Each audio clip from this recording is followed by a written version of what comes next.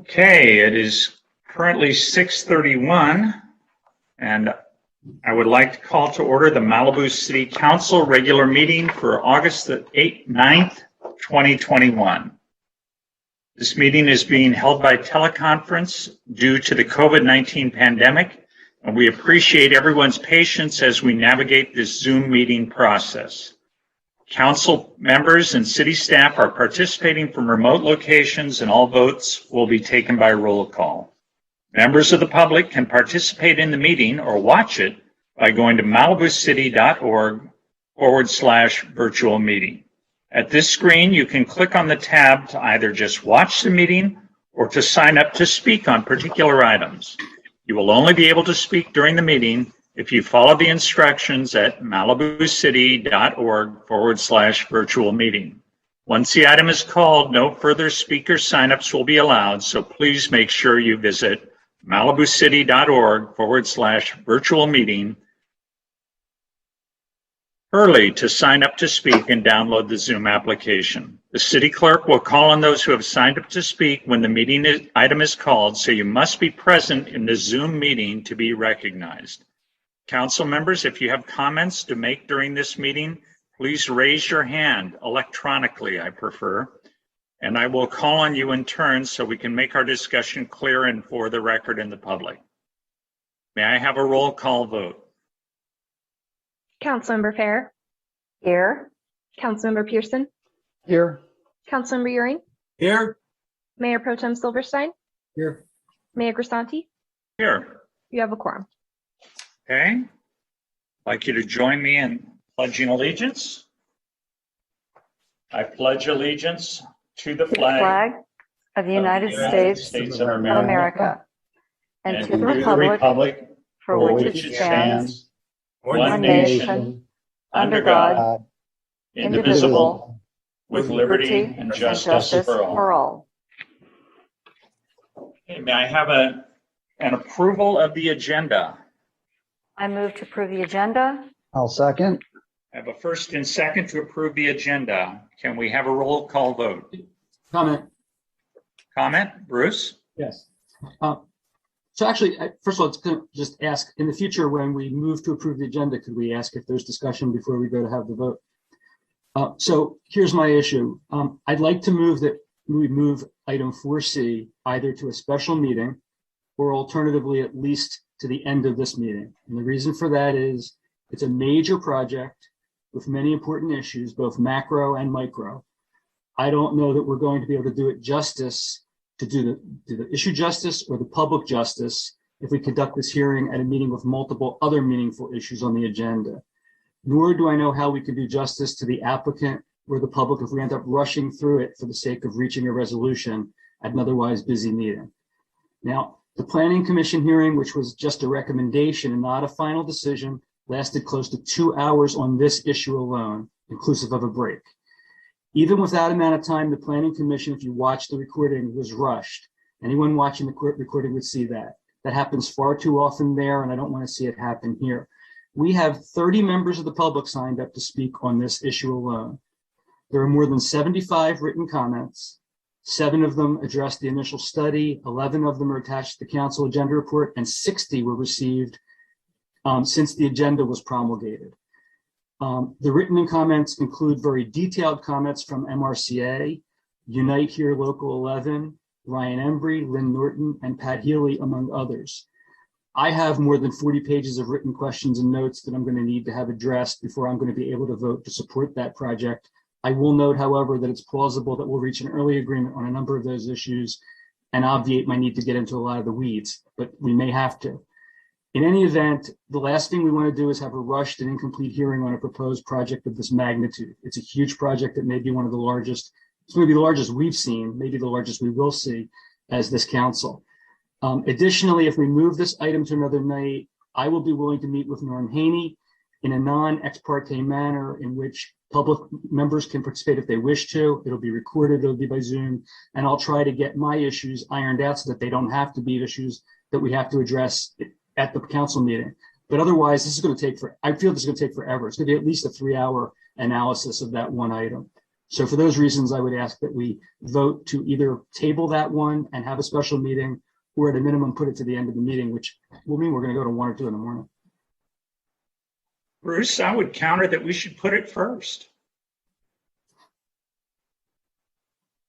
I have no objection to that, except there are other important items on the agenda. You know, Bruce, we are the third council to have met about this project. This has been before the Planning Commission at least twice, and I don't see the point of putting it off yet again, but I see Steve has raised his hand. Sorry, Steve. I would second Bruce's. My email lit up last night and this morning. I mean, I don't know how many emails I've received, but a ton of them. And I think that there's going to be a lot of discussion on this item. And I think putting it in a separate meeting where everybody has the chance to ask their questions, we have a chance to respond in detail, is the right thing to do. Our job is to not only get this hotel approved if that's where we're going, but also to make sure we give the residents a chance to express their opinions on what we should be doing. And I hear you, Paul. I know it's been around for a long time. You know, that has not necessarily been something we were responsible for. But at this point in time, I think it's imperative that we do it correctly. And I would second Bruce's motion to put it on a separate meeting. Let's make an evening of it and do it right. Karen? Thanks, Paul. Yes, I found it interesting that yesterday, in a less than 2-hour period, I received 51 emails on this item, all of them a form letter with the same wording, in fact, using the same font. So I'm not inclined to delay this. I'd like to hear it tonight. Thank you, Karen. Bruce? Well, if there's no other comments, maybe we could have a vote on the motion. But Paul, I'll accept your friendly amendment to have it tonight as the very first item. I feel that won't do this justice still, because we still have public comment in general. Whereas if we have a special meeting, that would be the only thing on the agenda. We'd only be putting it off for a few days or a week. And as I said, it may be that I can work out a lot of my issues with Norm. I have a policy against ex parte communications, but on hearings like this. But if it's open to the public to see our discussion, it may get us a lot of it out of the way. But in any event, either this goes first or this has to come off, is my view. So Bruce, you're saying that your lack of preparation because of your policy makes you unable to go forward with this? No, I'm absolutely not saying that, Paul. Those are your words. That's right. They are my words. Karen? I'm not sure if I understood what Mayor Pro Tem Silverstein's asking for, but I have a question for either the city manager or the city attorney. If one council member has questions on an applicant or on an agenda item, what's the precedent for calling a special meeting so that that one council member can ask those questions? Councilmember Fair and members of the council, good evening. The council is free to continue the item. It falls within your sole discretion to do so. The reasons for it could be many. It could be, as Councilmember Silverstein mentioned, it could be that his need to conduct some further research or perform some further investigation. It could be for others to view and read other correspondence. It's really the council's pleasure. If the council's pleasure is to, and I do believe we have a motion in a second, if the council's pleasure is to continue, I'd suggest you check in with the applicant and the appellant to determine whether or not whatever date you choose works for them. Okay, thank you. We don't have an appellant on this, do we? No, we don't. Just an applicant. Okay. Check in with the applicant then. Thank you. Steve, did you want to weigh in? McClary? No. Okay. Bruce, were you calling the question? Well, I'd like to call the question, but I'll just say this is not to do any more research or to do any preparation. I'm fully prepared to go forward. I just think that it's going to do the application and the public an injustice if we do this in the course of an otherwise long meeting. So yeah, let's call the question, please. Okay. Kelsey, would you be kind enough to call the roll? I just want to clarify the motion. Is this a motion to continue item 4C made by Councilmember Silverstein and seconded by Councilmember Euring? Yes, that's correct. And Mayor Grisanti, I do note that Mr. McClary's hand is up. Mr. McClary? Well, and thank you. And I perhaps we're getting too far into the weeds here, but this is probably a procedural question for Mr. Cotty. Depending on the pleasure of the council here, I don't know if if it might make sense to open and continue to a date certain, or are we going to be looking at trying to renotice to a special meeting date? So I think it might be helpful if we could clarify that. I'll amend the motion. I like that formulation, Steve, to put this at the end, not do it tonight, and continue the meeting to a date certain. I would agree with that. Okay, the motion's amended. Can you call the roll, Kelsey? I'm sorry, now I'm a little unclear. Are we putting 4C till the end of the agenda to then determine a date certain? Because we will have to select the date and time at this meeting if it's being continued to a date certain. If the motion passes, we can select the date certain when we finish the other items. Understood. Mayor Pro Tem Silverstein? Yes. Councilmember Euring? Yes. Councilmember Pearson? Councilmember Pearson, you're muted. Am I unmuted now? Yes. Sorry for the pause. Just a little frustrated here. Land use issues are really complex. And in my opinion, as I've expressed before, they do take research in advance and getting questions answered in advance. And, now we're in this awkward situation that should have been revealed earlier. And there's no way if Bruce has 40 pages of notes that we're going to be able to finish this item. That doesn't make sense. So I feel like there is a lack of preparation here that should have been taken. And I understand he doesn't, Bruce, you don't want to do ex parte, but you got to figure a way to get ready for these big items, which is, they're complicated. There's no doubt. So I'll agree to the motion, but I really don't want to, this should not be happening. It's unfair. And we've had too long on this item. Well, many of us, maybe not Bruce. And I get that, but I agree. I just think we got to find a way not to be here again. This is wrong. I'm with you on that, Paul, but we've been clearly told we're going to be caught on 40 pages of notes. I don't know if that's true, but it seems a little overwhelming. And Councilmember Pearson, that was a yes. Yes. Councilmember Fair? No. Mayor Grisanti? My grandchildren were here this week, and I read 1,200 pages about this item. I attended an ex parte meeting about this item. I've watched the Planning Commission hearings about this item. It's not proper for someone to show up unprepared and then say that because they're unprepared, they need to have another ex parte. They need to have an ex parte meeting that they had 4 weeks to have, but have the members of the public present for the ex parte meeting. This is not appropriate. This is not correct. And I can't begin to tell you how disappointed I am with the lack of preparation. So that was a no. And I'm sorry there were only 2 no votes, believe me.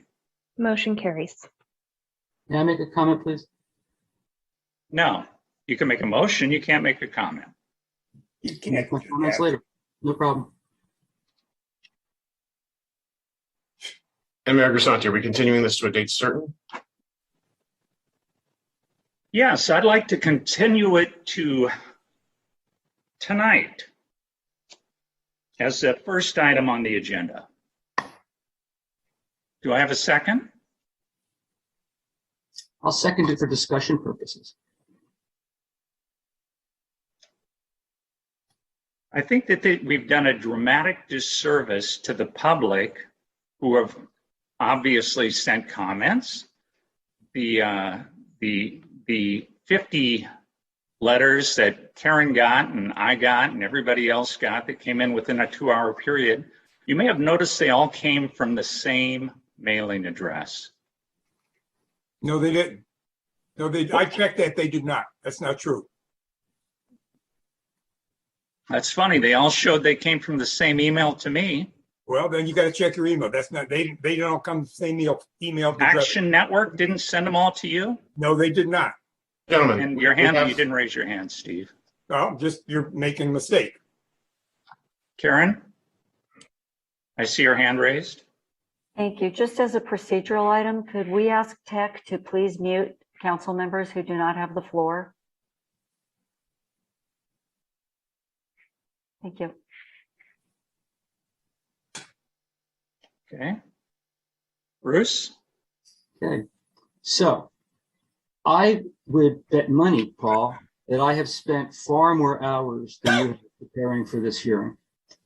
I take issue to the grandstanding that I am unprepared.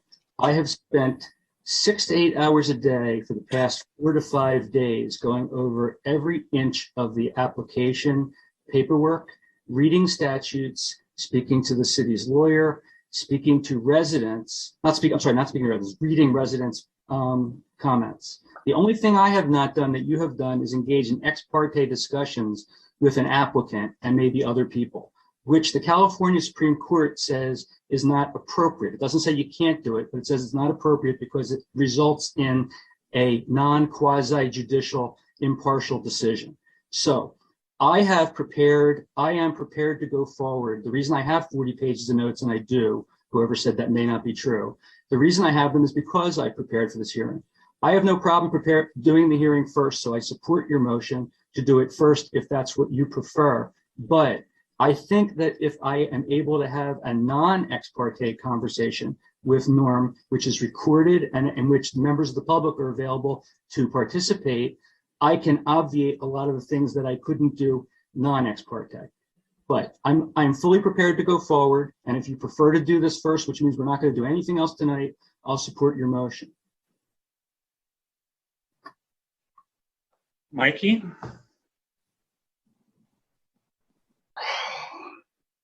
This is ugly. I mean, we should go forward. You give me another crack at it. I just don't want to get bogged down. I feel bad for city staff. They're overwhelmed with what they're doing already, and we've just put them in an awkward position. So either way, it appears we may not get through the meeting. We just have to pick a cutoff time. So I don't really, if we're going to hear it, I don't care when we hear it. It seems like there's consent items we should do at minimally, and a lot of people have showed up for different items as well. So, and people have waited quite a while. So I know we got to move forward, and I just hate to see us bogged down and not make any progress on a lot of, critical city issues. Karen? I have a question or a comment. I'm happy to present it either way. If we take this first, will we take it after consent and after we've heard from our agency partners? My thought would be we would take it as in place of item 4A. Thank you. Is that agreeable to the second of the motion? Which I believe is you, Bruce. Yeah. Yes. Okay. Any other questions about the question on the table? Wait, actually, one more point. Sure. I would like to find out from the applicant and for 4A whether they are willing to have their put off for 2 weeks, because that's what's going to happen if we put 4C first. I'm sorry, 4A and 4B. I'm going to be recused from 4B, so I forgot about 4B. If we do 4C first, there's not going to be a chance to do 4A and 4B tonight. So I would like to understand whether the applicants for those two appeals are willing to put off their appeals for 2 weeks. We don't know that for sure, Councilmember Silverstein. right now you voted to continue the item to another date. If the item is, if we're going to reconsider that motion and move it up, we should do that as part of this item. We would simply redo this motion, and the motion would be simply to move it to item 4A. Hopefully we get to 4B and C. Hopefully we get to the entire agenda. But keep in mind, this item is for approval of the agenda, and we're going far beyond that under the Brown Act. Let's stick to the topic. The topic is, should the council, for whatever reason, continue this motion? Several have been postulated tonight. That's the motion that was heard and continued or granted. If you want to reconsider that motion to move it to item 4A, you can do that. You have a motion in a second. I'd suggest that we do that and approve the agenda and get on with the rest of city business. Sorry to be so blunt. Okay. Karen, your hand is still raised. I was just going to make a comment along the lines of what the interim city attorney just said, that I'm not sure how we're predicting what we're going to get through on the agenda tonight, but I'd love to move forward so we can start. Okay. Bruce, I see your hand is still raised. Yeah, first of all, I didn't think that was blunt in the least. I appreciate what you had to say, truly. And I understand that we can't know the future, but I'm willing to vote to support moving this up front if the applicants for 4A and 4B are willing to understand that they may not have their motion heard tonight. If they're not willing to, I wouldn't support the motion. That was the point of what I was saying. Great. Kelsey, can we call the question now? Mayor Grisanti, Yes. Mayor Pro Tem Silverstein, No. Councilmember Pearson, Yes. Councilmember Fair, Yes. Councilmember Euring, No. motion carries. Thank you. Okay.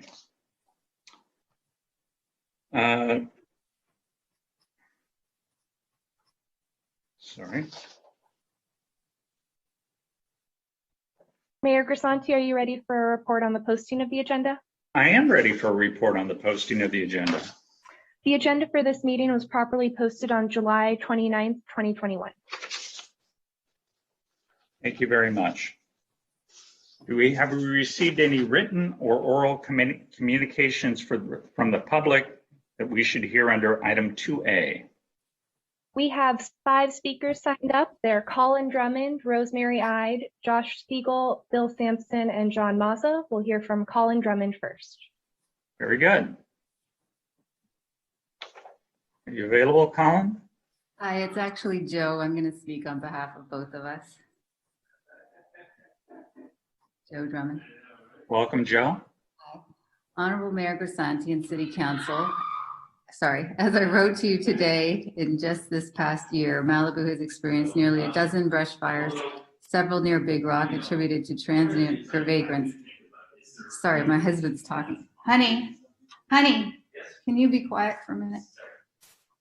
Sorry.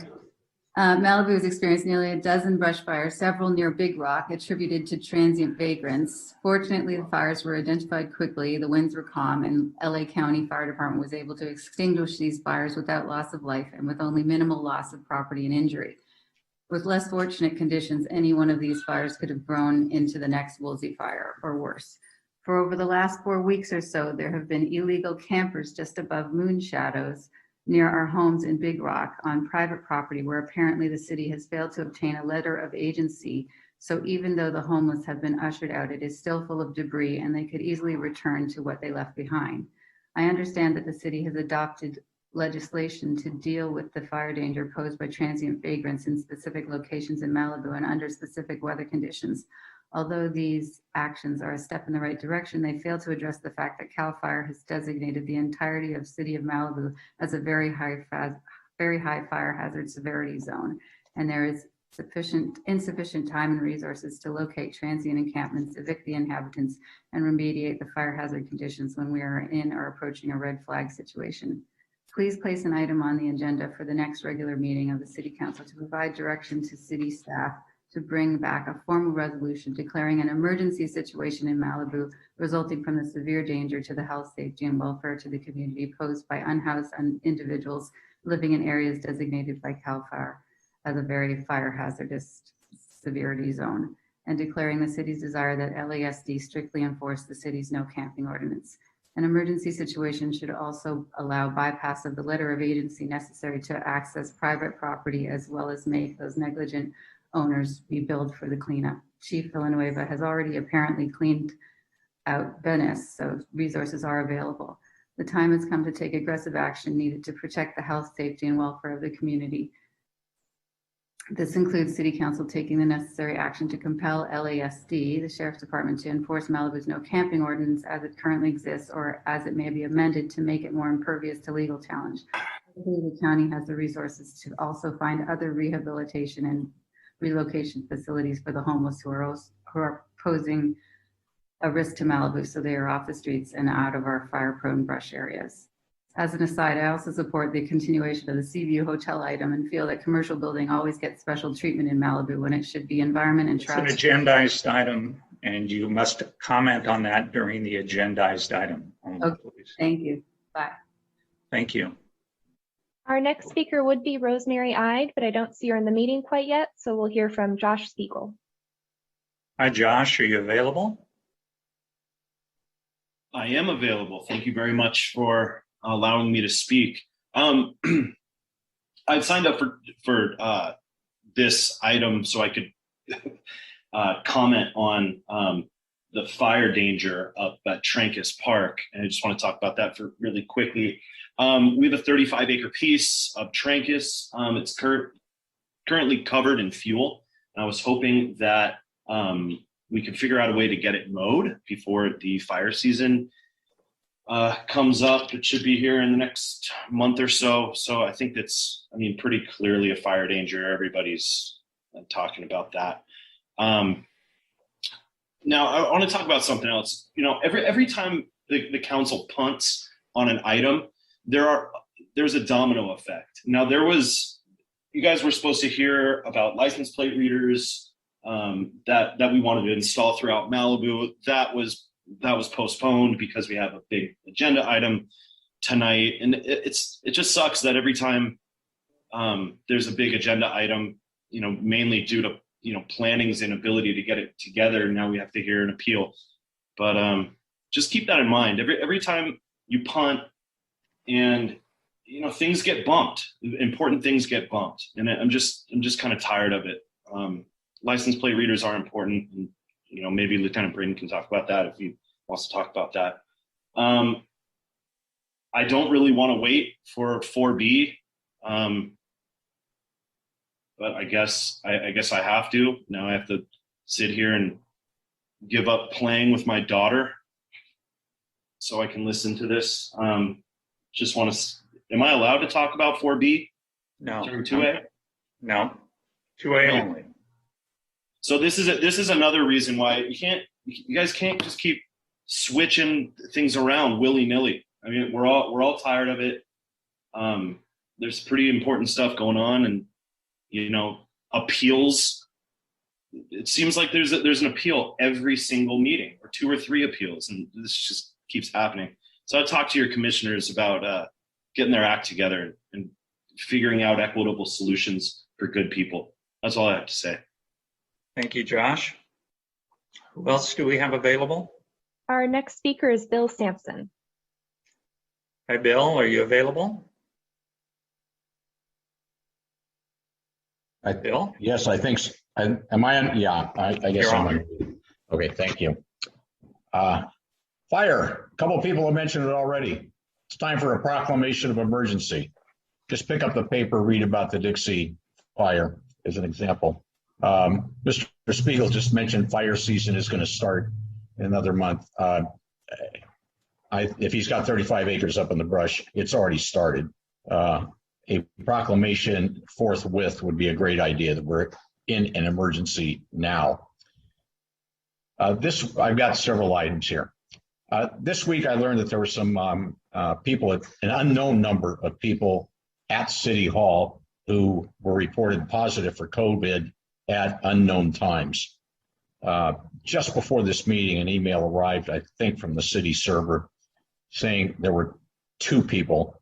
We ought to get better information than that. I am uncertain as to whether or not the city is required to reveal their names, but telling us who may be affected, everybody, when and how many immediately would be a great idea.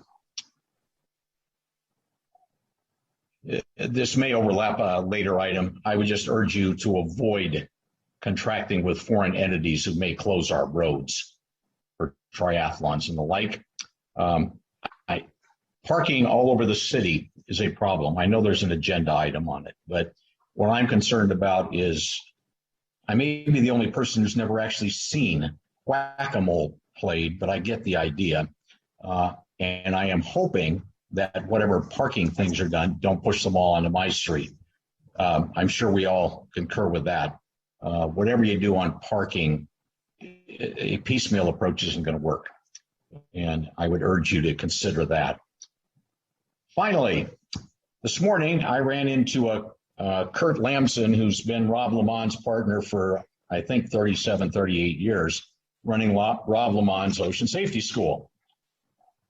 They had 3 lifeguards on the street making sure little kids didn't run across Broad Beach Road. They were the most easterly of the entries to Broad Beach.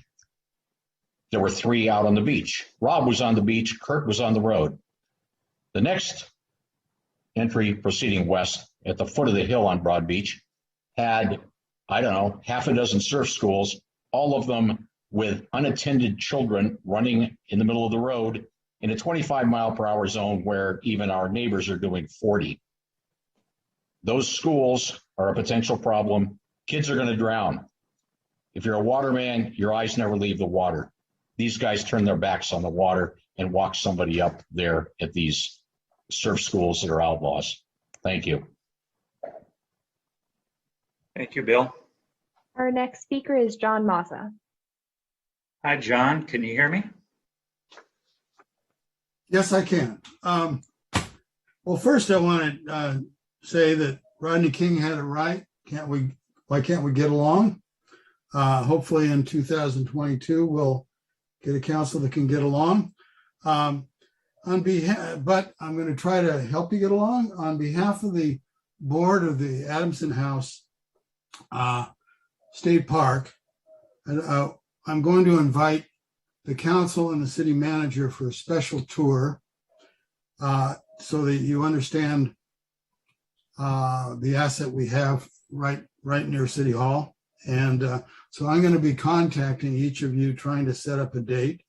Hopefully you can make it. Hopefully you've seen it before, but a lot of people in Malibu haven't. We're now open again, and it's a great place and a good time to see it.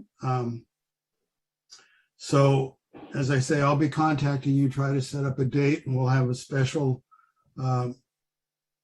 docent tour and show you what's going on. We've recently restored part of the inside of the house and the grounds. We also have a new state park ranger living on site to help us with the homeless situation on Adamson House, since we have no protection from the ocean and the lagoon. So hopefully this all works out. Also, I'd like to mention that being on the Planning Commission, we have a tremendous problem with 190 cell towers coming to Malibu and having to vet each one of them. And it has been suggested that we have a telecommunications commission who knows what they're talking about preview these items and give us recommendations, because we're not FCC lawyers, and the city pays a consultant to advise us, which I'm sure is very expensive, but it would be very convenient to have some sort of heads up on the law when the staff report comes to us, since staff is not experts also on the FCC. So hopefully you guys can agendize sometime in the future to have a telecommunications commission that is specifically assigned to our coming G5 installations. Thank you very much. Thank you, John. Do you have anyone else waiting? Yes, our next speaker is Lester Tobias. Mr. Tobias, are you available? I am. I assume you guys can hear me? We can. Cool. Hey, so listen, I just zoomed into the tail end of hearing. I got bumped. Not stoked. Would like to be put off to another hearing. One of my contentions in my appeal is that I had the last slot at the Planning Commission hearing, and I don't feel like I got a fair shake, and I don't want that to happen at the council. So Norm's thing is important. Put him in front. I'm good with that. Move the Spiegel guys ahead of me and put me off to another thing. But you know I'm ready, and you know I'm loaded for bear. I am not trying to skirt this thing. I just don't want to be the last guy on the agenda twice in a row. That's it.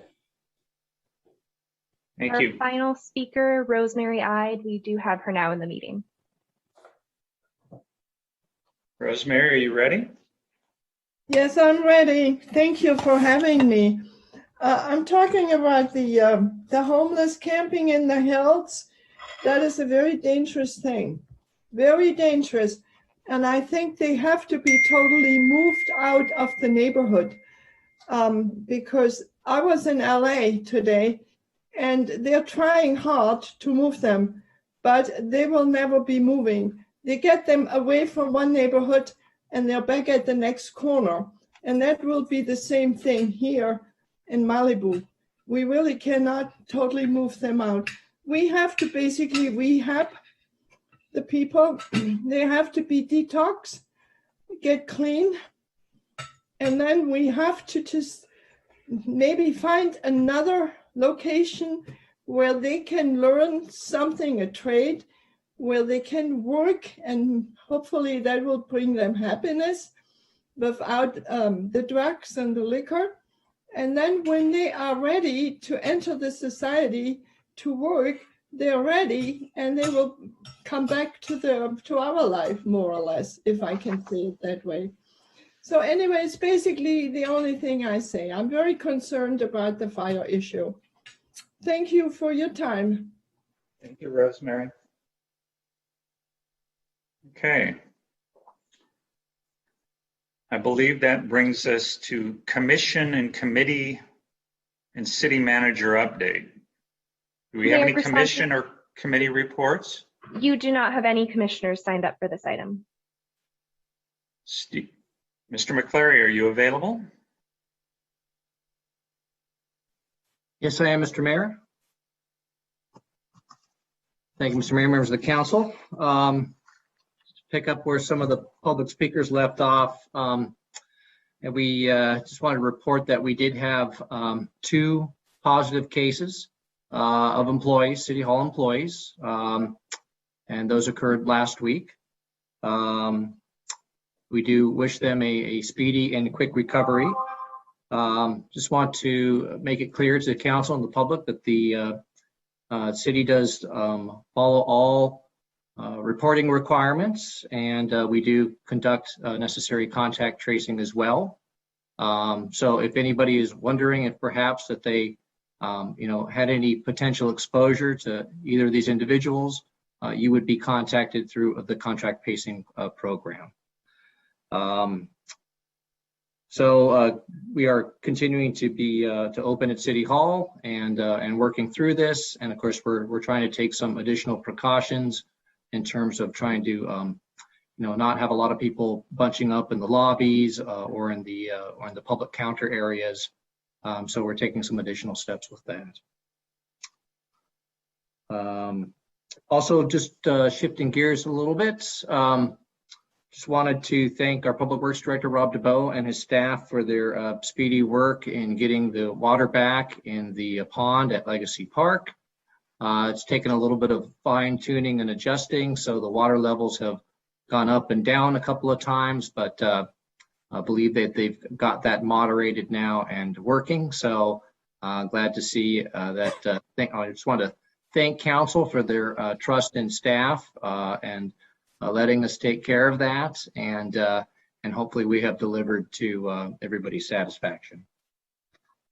Wanted to note that the recently formed city's homeless task force has been organized, and they have their first meeting this week, Thursday, August 12th at 1 p.m.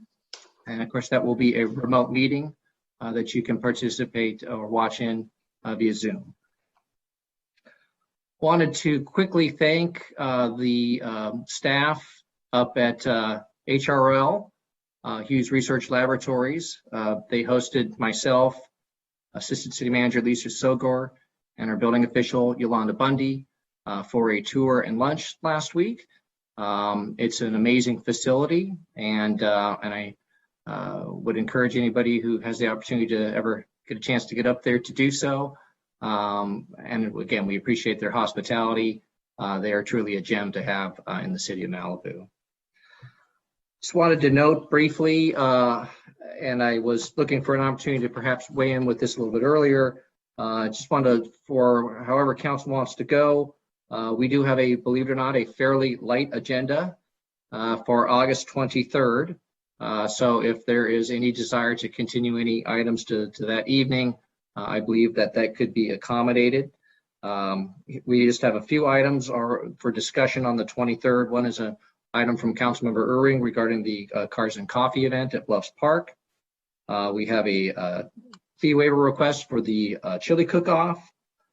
We have one appeal and a presentation and discussion on the city's housing elements. And then just really quickly ahead, because I know the one public commenter was interested about the license plate readers. And right now we have that tentatively scheduled to come back for September 13th. That concludes my report. I'd be happy to answer any questions. Thank you, Steve. I don't see any hands. Is Jim Braden available? Lieutenant Jim Braden available?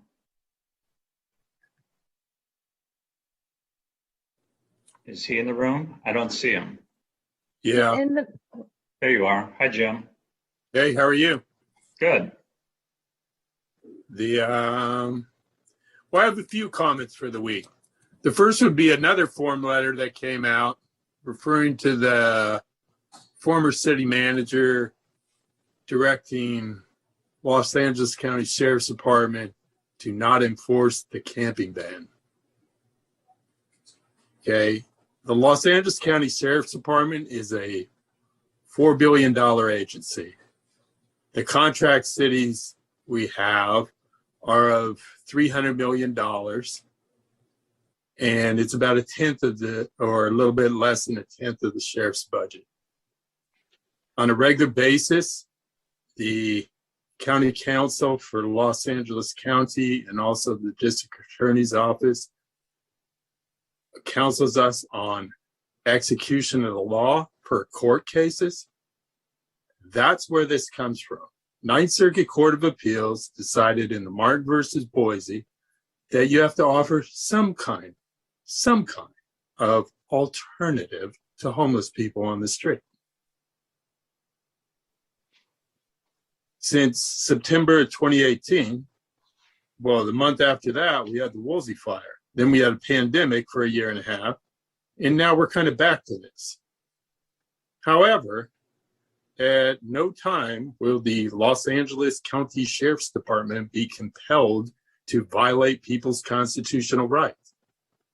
You've impaneled a homeless task force. They need to make decisions on what the city's willing to do.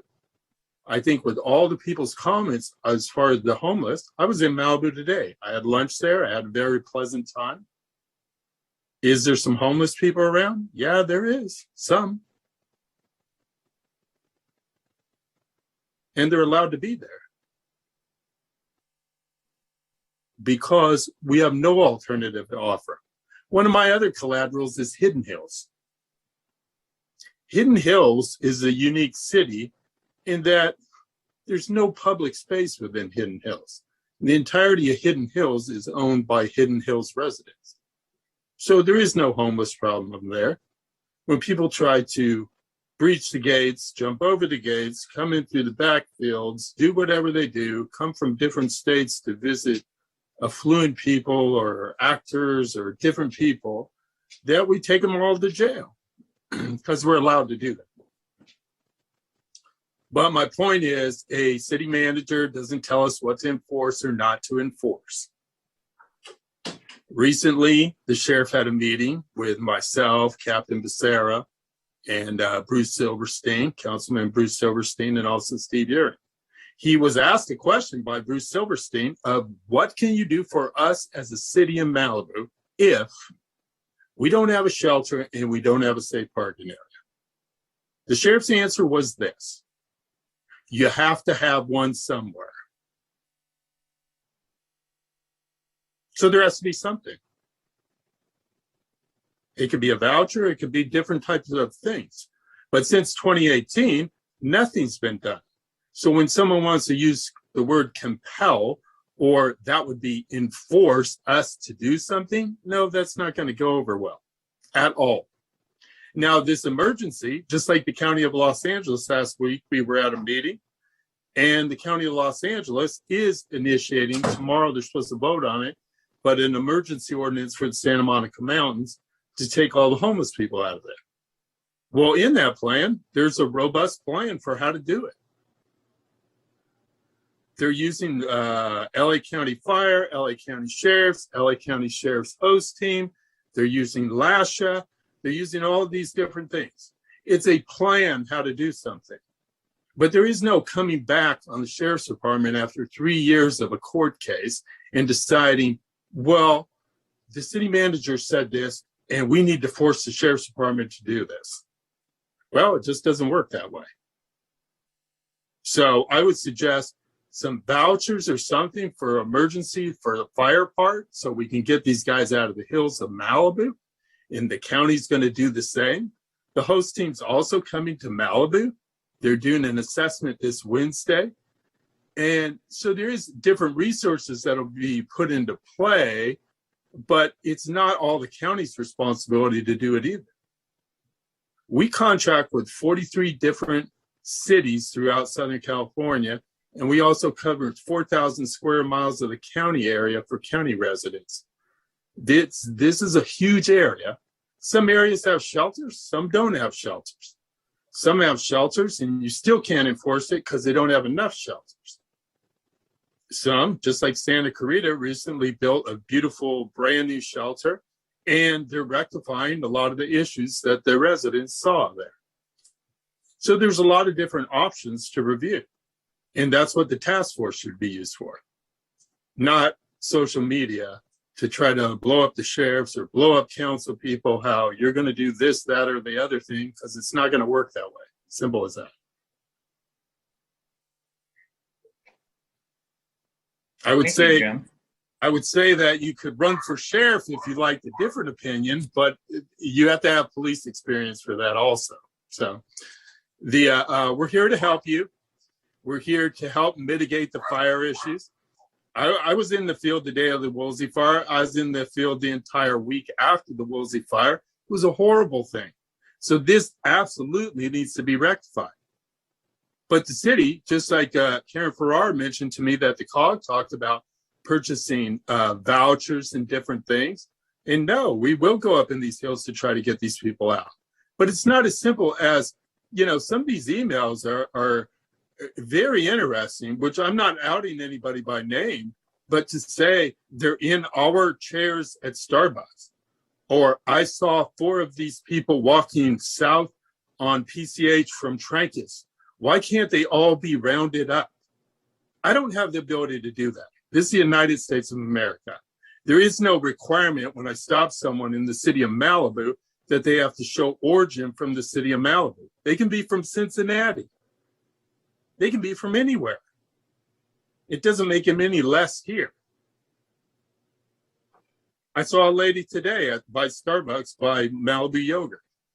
I found her name out because I called one of the guys, and she looks like she has a lot of medical issues. I've never seen her in Malibu before. Her name's Karen McNeil. She's a very heavyset white lady with blonde hair, and looks like she needs some medical issues, which I referred to my guys to try to follow up on that, because she probably needs to be off the street. There was another individual last week in Malibu that decided to go back to Minnesota and was assisted in doing that. There's a lot of things going on. Same with the suppression cars.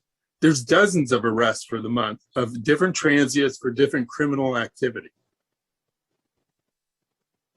So there's a lot of work being done, but I don't have the ability to run people out of town, nor do people tell us what to enforce or what not to enforce.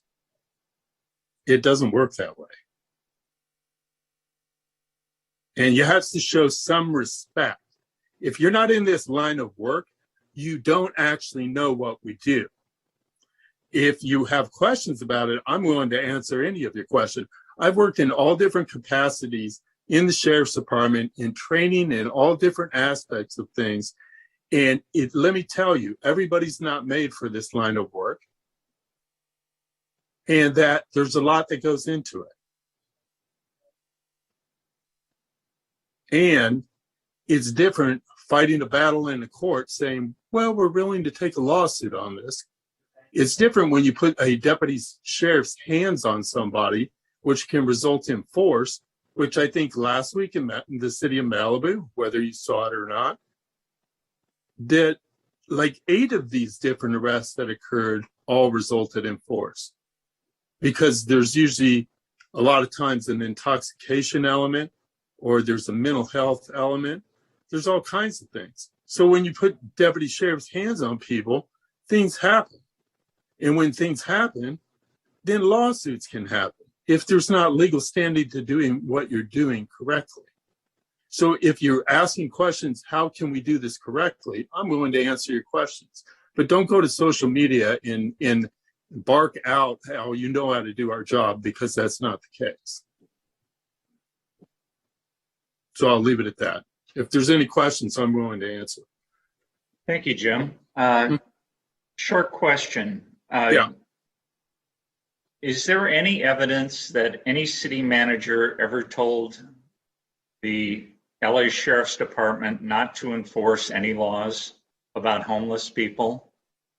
No, the first thing that came up about that was right after the Martin versus Boise case, and it was the district attorney's office, and they refused to take any more arrests off camping ordinance unless you can put in the report that you had a shelter and you were offering them. You had to be offering them something.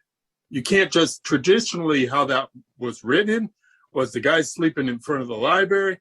He had been warned to go away. He didn't go away, and he's arrested. That's how it worked. Mm-hmm. It was pretty simple. Well, it changed in that you had to show that they were offered some shelter to go to, so to speak, which we don't have something to surprise that right at the moment. Right. So.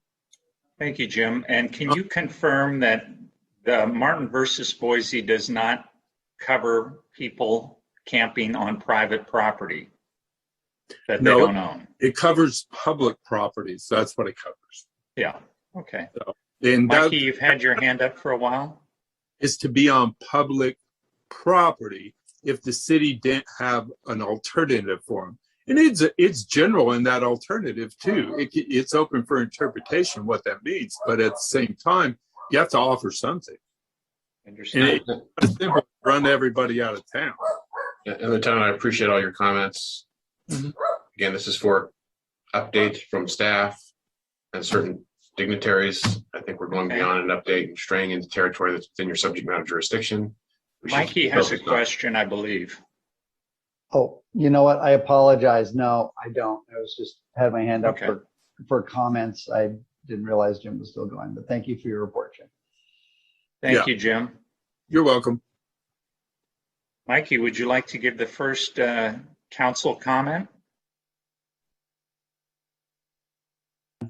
I guess so. Sorry about that. We got a little confused on the whole button thing there for a minute. Yeah, comments. So thanks to all the speakers. Hear every one of you loud and clear. Look forward to visiting the Adamson House again soon. Haven't been there in quite a while. Totally hear everyone else's comments as well. We had, as you know, it's been a month, and it's been a busy month. Not having a meeting allowed time to do other things. So I'm just going to give a quick update on where I'm at and some thoughts moving forward here. So over the last month, I participated in a community brigade program. That's a program we're working on with the fire department to allow citizens to get trained and stay during an emergency. Attended a brigade training and information center session by call 271 up Corral Canyon, and the mayor was there. Spent 3 Saturdays learning how to use a sheriff radio training at City Hall. It's actually, it takes practice, and it's not as simple as it might sound to use a sheriff radio. There's a lot to it. The mayor was also there for that training, those 3 Saturdays. I was interviewed in the last month by the attorneys on the Wagner affidavit, and I assume we'll be hearing something back on that relatively soon. Had a meeting on the school separation ad hoc, ongoing there as we prepare for, I think, our hearings in September. Attended a COG meeting and listened in and on that, and had a discussion with Terry and Karen, Terry at the COG, on dealing with homelessness through the COG and what resources might be available there. Visited the Willows shelter in Canoga Park with the county and some Malibu residents, and Susan Duenas was there too. That was quite illuminating. Attended a couple of homelessness working group meetings. Attended several webinars on community microgrids, something I'm very interested in, and I really, really want to be able to bring forward as soon as possible for resiliency, among other reasons. Attended a meeting, was a webinar in the South Bay on desalinization. Fascinating, complicated subject.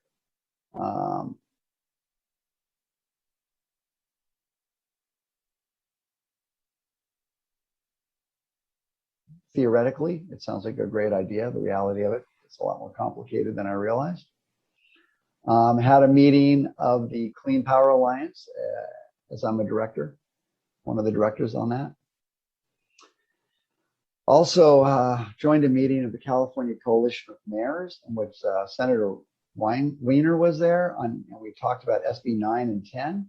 If you don't know what SB 9 and 10 are, they are 2 items coming before the California legislator that could change our zoning dramatically. And the city has weighed in opposition. Also attended a huge webinar last Saturday, which I think about 1,200 people were on, related to SB 9 and SB 10. And then Sunday, we had an art exhibit, finally, about 2.5 years late due to Woolsey and pandemic, but there was an art exhibit of local artists at Legacy Park, and it was fabulous. And it was a really nice companion with the farmers market, and there was people there and a lot of people walking around. It was actually great, and I hope to see that continue more often. But ultimately in the month, I spent the majority of my time working on discussing homelessness and the fire-related emergency we are facing right now that many people obviously are talking about. I'm obviously well aware of what our Mayor Pro Tem has put out into social media and the form emails we received because of that. But I very much appreciate that he and many residents are rightfully concerned as well. Maybe if we can all work together, as was mentioned, we can actually and finally get something done.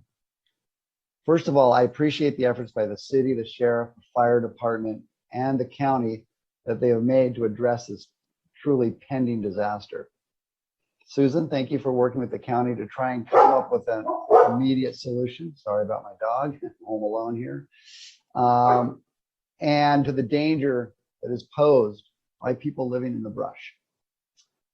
John, thanks for your efforts to keep us from being sued, and we finally do take action as a council. To Lieutenant Braden, Captain Becerra, and Sheriff Villanueva, I truly appreciate the urgency that you see in this issue and your willingness to take action. I appreciate the complex legal issues and constraints you face. I appreciate the actions of the host team and the help you have provided so far. Last Wednesday, I got an email from Sheriff Villanueva, and I want to read a couple of the sentences that he highlighted in his email. I quote, "First off, how about treating the homeless crisis like the emergency that it is?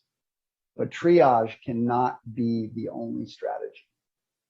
We should develop safe campsites and RV parking with attendant hygiene stations, trash removal, security, and outreach capacity."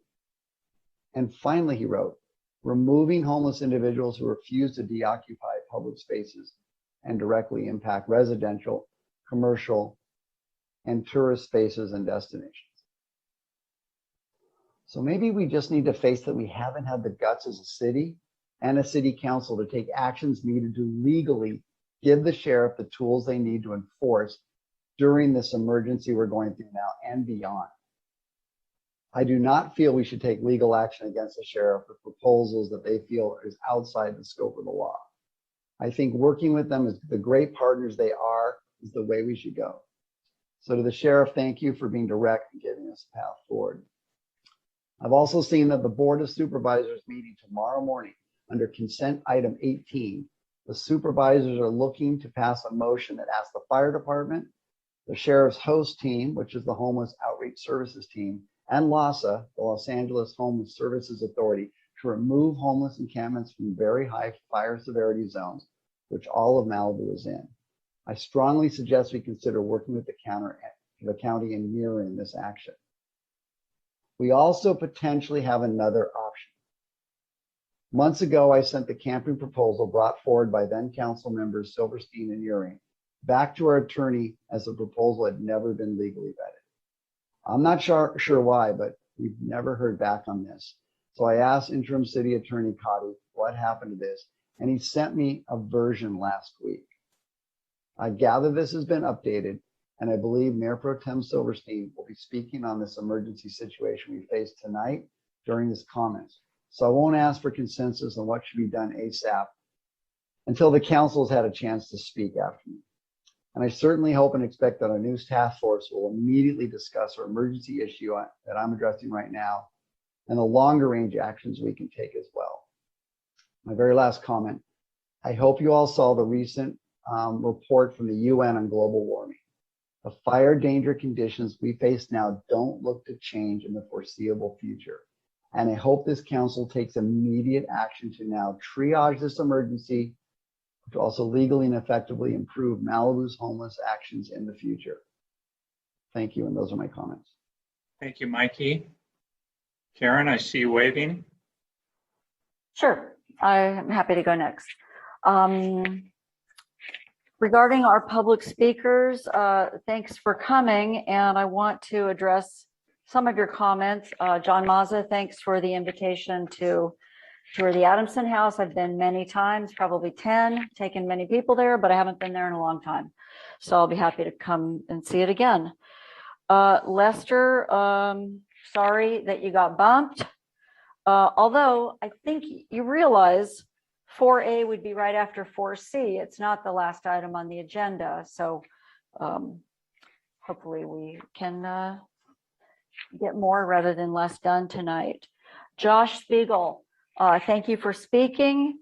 I too am extremely concerned about the fire danger at Trancas Park. That's city property. And I agree with you. We need to do everything on our power on our own property to make the city safer. So I don't know, Steve, I see you taking notes. Not sure exactly what it takes, but I'd like to see the city do maintenance there and get that more fire safe. And especially Malibu West neighborhood is right next to that, along with all the condominiums there and everything else. And yes, I agree. Let's get back to the license plate readers as soon as possible.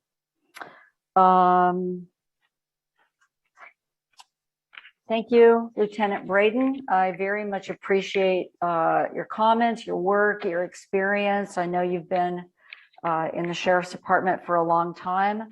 You and I have spoken or emailed at least each other a few times this week, I think, and spoken on the phone. I also just want to let everybody know, I went on my own and contacted Lieutenant Jeff Diedrich, who is with the LA County Sheriff. He's the head of the Homeless Outreach Services team. I asked him if he might want to come tonight and address our group. He got back to me this afternoon and said he was not able to, but he would like to at the next meeting. So I'm sure we'll be able to have reports, I assume, from Lieutenant Diedrich as well as our own liaison, Lieutenant Braden. So what have I been doing? I don't think I've been as busy as Mikey, but I had a school district separation ad hoc committee meeting on the 13th of July. I met with the attorneys conducting the Wagner affidavit investigation on July 16th. July 21st, I had an LA County Library Commission meeting.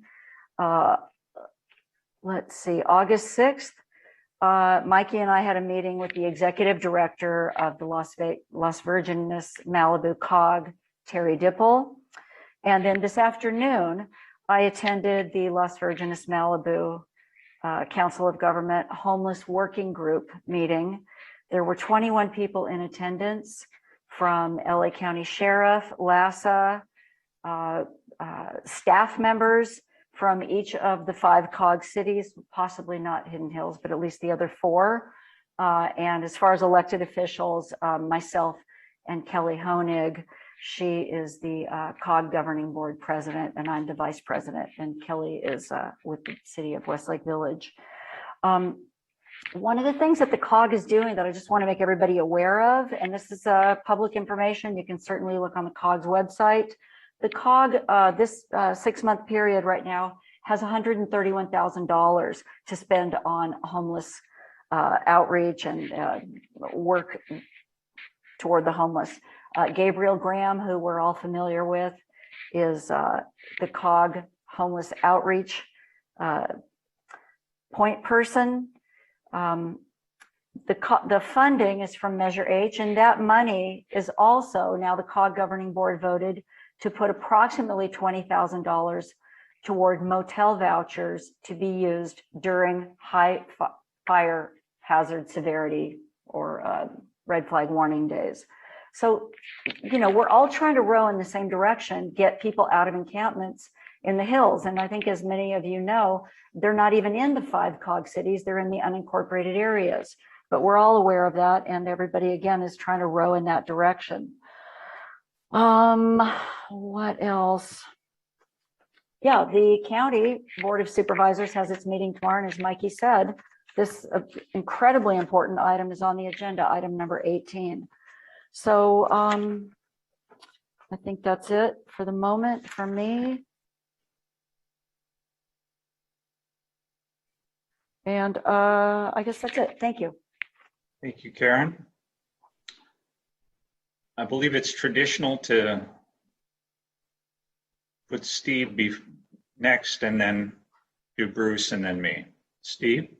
Okay.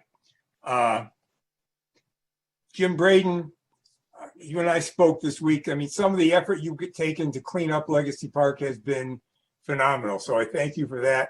And I think as we move down the line, we will be able to come up with programs that will meet the legal requirement and allow us to deal with the homeless situation.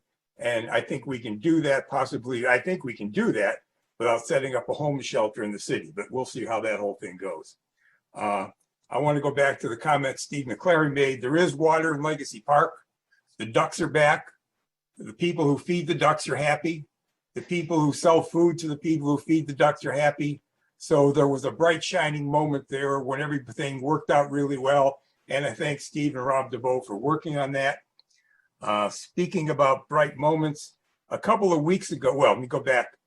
In our agenda tonight, we've got some ordinances we're going to do a second reading on that deal with the ability to pick up waste products and make sure they don't go into sites where they will create more methane and impact the environment. There's a young lady in Sarah Canyon, Brittany Banks, who has taken that to a new level. A couple of weeks ago, she had a composting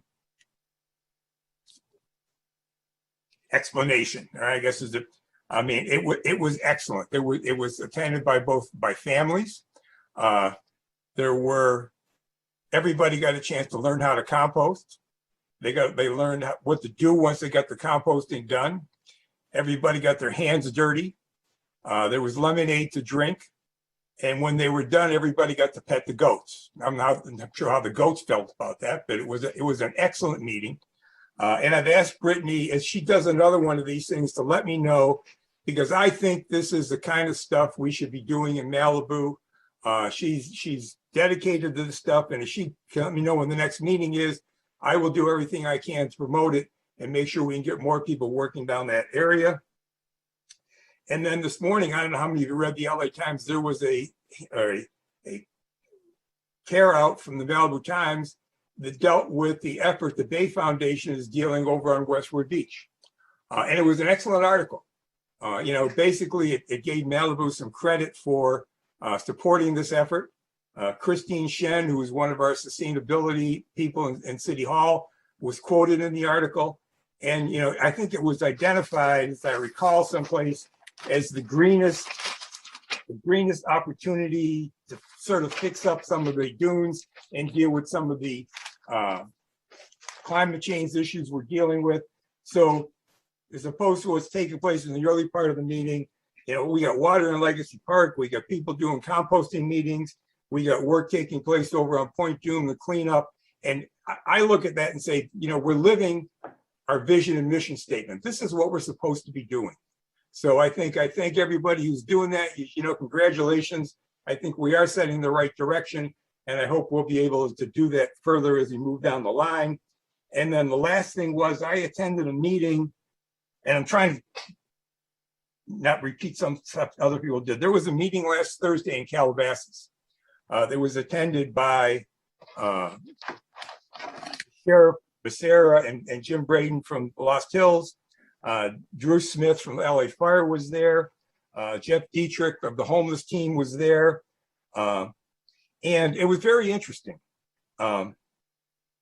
Basically, the purpose of the meeting, and it was put on by CC Woods. So CC, I give you credit for having put that thing together.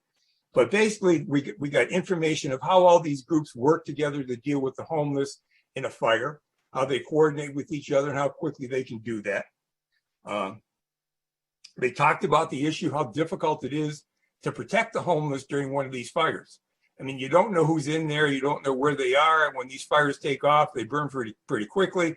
So there is an effort that they all take to make sure they protect as much life as they possibly can. They mentioned the fact that Sheriff Villanueva has given them a direction that says, they want to do everything they possibly can to prevent fires. And the interesting part was Jeff Dietrich's presentation. You can't cover it all here, but what he said was, his job as they go through and deal with the homeless issue is providing safety and security. And in doing that, he's been able to move the people out of Venice, and there were like 300 of them or so, without any altercations, without any arrest, and without any lawsuits. And I think the takeaway for me was that these guys have got their act together. I mean, they're not going into the hills and into these tents and simply rousting people up. They're doing it with some degree of professionalism and understanding of what they're dealing with, and trying to make sure they treat everybody as humanly as they possibly can. So I give them credit for that. And then the only last part was one of the interesting statements Jeff made was of the 300 and some odd people they moved out of Venice, only 34 of them came from California. The rest of them all came from outside the state. So that sort of supports some of the stuff Bruce has been saying about, these are not Malibu people or California people. These are people who decide to come to California, live on the beach, and have a good time. And I'll let it go there. We got a long meeting ahead of us. Thank you, Paul. Thank you, Steve. Bruce? All right. I want to thank everybody for their comments. They've all been insightful and helpful. First, I want to talk about the public comments. Joe Drummond, Josh Spiegel to some extent, Bill Sampson, Rosemary Ide all talked about the very high fire hazard severity zone issue, as have a number of other people up to this point. That is a major issue. I'm going to have some more comments about that, so I don't want that to think that that's going disregarded. Joe Drummond was going to say something about the timing of the hearings, but she got cut off as it being a substantive issue. I don't think that's appropriate. Josh Spiegel, though, made the same point, which is that we have too many, we take up too much time, but we have to on land issues. And I would like us to give some thought to having separate meetings of this council, unfortunately, for land issues rather than the other issues, because they really are the ones that are most time consuming. They're the ones that are most complex. Not to say others aren't, but it seems to me we would get a lot more done if we could have meetings that are land issue free and other meetings that are just on the land issues. That's something I was trying to accomplish by the motion earlier. It had nothing to do with preparation or lack of preparation. I was kind of surprised it went down that avenue. Bill Sampson mentioned the cases of COVID at City Hall. In fact, I think there may be one more than he said. I agree. To the extent it's legally possible or permissible, we need more information about that for the city. And I'm going to be talking a little bit about that more later. John, why can't we just get along? I agree. I was really surprised tonight. I thought that I was trying to help get this meeting done in a more efficient way by suggesting we take item 4C off the agenda and hear it next week, and did not expect that to end up with fireworks, but it is what it is. Appreciate John's invitation to the Adamson House. He and I spoke privately about that. I'll certainly take him up. Obviously, right now we're in a resurgence of COVID Delta variant, so I'm not sure when that's going to be able to happen safely. And I agree with John that there should be a telecommunications commission. I've said that in the past. Maybe that's something we can get done down the line as well. Okay. Now, I just want to say the reason I don't have ex parte communications with people who have land use applications before this council is because the combined intent of the Brown Act and the Public Records Act are to make sure that our business is done in public and that members of the public understand how it's done and see it done. No backroom deals, no smoke-filled back rooms. I don't know that there are backroom deals that get done, but there's a public perception that they do. And every time we have ex parte communications, private discussions with applicants for land use issues, we foment the impression by the public that there are private backroom deals going on, which is the reason I don't have any communications with members of the public who have those applications. I don't want there to be a reason to be suspicious. And unfortunately, that means we have to have these discussions in public. So I don't want to make these meetings longer than they need be, but the meetings need to address the issues that have to be addressed for us to make informed decisions that the public understands and agrees with, hopefully. So that's just the way it has to be. Now, what have I been doing for the past month? I've been very busy as well. Well, first of all, fire danger, predominantly relating to the unhoused people living in the city, is one of the major issues that I've been focusing on and spending a lot of time on. And again, I really want to thank Mikey and Karen for their comments on those issues. I think we're really pretty much all in the same place as to what our goals are. We may not even be as divided as some think on how we want to get there, but I appreciated everything you both had to say about that. Jim Braden, I appreciate all your comments. But, nobody has suggested, by the way, that the city direct or compel the sheriff to do anything. If there's an impression that that's the case, I don't know where that came from. But nobody has suggested a direction or compulsion of any sort. Nobody suggested litigation against the sheriff either. I'll talk about that a little more later, but nobody's made any of those suggestions. I certainly haven't. And I think perhaps some things I've said and other people who have been helping me have said have been misinterpreted. I'll have some very brief comments. I won't get John too upset about the Boise decision a little later, but should suffice to say the law is complicated. I've been a lawyer, not just the Boise decision, the law in general is complicated. I've been a lawyer for 35 years, and I understand nuance, and I understand that just because one person thinks the law is one way doesn't mean it is. Also, for that matter, it doesn't matter if a majority of people think the law is one way. It doesn't mean that it is. What ultimately means that it is what a court has to say. The DA's and the county council's interpretations are politically motivated, and they're not necessarily to be trusted. But they haven't really given us an explanation of their interpretations. They've just declared them. So, just because the DA says one thing doesn't make it so. The city manager comment, I'm going to take responsibility for that. I had been told from a source that I'm confident that even Jim Braden would agree as well, that the city manager had asked or directed the sheriff not to enforce the no camping law. I either misunderstood what I was told, or the person who told me that was wrong. I'll take responsibility for that error. My bad. Now, for the past month, I've been engaged in many communications about ways to protect our residents from the dangers associated with people living unhoused in Malibu and the surrounding areas.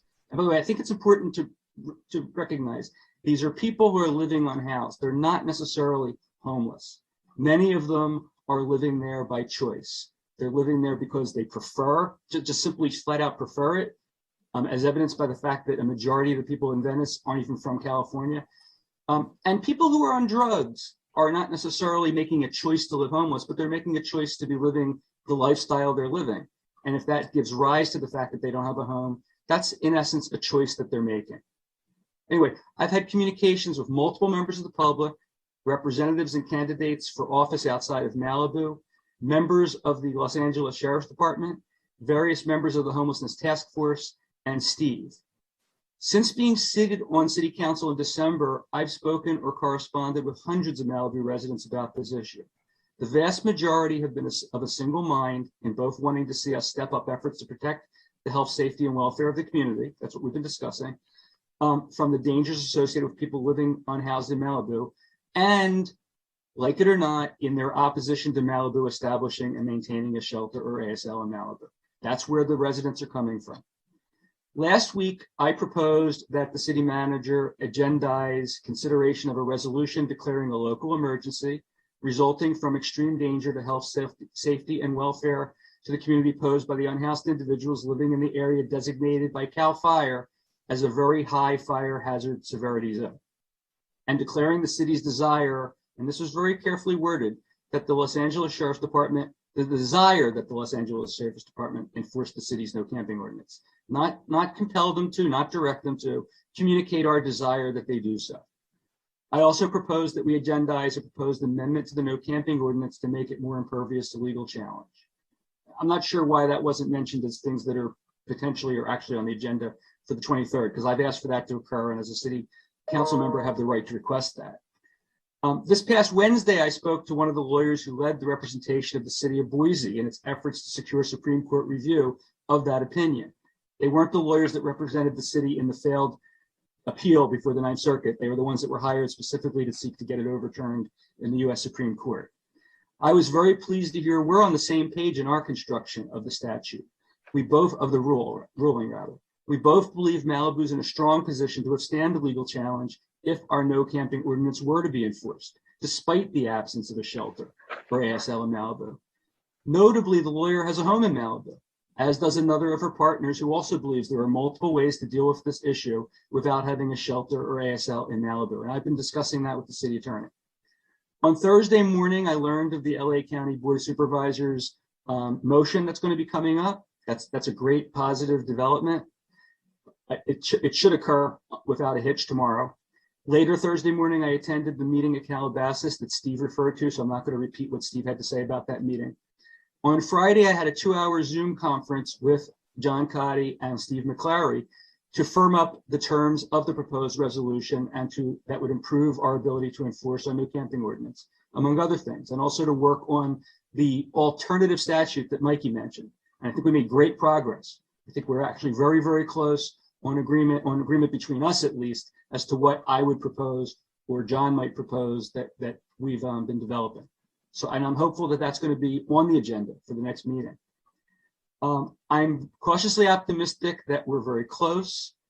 I am requesting, I'll do it right now formally, I'm requesting that this be placed on the agenda for the next city council meeting of August 23rd. I'm hopeful that the other city council members will join me in this request, but I'm prepared to make it just my request, as is my right. At a bare minimum, we're approaching the heart of the fire season. We have to have the discussion. We have to see if we can get it done. So I'm not going to get into the details of that, but we're very close. Other things I've been doing. I've been continuing to work with Paul, with Steve McClary, and with CalStrat to see what could be done to get CHP back on PCH in Malibu. I have been in communications, when I say communications, both written and oral, with representatives of SMRC and the city, and also residents, about two things. One, obtaining a substantial grant of funds to address fire danger posed by people living unhoused in Malibu, and to find a way, hopefully, to create a safer situation at the intersection of Carbon and La Costa. I'm more optimistic about the funding than I am about the safe solution, but hope springs eternal. City manager recruitment. As everyone knows, we have a system that we've established. We've hired a recruiter to help us find a permanent city manager. Mikey and I received a draft recruitment letter this past week. We both made some edits to it. We'll be talking about it on Wednesday and then conferring with the recruiter. We're very close to having the text at least done. I think a brochure needs to be put together with pictures still. But I also want to make sure we find a way to ensure that we develop a program to solicit robust input from the public, respecting that, because I think the public's input is critically important. I understand we're still soliciting for a city clerk. I am hopeful, I'll say it formally, I'm hopeful that Kelsey will apply for that position. It was my understanding up till now, perhaps she hadn't. And to the extent that she hadn't, because of any concern about me, I promise to act completely professionally and above board with her and not to unduly ask her to do much. So I hope she'll apply for that job. Lastly, but not least, COVID-19. I think we need to agendize a conversation about what we're going to do. Not when are we going to come back to meetings, but what are we doing about mandatory vaccination of city employees, unless they've got medical reasons, proof of vaccination, and other measures to help stem the spread, because it's just still out of control. We thought we were getting there in May and June, but we're not. So I think we absolutely have to deal with that. We're the ones in the city charged with the safety of the residents. We've got to deal with that. So thank you. Those are my comments for tonight. Thank you, Bruce. I'm going to try and make mine brief, but I'm going to fail. I'm going to just tell you what happened on the week of 7/18. I attended the same seminar that Steve went, the composting seminar, and saw the goats. And yes, they were extremely cute. And I really appreciate what she's trying to do as far as signing up the restaurants in the area here and providing a site for composting. And I think it could be wonderful. And I would love to also give her a shout out. And it's a good goal. And on that same afternoon, my wife and I walked through Legacy Park and saw that the water was back. Once again, we saw the waterfowl as well. That evening, I went to a reception for the Ambassador of India, which was also attended by Bruce, where we met His Excellency Taranjit Singh Sandhu, and it was hosted by Malibu resident Dr. Amarit Singh Marwa.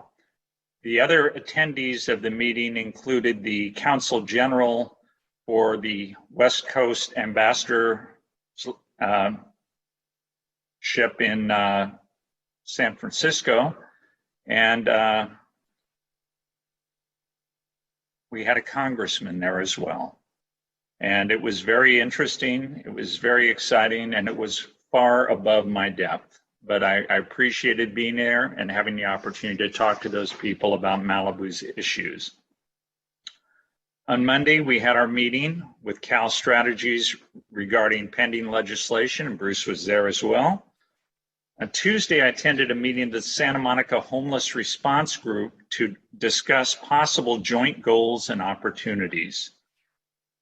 Tuesday evening, I attended a Navy League dinner to discuss their plans for the future and the possibilities of another ship visiting us here in Malibu. And on Wednesday, along with Mikey and several members of the community. I visited the county's new Willows low-income housing facility that recently opened and saw what they are doing. We are constantly looking for a partnership opportunity with the County of Los Angeles. And they are spending a lot more money on this than we are, but they have a lot more money. Last Friday, I attended a League of Cities installation banquet for the new chair of the League of Cities, and a thank you for the outgoing person. I arrived, and to my surprise, it was an outdoor event, and it was, I would consider it crowded, and I was surprised, and they took everyone's temperature, but the vast majority of the people were unmasked. I've been nervous ever since. So that'll do it for me. I know I did a lot of other stuff, and people are going to be upset that I didn't mention their event, but it's time to move on. Do we have any items been pulled from the consent calendar? Item 3B8 has been pulled by the public. Okay. 3B8 has been pulled. I'll make a motion to pass the rest unless there's, looks like maybe there's more items to be pulled. I apologize if I jumped in too quick. Bruce, do you want to pull something? Or I have a question about one item. I don't know if I need to pull it to ask a question. Is that necessary, or can I just ask? Why don't you ask and we'll see if it can be done. 3B4 is a recommendation that we accept accept the work as complete for a certain project. Right. I just want to understand what the legal consequence is of us agreeing to accept it. Does that have any binding effect on the city if there should turn out to be a problem down the line? They get the final payment, and we record a notice of completion, but Rob can tell us about it. Are you available, Rob? Yes. What happens with this item is it starts the time ticking for the contractor to get his retention amount. We have the warranties. We have everything in place. We have actually a 1-year warranty on workmanship, and then we have an extended warranty on the roof. So this acceptance is actually just gets the time ticking for us to release the retention. What we do is we hold 5% of the contract towards the end until the council accepts the project. And then when council accepts it, we wait actually 35 days and actually release the retention to the contractor. Thank you, Rob. So by approving 3B4, we're not acknowledging that we have determined that the work was done appropriately, right? Is that correct? Correct. Okay, thank you. So I'm not going to pull that one, correct? Correct. Okay, Steve, I see your hand raised. You're muted, Steve. Same thing, 3B5. And I don't know, Rob, are you looking for any direction from us on that, or is that strictly an informational item? That's Rob DeBoe. It was okay. Yeah, I was a little slow hitting my unmute button and everything. No, it was just more of a kind of a history and operation what we're doing right now within the next couple of months is that we're trying to refine a lot of the operation to still maintain water in there. Once I have more information, I can come back to council or I can come back to Public Works Commission and kind of give more of an update on kind of what we're doing from here on out. But there's some really interesting things that I'm going to try to implement to make sure we have water in there. There's we're going to have some automatic level kind of measurers so we can make sure we have enough. And so that's cool. About it. Got it. Thank you very much. Thank you. One more, Paul, and that's 3B7, and this is the Legacy Park program. And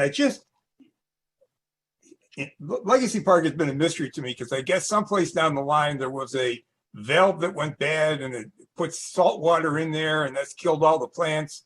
And I guess we've been trying to fix that ever since. And I'm just wondering with this 55 grand we're paying, because because these guys have been working on this since 2017 or 2018. What are we going to see different when we get done?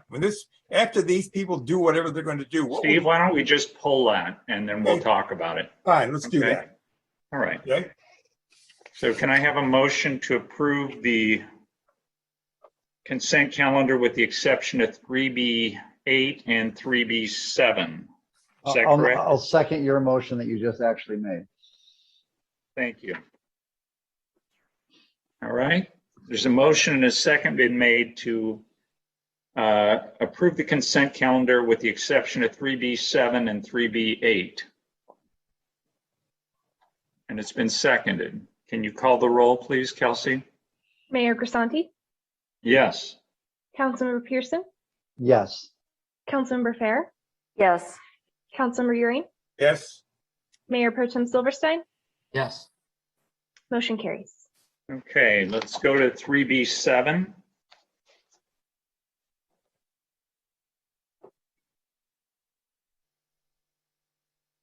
(3B7) is the Public Services Agreement with MLA Green, DBA Studio-MLA. And all I'm interested in understanding is if when we do this, and I don't have a problem spending the money, but when we get done, what is going to be different in Legacy Parks than what we have there today? That's all I want to know. Okay. Rob, is that back to you? It is actually me, Mayor Grisanti. Yes. Good evening, Mayor Grisanti, members of City Council. Just to answer the question, what will be different if you've looked at Legacy Park in the last 2 years? You've seen us essentially clear out the middle area and some of the areas where we were struggling to see any kind of native plants grow. The reason for that is that when we started this project, we actually did a soil and a water analysis for the conditions in Legacy Park to find out why the plant life was struggling. Since the park opened, we lost something like 50% of the trees and more than half the native plants that were in the park. And we were struggling to contain even the non-natives from expanding and taking over. So we did an analysis of the park, and they told us, hey, these are super salty conditions, the water, the soil, it's not great soil for native plant life here. And so we developed a palette of plants that would work in those salty conditions that were native. And we planted these test plots. In 2019, we planted 18 of them. And you'll see those are the test plots that are out in the middle of the open area near the bridge. And they kind of stretch that whole middle section there where we were testing different plants to make sure that they would work based on what our assumptions were from the analysis and the tolerance of salt for those plants. So the project's been really successful so far, and it was so successful that we expanded it last year and added 12 more plots. And so in addition to that, you'll see some other areas along walkways and different areas kind of near the surfer where we've planted just native plants that will tolerate those conditions, and they've grown. And so if you actually are to look at photos of the park, which I'd be happy to show the council, I'm happy to email them so you can see just the changes the park's made. And I think a lot of people that have gone through the park and are through there very regularly have noticed those changes. So this would essentially continue that work, and it would allow us to keep working with the consultant to continue expanding those plots in those different areas where plant life was struggling, and basically keep getting their knowledge on how to expand and grow those, and basically keep non-natives out as well, which has been a huge issue. Is the salt water a result of something that took place, or is that just a natural occurrence in that land? I think a lot of it is a natural occurrence, and being so close to the ocean and seeing some of the plants that are down there, it's not a great environment. We don't have a ton of water that comes into there. The whole system, the whole staff report for, I think it was item 3B5 or 3B4 that talks about the system and how it works. Even the water that we get in that gets treated and used for irrigation there has a lot of salt in it. And the system just doesn't filter out the chlorides like that. It filters out the real nasty stuff, but it doesn't get the salts out. So it just has to be plants that can handle that type of environment. Okay. Thank you, Jesse. I'll move. Bruce, go ahead. I'll move this item. I see Bruce has got his hand raised. Sorry, Bruce. I think that was a relic. Sorry for that. Okay. So you're moving the item, Steve? Yes. I'll second. We have a second? All in favor? Aye. Mayor Grisanti, if I could do a roll call vote. Yes, you do have to do a roll call, and I apologize. I'm sorry. Nice try, though. Councilmember Euring, Yes. Councilmember Pearson, Yes, and the water table is very high there, which is part of the issue. Councilmember Fair, Yes. Mayor Pro Tem Silverstein, Yes. Mayor Grisanti. Yes. Motion carries. Okay, that takes us to item 3B8, and a member of the public pulled this. Is that correct? Yes, it was pulled by John Mazza, and we do have him here to speak on it. Okay. John, are you available? Yes, can you hear me? Yes, we can. Okay, I'm not speaking for the Planning Commission, it's my own experience, but we have approximately 190 cell towers coming into Malibu. And we have a group that's very well organized and very well informed that has questions about the health and safety of those items. And basically, the Planning Commission is not prepared as individuals to know the FCC law. So we have a consultant who shows up, answers some questions. But I would suggest, if you're going to have a hearing officer, number one, you make sure that it's allowed under the coastal plan, since there are decisions by the planning director that the public has the right to appeal. And it's very specific, but I'm not going to pretend to be a lawyer. One thing I will say is, you went out for an RFP to have a hearing officer. You got one person, Robert Snyder, to apply. He admits in his application letter he knows nothing about federal communications. And these items are under what's I believe is called a shot clock. It's limited very, very much in time. And if you don't act, it becomes effective. Now, he stated in his letter that he's going to learn on the job. This is going to be a very hard thing to learn on the job. This is federal law, state law, coastal commission.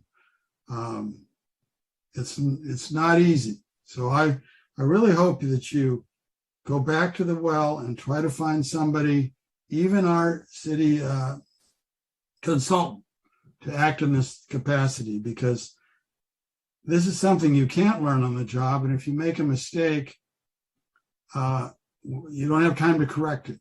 It's just automatically approved. So I think you should really consider getting a hearing officer who knows what he's talking about. Thanks a lot. Thank you, John. Mikey, I see your hand raised. I had a similar wonder about this item too. And so talking with Mr. McCleary, asked if Mr. Snyder could join the meeting and maybe talk to us. And I believe I see him here. Maybe we can give him a chance to speak and ask him any questions. And or maybe Steve wants to speak first, because I suspect you talked with him originally, Steve, Mr. McCleary. So that would be my comment at the moment. Thank you, Mikey. Steve, I think the ball was just tossed to you. I think it was, and I'm going to do a quick pass to Mr. Malika, who's been in contact with Mr. Snyder, and I do believe Mr. Snyder is here to answer any questions. So I will hand this off to Mr. Malika without any further ado. Thank you, Mr. McCleary. Mr. Malika. Thank you, and good evening, Mayor Grisanti. Yes, Bob Snyder is in the audience this evening. He was, just so that everyone knows, the one response to the RFP, and he did meet our noticing deadline or response deadline. There was a second response that was sent to the city, a fellow who does as a hearing officer for Long Beach. However, the reason why this information was not considered as one, he did not submit a complete package to us. He just inquired because it was after the cutoff date, and we had already started our staff report and had interviewed Mr. Snyder. But just to let the council know, that person too looked up their or what their practice areas of law were, and they are basically related to just being a hearing officer and general law with no specificity in wireless. So it seems that a lot of these hearing officers, and we'll let Bob Snyder speak, but from what we're seeing is that it's more that they understand the methods of holding the hearing, and also to respond to Mr. Mazza's comment, which was whether or not a hearing officer was an appropriate form for these types of appeals. If anything goes, or decisions that are made by the planning director or the planning commission, and the answer to that is yes, it is the appropriate form. It was put in place as part of our recent wireless update to the ordinance, both the MMC and LCPA. There is a provision in both of those documents to allow a hearing officer to hear the appeal. And with that, I'll let Mr. Bob Snyder speak. If we could have his microphone unmuted, please, Alex. Thank you, Mr. Malika. Mr. Snyder. Yes, sir. Thank you for joining us. You're welcome. I'm trying to get on video, but I'm being told that I'm unable to start it because the host has stopped it. So if the IT would like to put me on video, I'd be happy to appear. Steve, is that an okay, I see? I'm fine with that. If IT could bring Mr. Snyder up. There I am. All right. Good evening, council members. I don't have anything prepared. I'm happy to answer any questions or concerns that the council might have. I've got Bruce first and then me, and then Karen and then me. Yeah, this is just a procedural matter. I mean, I like having Bob there on the screen so that we can see him when we converse, but we don't let anyone else do that. We're not going to let Norm Haney do that. We're not going to let any other applicant do that. I think it's unfair to have one person do that and not others. So. Thank you for your comment. Karen? Sure. I was going to say basically the same thing. I was under the impression that there was some kind of a graph or chart or PowerPoint or something. I thought that's why the screen was being opened up like that. So I do think we need to have a consistent policy about speakers being put on camera. I find myself chastised. I will say, I believe we do have a consistent policy. It's not in effect at this moment. I do apologize for any confusion so caused. Thank you for straightening that out. And sorry to Mr. Snyder. Oh, not at all. I'm happy to take myself off if I had the power to do that. I have a question for Mr. Snyder.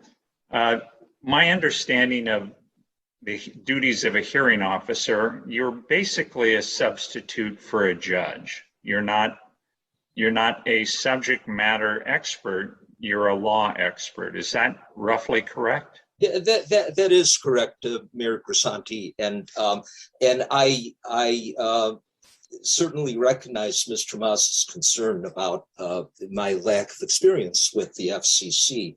The only thing I would offer about that is that this would be the third substantive area in which I'm dealing. 10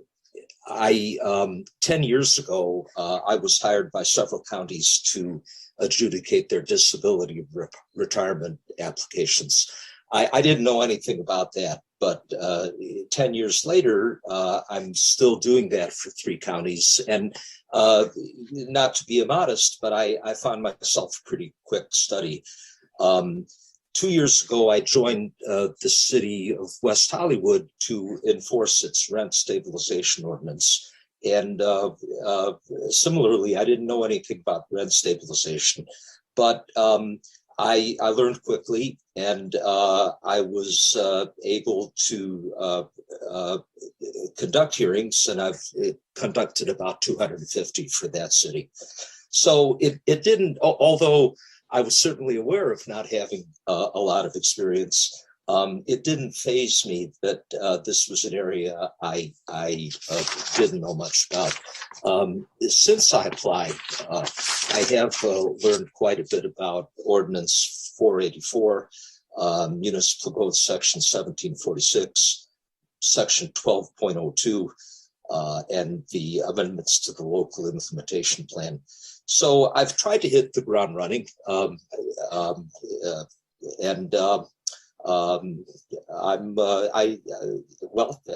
feel that I would be up to the job.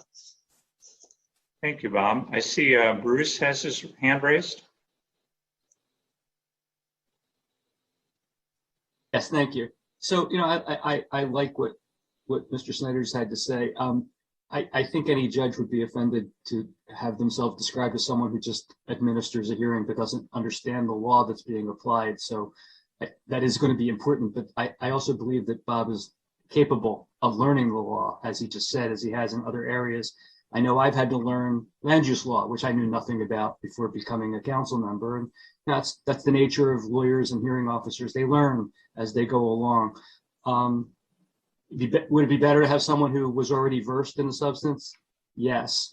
The contract, as I understand it, is at will. It's terminable on 10 days notice. So if it should turn out that there is a problem and that Mr. Snyder's not able to get up to speed, we can terminate the contract, or he may terminate the contract. So I wasn't sure where I was going to land on this before we had that, before I heard from Mr. Snyder, but I'm going to support this. I'll make a motion to approve the contract.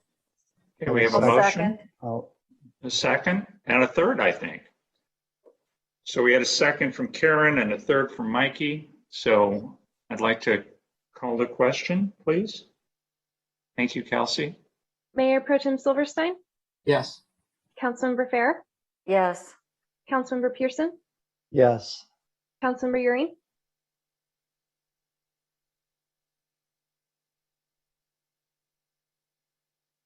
Yes. Steve? Yes. Mayor Grisanti? Yes. Motion carries. Okay, thank you. Thank I believe you, Bob. that takes us to item 4C, which is now in the place of 4A.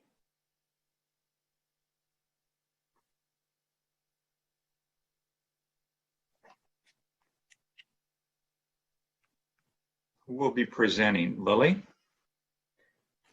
Good evening, Mayor. I'll be doing the presentation on this item this evening. And Thank you. Adrian Fernandez is going to also be helping me with this item, and he'll be available for questions as well as myself. Just by a little bit of background, so the council is aware, Adrian worked on this extensively with Lily Rudolph as this was going through the planning process. If I may have my next slide, please. This is an aerial map and a close-up photo showing the two parcels that are involved with this particular project.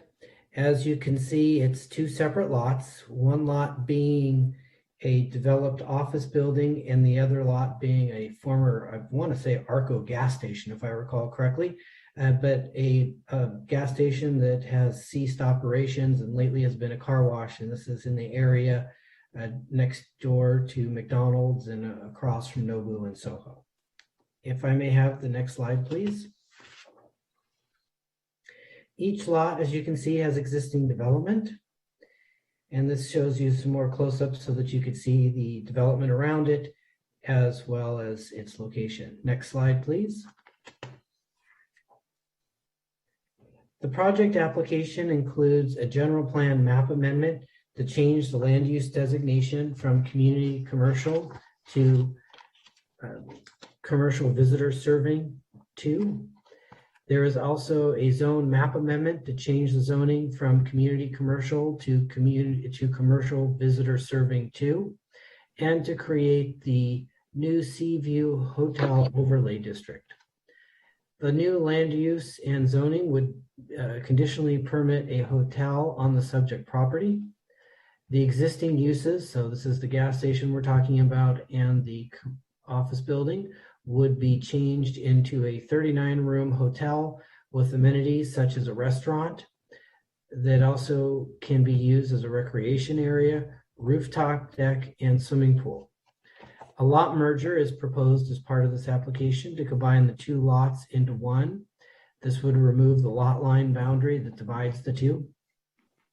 The existing office building is proposed to be remodeled to include a new rooftop deck and swimming pool.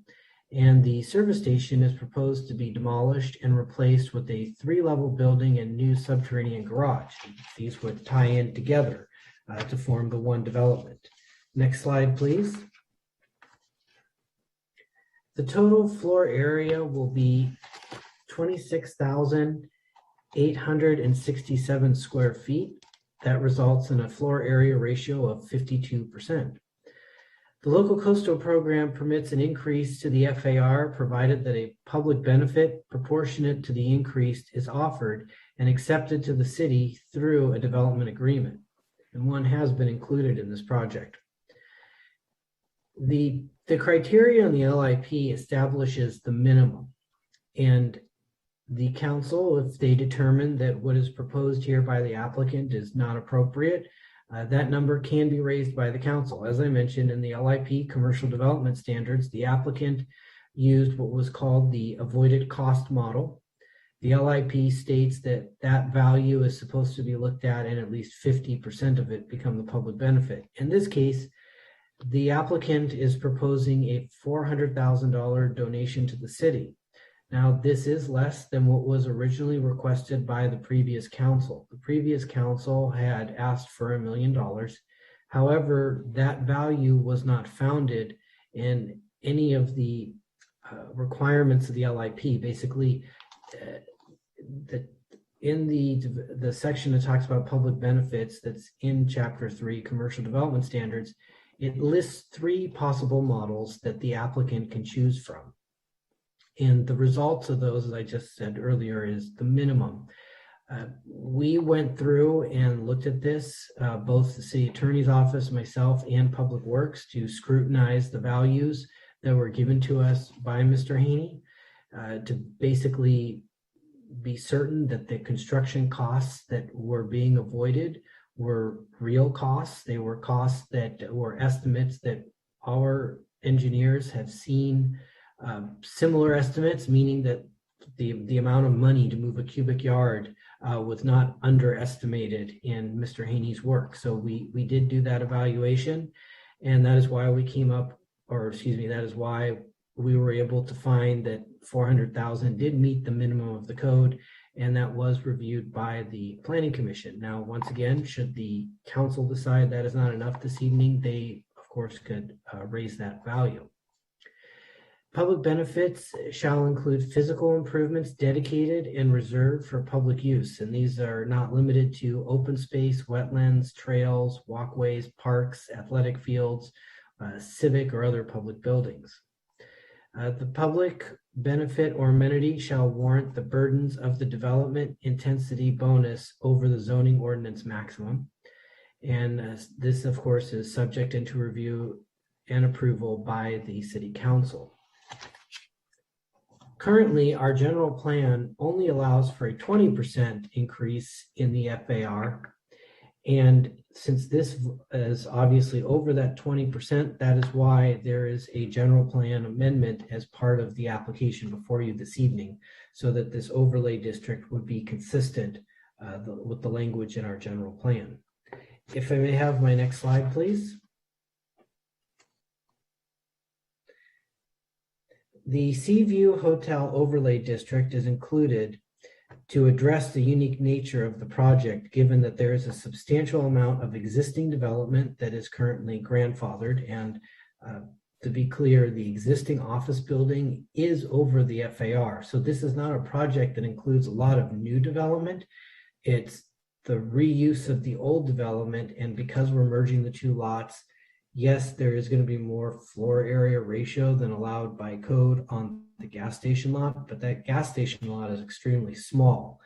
So the amount of construction there, and Mr. Haney can correct me, I'm thinking it's somewhere in the 5,000 or 6,000 square foot range, but the majority of the square footage is already on the site of the existing office building that this is being tied into, and we're looking at this essentially as all new, and hence the need for that general plan amendment to go over that 20% and allow for this 52%.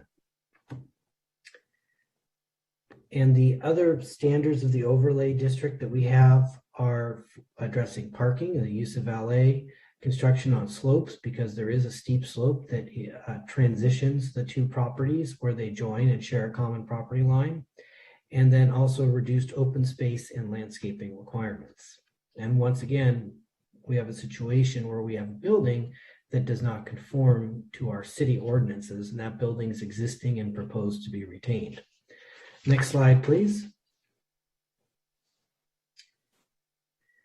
The site plan shows the surface parking in front and behind the hotel building.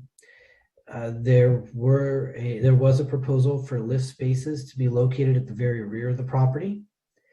And those lift spaces and the proposal to be at the rear was due to wanting to shield them from view and then also not to have any issues with over height issues in the front of the property. And as you can see, the majority of the new construction, as I mentioned, is over the abandoned service station.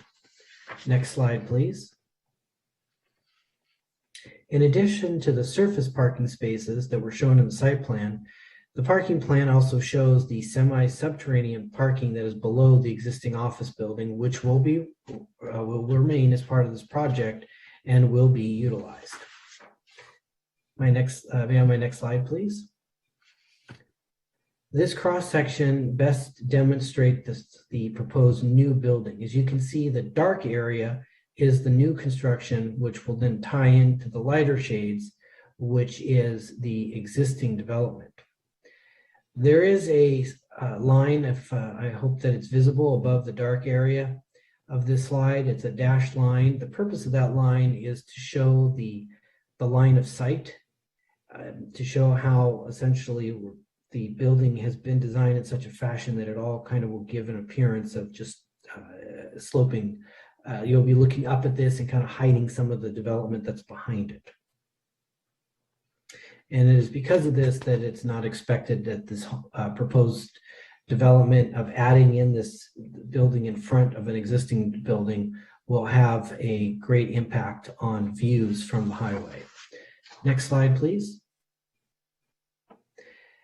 What you have here are some story pole photographs that show how the proposed development will mesh with the existing development. As you can see, it's towards the rear of the property, and it would essentially just go in front of existing development. It is, as I mentioned, there is a steep slope, and that's part of what the overlay district will address. If I may have the next slide, please. These are more photos showing the story poles when viewed from one on Pacific Coast Highway and the other from the driveway that is directly adjacent to the property on the east side. Next slide, please. Or excuse me, west side facing east. On June 30th, 2021, the Planning Commission reviewed the proposed project during a public hearing. The Planning Commission recommended approval of the project with 16 new conditions of approval. The Planning Commission recommended conditions of approval have been included in the City Council resolution. So you do have the recommendations of the Planning Commission. And the majority of their conditions were clarifications to the staff recommendation. However, some notable conditions include requiring an on-site circulation plan to avoid impacts to Pacific Coast Highway. There was the requirement of requiring valet parking service for all of the parking, limiting events to those permitted with through a temporary use permit with noise restrictions. And there was a prohibition on the use of private patios for public use. And the Planning Commission also recommended the removal of the proposed 5-car lifts as well. If I may have my next slide, please. The Local Coastal Program amendment to rezone the property and establish a new overlay district will require certification from the Coastal Commission, or excuse me, yes, from the Coastal Commission. After the second reading by the City Council, the LCPA would be then submitted to the California Coastal Commission for certification. I'm available for any questions, as well as Adrian Fernandez, who's now the current project planner on this. Thank you very much.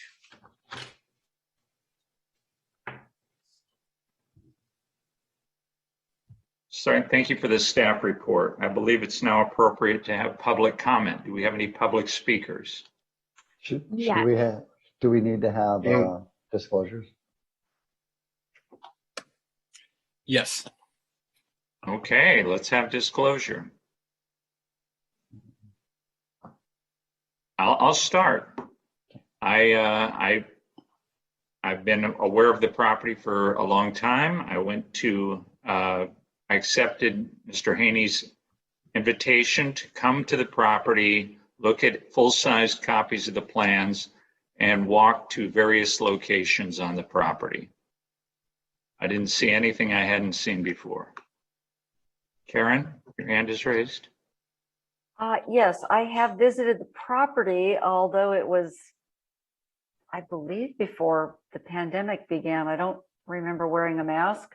I guess I could look in my calendar, but I have visited the property not since this agenda came out, and I did not learn anything that's not in the report.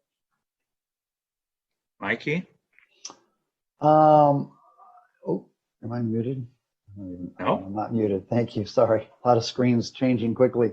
I've been aware of the project for a very long time. Obviously, I have discussed it live with Norm, but before this proposal came forward, I think it's changed probably a little bit, but it's substantially more or less the same. I did not talk with Norm.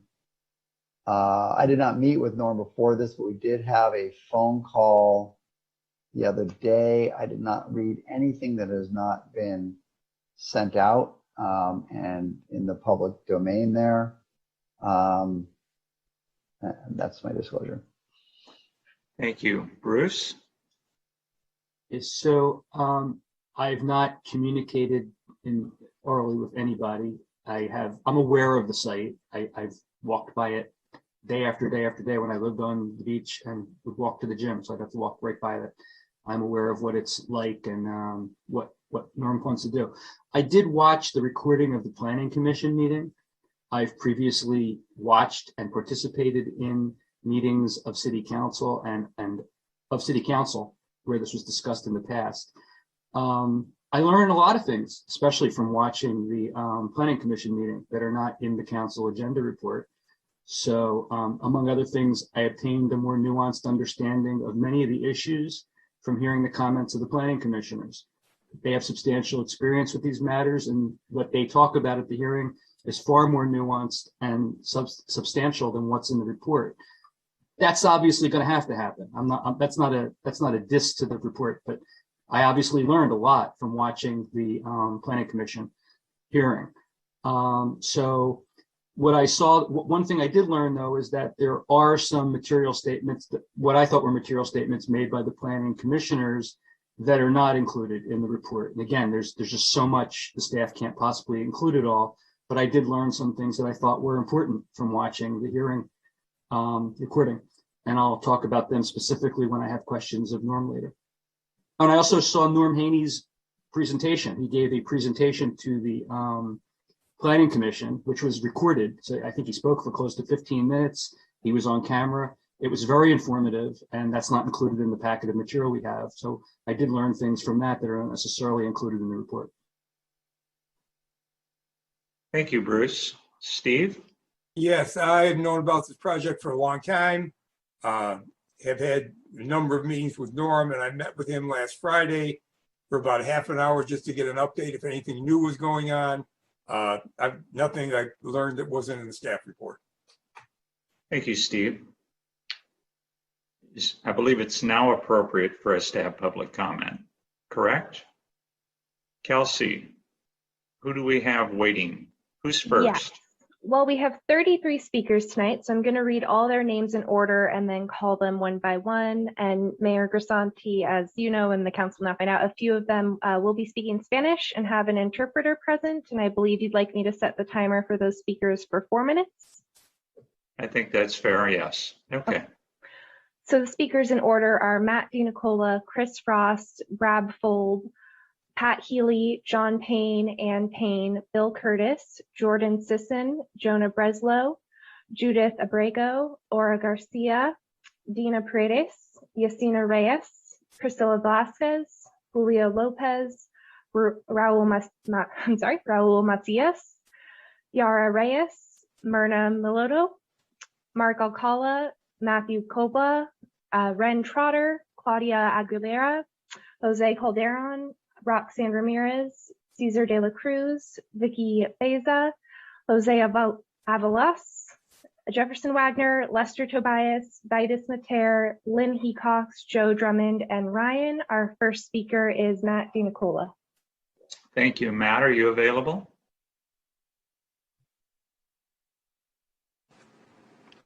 Yes. Thank you. I hear you. Okay. So good evening. My name is Matthew Kobla. I work at the Millennium Biltmore Hotel as a barback. Please vote no on the project. The Seaview should provide the required amount of landscaping required under the code, which makes Malibu such a destination of the beauty and natural environment. The project, I'm sorry, I lost my train with that. Which makes Malibu such a destination. It helps protect both the ecosystem and the aesthetic that are so much more important to Malibu residents and even the workers like me. This project fails to meet the code standards, and rather than revise their project, the city wants to change the code. That is not right. Please reject this project. Thank you. Thank you, Matt. Who's next? Our next speaker is Chris Frost. Good evening, Chris. Are you ready? I'm ready. Good evening, Mayor and Council. I've had a number of meetings with Norm over the last several years where I asked a whole lot of questions and was given a whole lot of answers, all appropriate and satisfactory to my liking. I like the repurposing of an older building. I think this is a good idea. I think we can do more of this around town. I think would probably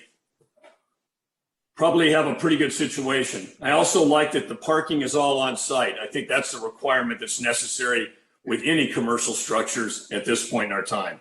Coast Highway is just way too crowded. I'm also happy that the tax will provide a good income to the city. But I'm most happy being in a safety position that the water district improvements to District 29 systems will allow continued use of millions of gallons of water that we have limited access to presently. I think this is a super important item, and that being covered sways me in a big way towards the project. I also, in addressing the landscaping, I think in this day and age when we're watching our reservoirs go dry, I have no problem with limited landscaping. I like a little more hardscape even at this point, simply because we're going to run out of water at some point if we don't watch it. Thank you. Thank you, Chris. Who's next, please? Kelsey? I'm sorry, Mayor. I believe we actually needed to have the applicant present first. Trevor? Yeah, Norm should go first. Or next at this point. Oh, I'm sorry. Well, you let an amateur do the job, and what happens? He screws it up. Norm, are you available?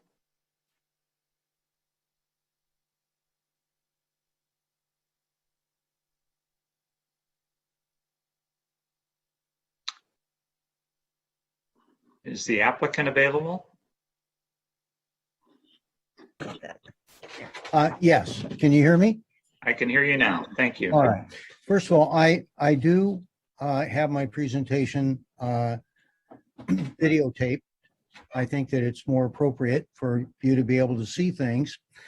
I want to start off, though, by thanking all of the city council members for all of the hard work that they do for the city and taking time to comprehensively review this project. With that, I'll ask Alex for the videotape to be shown. This building represents 65%, roughly, plus or minus, of the entire hotel project. And that's one of the reasons why it's so unique. We're talking about changing the use of this building rather than building the building from scratch. Now, approximately 35% of the project is on the old Shell gas station property. And that, of course, is new construction. I looked at all the commercial developments within 1,178 feet to the east and 1,007 feet to the west. And I looked at how they did their landscaping, their open space, backyard setback, front yard setback, side yard setbacks. This project has more landscaping, more open space, much larger setbacks than the average up and down, and for most cases, greater than any one. Our front yard setback is 46.6 feet. The average front yard setback of the 15 commercial developments I looked at was 9 feet. That allows me to landscape the first 24 feet that's adjacent to Pacific Coast Highway. And that's the greatest amount of landscaping adjacent to PCH. And visual impact is important. We meet the west side yard setback is 26.5 feet. The backyard setback is over 50 feet. One of the reasons we're able to do that is because if the old Shell gas station property were developed on its own, the backyard setback would be 18 feet. And this project has a front yard setback of 10 feet. The two together are 28 feet. By merging the lots together, we can eliminate that 28 feet to only 7 feet. That means we get to push the building back into the hillside, and that becomes important because it allows for the open space in front, adjacent to Pacific Coast Highway, exactly where you want it. There are virtually no negative impacts. There was an initial study done, and what they said was if you do the mitigation, then there will be no substantial negative impacts. That's misleading. There's no negative impacts whether substantial or otherwise. This conference room is actually one guest room.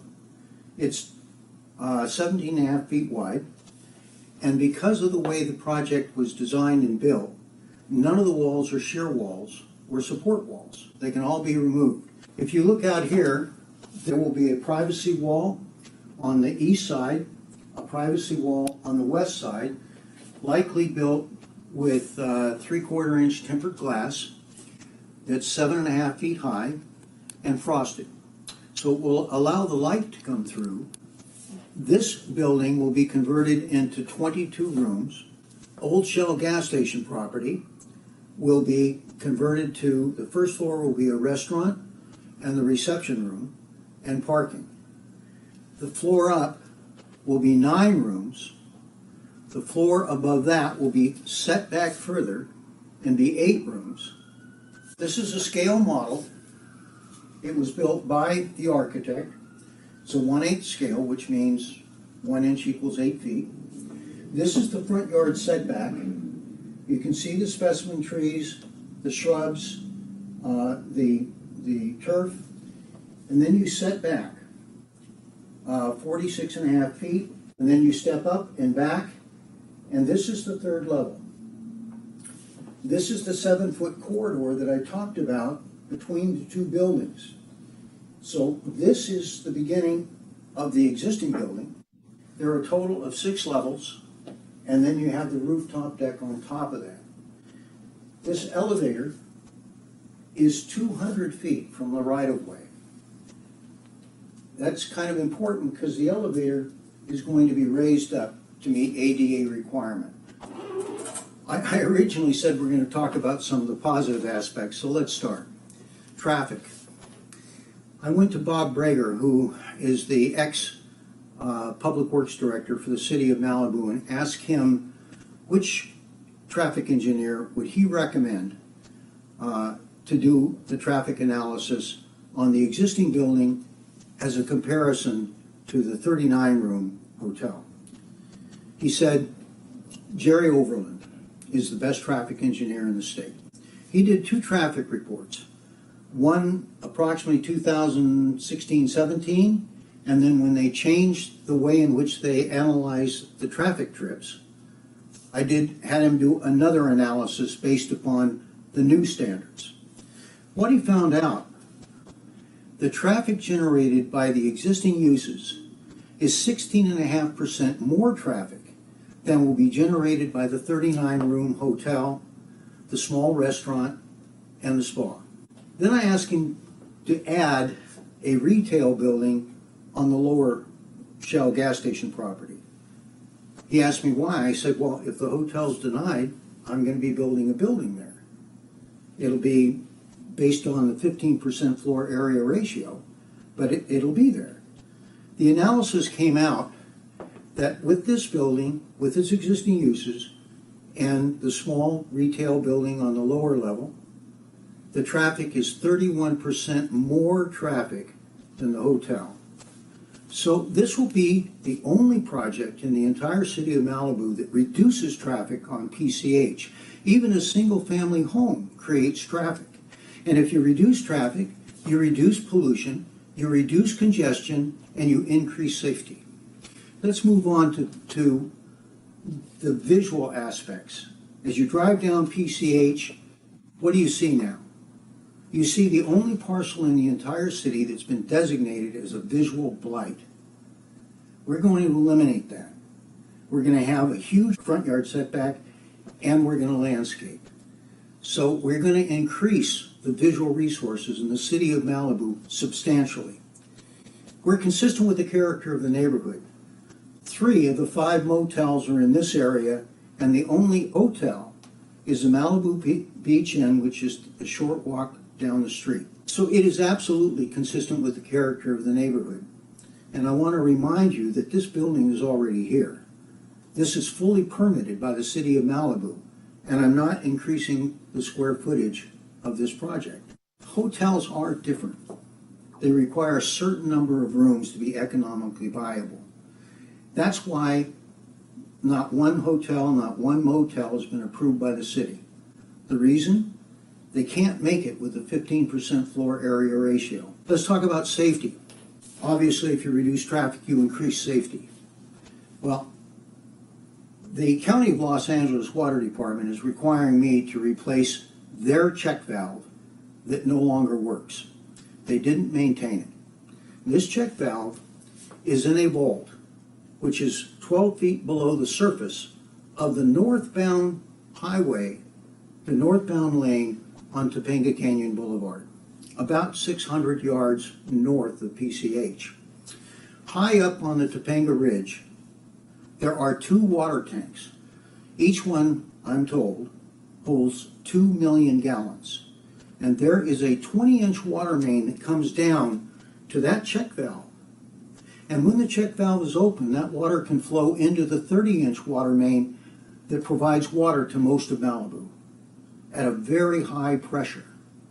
Now, we all know what happens in a Woolsey fire. Everybody turns on their garden hoses. Various fire departments come into the city. They hook up to the fire hydrants, and people at a higher elevation either have no water or not sufficient pressure. This check valve can solve that. It's a huge benefit when you look at the safety. Also, we all know that we are susceptible to an earthquake, a substantial one. When it hits, we may lose our primary water source from Santa Monica. If that happens, the check valve can be opened and provide life-saving water to the city of Malibu. From a safety point of view, this is the right thing to do. It's going to cost me between $500,000 and $600,000. I've already signed a contract with the the county water department, so I will be committed to do it as long as the hotel is approved. From a safety point of view, this project is very beneficial to the city. It's also the best alternative to the Airbnbs, the bad acting Airbnbs. That is not to say that there aren't some people that have Airbnbs that are responsible. There are, and they should be allowed to remain. However, we all know that there are party houses that don't have sufficient parking, don't have sufficient wastewater treatment systems, and have parties all night long, including 20 people on a deck that collapsed, and we all heard about it. We need to eliminate those. But if we eliminate them, the city will lose some revenue. This project is estimated to provide $1,300,000 a year every year, and hopefully for the next 70 years. This is good for the mom and pops in Malibu. People will come here during the winter because it has a lot to offer. We have a stoplight down here, and the access crosswalk goes directly to a 10-foot wide public access to the beach. The project's consistent with the topography. We're going to provide 6 charging stations. The garage here in this building can handle 38 cars. And the fire department is considered a site of refuge. Also, anyone who loses their house through a natural disaster can come here to this hotel and stay for 50% of the normal rate for 6 weeks. After reading the staff recommendation of what was really a recommendation from the Planning Commission to the City Council, I noticed that there were some clarifications that needed to be made. One is the reference to the check valve. The comment from the Planning Commission was if the check valve has not been completed by the time the hotel is ready for certificate of occupancy, then I would be able to bond for the finishing of the check valve. It might be $500,000, it might be $700,000, but I can bond for it and complete it while the hotel is actually open. The second clarification is that the Planning Commission was recommending giving the Director of Planning the authority to move the restaurant if one of my hotel operators / owners wanted to move the restaurant up to the 5th level where the views are spectacular, he would have the authority to do that. And of course, the rooms that are impacted then would be moved down to the 1st level where the restaurant was and east of the reception area. Finally, the actual recommendation that was made by the Planning Commission with respect to the temporary use permits was that they should be issued just like they issue to any other commercial building in the city of Malibu. Now what I'd like to do is ask for some changes to some of the recommendations that were made. First of all, I'd like to get the lift stations back for the 5 additional parking areas in the back of the building. Those lift stations were located where no one could see them and no one could hear them, next to a 24-foot high retaining wall. No one would be able to see them, and I hate to lose 5 parking spaces, since parking and sound is one of the most important things to the neighborhood. Second, there are 7 parking spaces immediately adjacent to this building. This building is the only one that's ever used them. I actually put them in myself, and they're being used on a regular basis. If I can make a deal with McDonald's, they're actually on McDonald's property, even though McDonald's has no access to them. If I can make a deal with a franchise owner and present that verification to the planning department, I'd like to be able to benefit in terms of additional serving area for the restaurant. Second, with regard to limitations on the number of temporary use permits, hotels are different. They're different than restaurants. They're different from a body shop. They're different from a lot of different commercial types of uses. Hotels depend a lot on weddings, bar mitzvahs, gatherings, and those require a temporary use permit. I'd like there to be no limit to the number of temporary use permits if we have the parking and if there's no sound. Now, if those uses are down on the 5th level, there is no noise. We actually have activity down there right now, and there's no complaints from our neighbors. The last change I'm going to request is that the hotel has 2 very large rooms in it. Each one is approximately 700 square feet. And they're easily divided into 2 rooms each. As long as I have the parking and the floor area ratio does not exceed the 0.52 that I've been granted, hopefully, if this is approved, then I can create 2 additional rooms for each one of those large rooms. I'm not sure if the operator will want to do that, but if he does, I want the flexibility.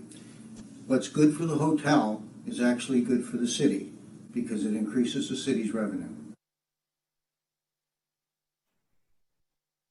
There's one other benefit that is required when a person asks for more than 15% floor area ratio.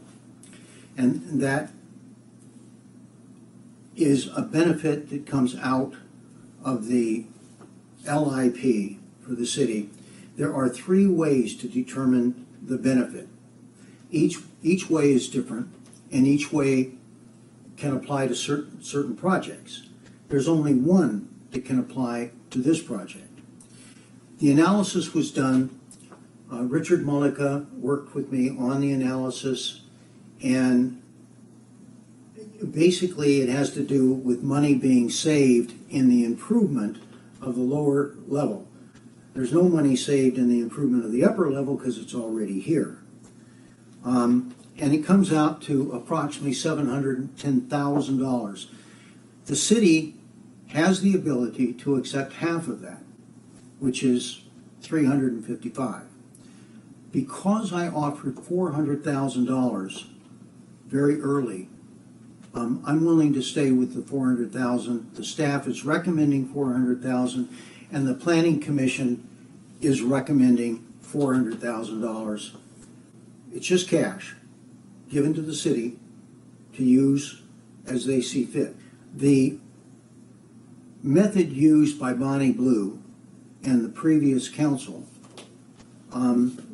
was not consistent with the LIP. Last but not least, I am providing an in lieu fee for any low to moderate overnight accommodations. That's exactly what the analysis on what the amount is was done properly, approved by the planning department, and recommended by the Planning Commission. Mayor Grisanti, this video has 2 primary objectives. One is to protect the coastal resources. The second is to provide access to those resources. So this project is one way of sharing Malibu beaches with the inner city. I've been involved in the surf camp program for 3 years before COVID-19 hit this earth. And it's those donations and being on the beach that has caused me to want to make the donation. Kids have a great time, and some of them have never ever been to the beach before. This program, which I'm donating $400,000 to, it's a huge benefit to the kids and everybody who participates in it. I hope you approve my project and the recommendations that I'm making. Thank you. Thank you, Norm.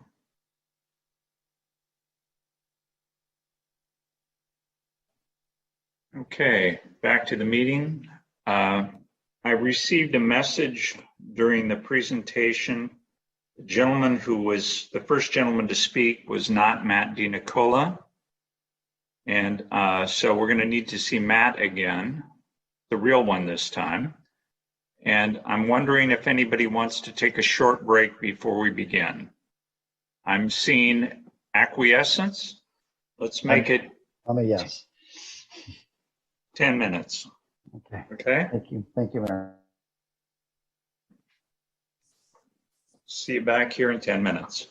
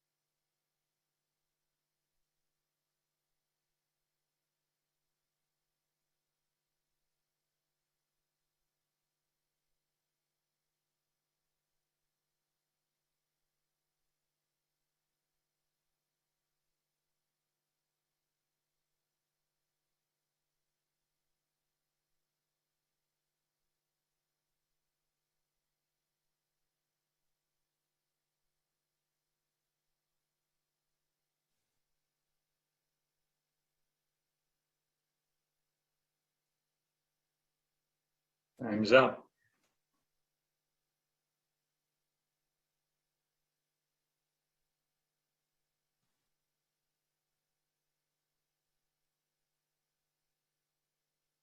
Okay, I see a quorum. I believe it's appropriate at this time to restart the meeting.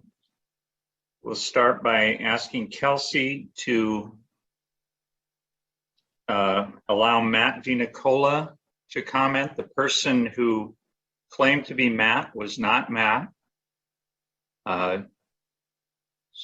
Yes, Mayor, there were actually two Matts signed up to speak, and we only had one of them in the meeting at that point. But now we seem to have Matt DiNicola. Great.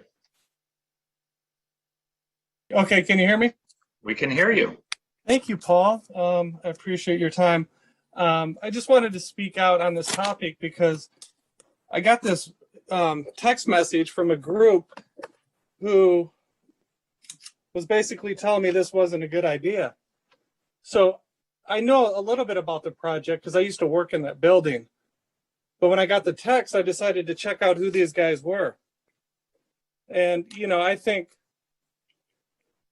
what you want in this community are people who live here. I mean, I live on PCH. I actually see this as a plus. I think Norm's done a heck of a job with this analysis and this project, and I think it's going to be beautiful. I'm not afraid of the traffic. I'm more afraid of no booze traffic, to be honest with you. I think this hotel would be wonderful. It would be beautiful. I think it's everything this city wants.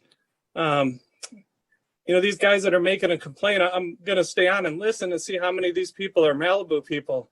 You know, the person who spoke is me. It was kind of funny because they said everything I wouldn't say. And I was like, my name's up there. I'm like, this is not me. So I just think this is a great idea. I support it. I hope you guys support it. I think this, I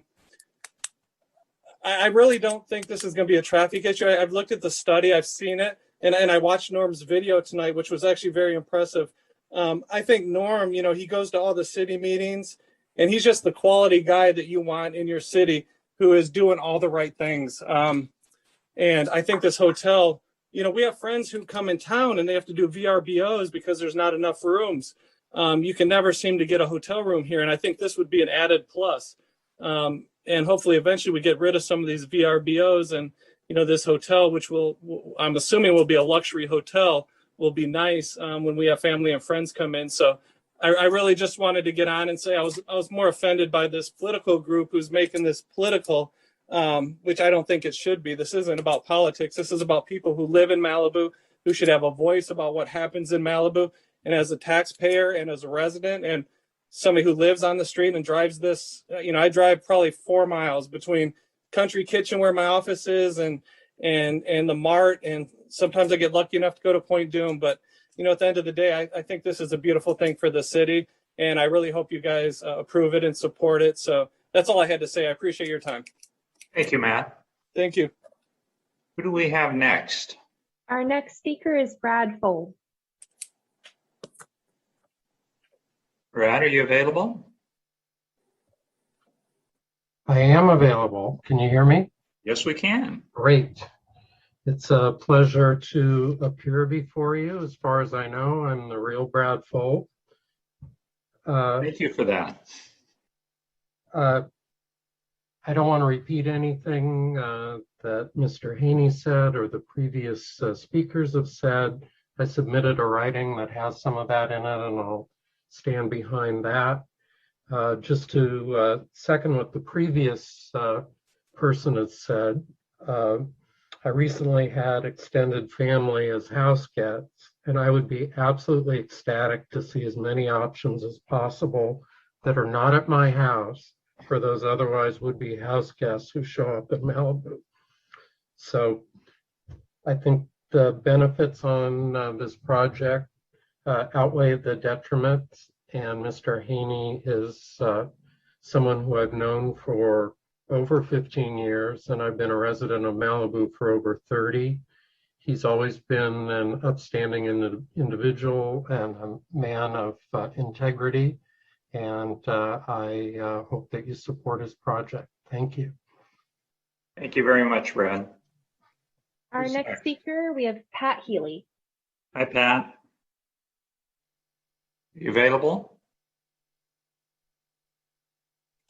Hello, can you hear Yes, me? we can hear you, Pat. Okay. Good evening, Council. This development agreement exceeds the maximum allowable FAR, is not in conformance with the general plan, the LCP, the zoning ordinance, and the mission and vision statement of the City of Malibu. Therefore, the Coalition for Slow Growth thinks it should be denied. It's not in the public interest to create an overlay district at this location. It doesn't benefit the residents. It doesn't meet the codes which protect Malibu's rural environment. This is an urban hotel and has no place in Malibu.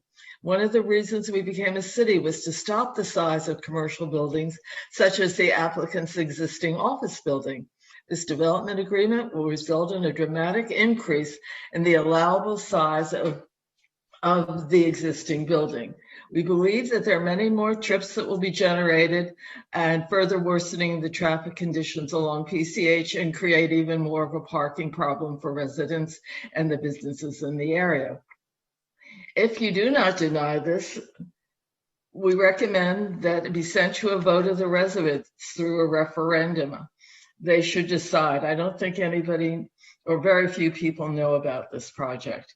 The development agreement should definitely have an expiration date. Otherwise, it could go on and be in effect in perpetuity. Conditions change, and construction should be diligently pursued.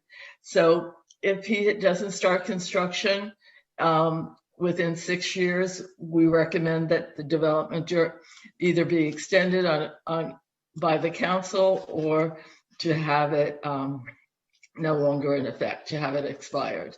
The Planning Commission's recommendations were excellent, but there were 16 in the staff report, and Richard only mentioned 5. So I'm just wondering what's going on. What happened to the other 10 of them? Also, there were a couple of conditions, if you watched the meeting, that didn't make it into the staff report. And that had to do with the prohibition of only registered guests could go up to the roof deck and not the public at large. And also, Richard did put the TUP in, which was mentioned as excluded in the staff report. And also there should be a review of the project 1 year and 5 years after the anniversary of the hotel to be sure they're meeting their conditions.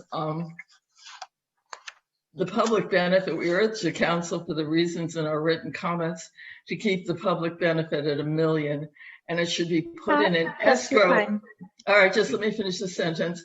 It should be put in an escrow account before construction begins. Thank you, Pat. Okay, that's it for now. Thank you. Who's next? We have John Payne. Hi, John. Are you available?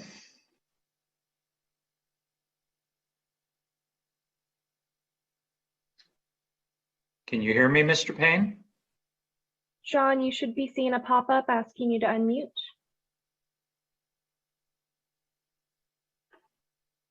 Good evening, Mayor. Good evening, City Council members.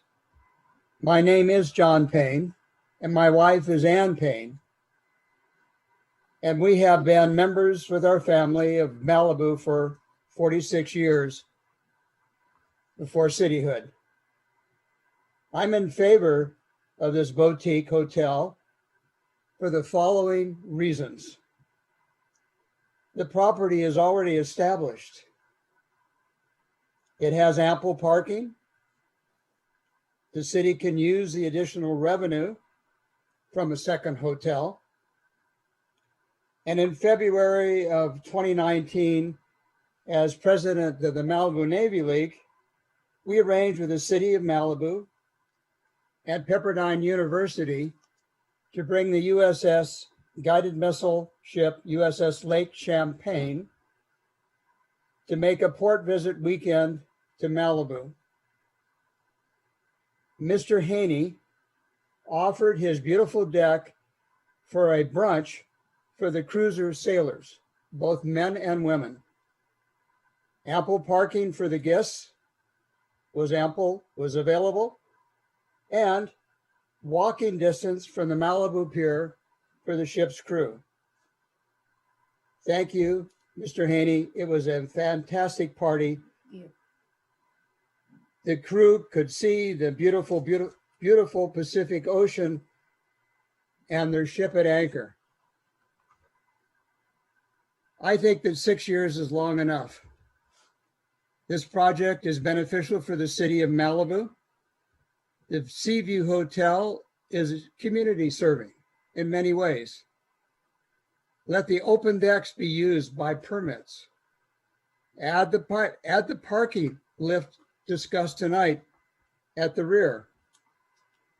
Approve this project without restrictions, and we get rid of that ugly gas station. Thank you. Thank you, John. Our next speaker is Ann Payne.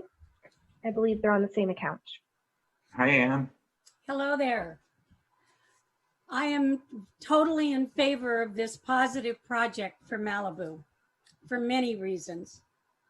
We have long before cityhood had advice from the Coastal Commission on everything to do with our coast. This project has a wonderful view from the highway, across the highway, and as John mentioned, it is something that's a benefit to visitors and residents. The Coastal Commission has repeatedly asked the city of Malibu and other coastal cities to make sure that we had visitor serving projects and that we observed the need for people to be able to see the ocean. This building is a perfect example of how to make an improvement on the highway and to do just what the Coastal Commission has been asking. It's a win-win. I don't understand why we'd possibly be restricting the great ocean view to which guests of the Seaview Hotel would be able to see from level 5 deck. It's spectacular. And I think we should let the owners of the Seaview Hotel go forward and have the right to use and govern their decks at all levels for the use of hotel guests and visitors. Bravo for this project. And thank you, Norm Haney, for the check valve for the water. That's going to be critical in the near future. Thank you. Thank you, Ann. Who do we have next? We have Bill Curtis. Hey, Bill, are you unmuted? Hey there, can you hear me? Yes, we can. Wonderful. Hey, Council. My name is Bill Curtis, and my amazing wife is Lisa, who you all know. We've been here for 27 years. We love this place, and some of you know us for the Rob Report, and others know us. We partnered with a few other families and built the original Malibu Boys and Girls Club. But when you come up the coast, Malibu's prettiness is interrupted by a few rusty and embarrassing sights. I'd love to see you guys deal with this if you can. An old Hertz abandoned building, the La Salsa abandoned building, a rusty chicken bucket, and a really ugly old blue abandoned gas station. Mr. Haney wants to make that ugly blue gas station into a pretty tree-filled hotel. Norm, if you're listening, you should be really proud of your design. It's impressive. This while helping a real problem in this town, a complete lack of available hotel rooms. Please, Council, use this opportunity to fix that. We need a place for friends and family to visit. Now, with so many speakers, it all gets to sound a little bit like Charlie Brown's teacher, I know. So let me point out that this is the important part of what I have to say. I know a lot of the most professional hotel management companies in the world. I'm sure you all realize that Norm is going to need to entice one of them to manage this property. Otherwise, no hotel guys. I've listened to the planning commissioners play Can You Top This by each coming up with rules that will make it impossible for Norm to sell this project to a hotel manager. Please take that seriously when you proceed tonight. So before you attach any rule to this project, know that each one is a stop sign for a hotel company that you want on this project. Make sure it makes sense and make sure it's really important. I heard one rule that would require this hotel to get a temporary use permit for groups and normal events. Norm, if you're listening, know this. If that's part of this project, that's the same as denying your project permit altogether, because trust me, you'll be wasting your time trying to find a hotel management company to take it on. It won't happen. Finally, here's a couple of things I'd like the council to pay attention to. One, of course, is the $1 million per year for the occupancy tax to Malibu. Nothing wrong with that. But by the way, anyone who's thinking of tying a hotelier's hands to promise an amount of occupancy tax in the event of a pandemic or a fire or some other foreseen problem, any discussion of an occupancy tax guarantee will stop this project cold. It won't get sold. And finally, we really need a place in this town that doesn't cost $800 or $2,000 a night. And as a bonus, Norm solves our water emergency problem. Who else are we going to find to pay $500,000 to bring water in? I appreciate you guys listening to me. Thank you very much. Our next speaker is Jordan Sisson. Are you here, Jordan? Good evening, Mayor and Honorable Council members. Can you hear me okay? Yes. Great, I'll continue. My name is Jordan Sisson. I'm a CEQA land use attorney, speaking on behalf of Unite Here Local 11, who, as you heard from the prior planning commission, opposes this project on CEQA grounds, and also the project's inconsistency with numerous policies under the Coastal Act and the local land use plan, some of which you heard earlier tonight. These concerns were adequately raised before planning commission, but wasn't really taken seriously in tonight's staff report. Today, we submitted a brief 3-page comment letter that highlighted a few of those concerns. In my limited time, I'd like to highlight 4 of those issues, which tracks that 3-page if you wish to follow. First, the commission wisely required that this hotel be subject to the normal TUP requirements for special events. Local 11 strongly urges that the council keep that in place, which avoids the noise CEQA impacts that results from potentially unlimited special events. Applicant's right, hotels are different, but hotels tend to be noisier than other long-term retail and commercial operators, particularly at night. Here, the applicant provides no evidence of hardship beyond wanting a special exemption that's enjoyed by no other business in the city. Please heed the recommendation of your commissioners and do not cut another special break for this project. Second, the MND fails to consider the realistic parking needs for this project. For example, the MND assumes only 11 full-time workers, but ignores all massage therapists serving the 6 spa rooms, assumes all but 1 restaurant worker will carpool, and that housekeeping will not use a single parking space. This is unrealistic. The applicant is only required to, quote, encourage carpooling, absent any meaningful requirement for discount transit passes and other ride-sharing carpooling incentives. In all honesty, an enforceable TDM program is required. Otherwise, the guests and employees will have to park off-site, which comes at the expense of public parking. Third, the project's proposed parking lot fronting PCH. While the applicant's renderings may look very pretty with tons of trees, that's not expressed in the proposed conditions. The conditions have to be revised so that they properly reflect what's being presented before this honorable body, so that you ensure that the parking lot, as well as the proposed 5-car lift, is adequately shielded. Fourth, the public benefits component of the project is problematic for several reasons. First, the staff report is missing the 6th special benefit finding. 2, the applicant's cost of development modeling is not presented in the staff report and not vetted by the public, nor is the claim of over $1 million in TOT taxes has been confirmed. 3, the staff report does not mention if the city explored the other 2 models that the code allows the city to use. The code does not state that it must accept the applicant's provided modeling. The city really should explore all models and really try to maximize its public benefit.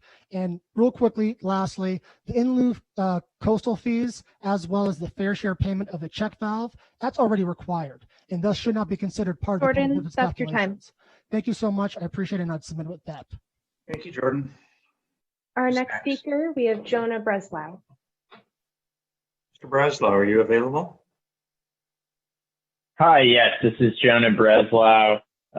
Thank you so much, Honorable Mayor and Council members. I'm here on behalf of the 32,000 members of Unite Here Local 11, the hospitality workers of LA County, Orange County, and Arizona. And we urge the council to reject this hotel project. And some of our members will be speaking in Spanish, and my colleague Vicky Beza will help assist with those translation for those workers. The project before you requires extensive zoning giveaways, reductions in required parking, landscaping, setbacks, changes to the maximum floor area ratio, etc. These giveaways will have real consequences for the people of Malibu, but also for workers. To give just one example, this is the only project that I've ever seen where the mitigated negative declaration states that employees will be required as a condition of employment to use, quote, employee ride sharing or alternative transportation to deal with parking challenges. That's on page 78 of the MND. In other words, working people cannot park at this hotel unless they carpool or take the bus. We reject the idea that hotel workers aren't good enough to park at the place that they work. In fact, this project supposedly reduces traffic because it assumes implausibly minimal staffing and that virtually all employees will carpool. As a former hotel worker myself, I know that some employees would opt for the convenience of driving themselves, and that will create challenges for Malibu residents and the hotel workers to deal with traffic and parking challenges. To make so many legislative changes for a project, we urge the city to demand substantial public benefits. The benefits provided here, we simply don't think that they're adequate. And while this check valve is certainly admirable, and the Water District required its provision, similarly, the LCP requires the provision of fees for lower cost visitor accommodation, but these fees are also inadequate. And we think that the $400,000 provided will not go far in any city, and in particular in Malibu. It is very challenging for working people to get the kind of giveaways that are provided in this massive zone change and overlay provided for this developer. And we do not think cities should simply change the rules without a substantial process for the public to be involved. And we urge you to stand up for residents and working people and say no to the Seaview Hotel project. Thank you very much. Thank you for your comments, Jonah. Who's next? Next, we have Judith Abrego, and she will have the interpreter Vicky helping her. Okay. Hello. Buenas noches. Mi nombre es Judith Abrego. Yo trabajo en el Jonathan Club como housekeeping. Voto no a este proyecto porque la view es muy importante y proporciona la cantidad requerida para el paisaje por el código. Lo que hace de Malibu es un destino que es un tipo de la belleza de entorno cultural, natural, y es por eso que la ciudad requiere tanto paisajismo en nuestros proyectos. Ayuda a proteger tanto el ecosistema como la estética, que son tan importantes para los residentes de Malibu e incluso para los trabajadores como yo. Este proyecto no cumple con los estándares del código y en lugar de revisar su proyecto, la ciudad quiere cambiar el código. Por eso digo no a este proyecto. Muchas gracias. Hi, my name is Judith and I work at the Jonathan Club as a housekeeper. Please vote no on this project. The Seaview should provide the required amount of landscaping under the code. What makes Malibu such a destination is the beauty of the natural environment, and that's why the city requires so much landscaping from new projects. It helps protect both the ecosystem and the aesthetics that are important to Malibu residents and even workers like me. The project fails to meet the code standards, and rather than revise their project, the city wants to change the code. That isn't right. Please reject this project. Thank you. Thank you. Who's next? Next, we have Aura Garcia, and we are having a little bit of an issue with the timer right now, but I just want to let everyone know we are running the timer, and I'll interrupt if anyone runs out of time while we work it out. Thank you. Laura, are you ready? Yes. Buenas noches. Mi nombre es Aura García. Trabajo en el Four Point Sheraton. Soy recamarera. Vote no a este proyecto. CVU debe proporcionar la cantidad requerida de paisajismo requerido por el código. Lo que hace de Malibu un destino de este tipo es la belleza de la naturaleza. Es por eso que la ciudad requiere tantos paisajismos de nuevos proyectos, ayuda a proteger tanto el ecosistema como la estética, que son tan importantes para los residentes del Malibu, incluso para los trabajadores como yo. Este proyecto no cumple con los estándares del código y en lugar de revisar este proyecto, la ciudad quiere cambiar el código. Eso no es correcto. Rechace este proyecto, por favor. Gracias. Buenas noches. Thank you.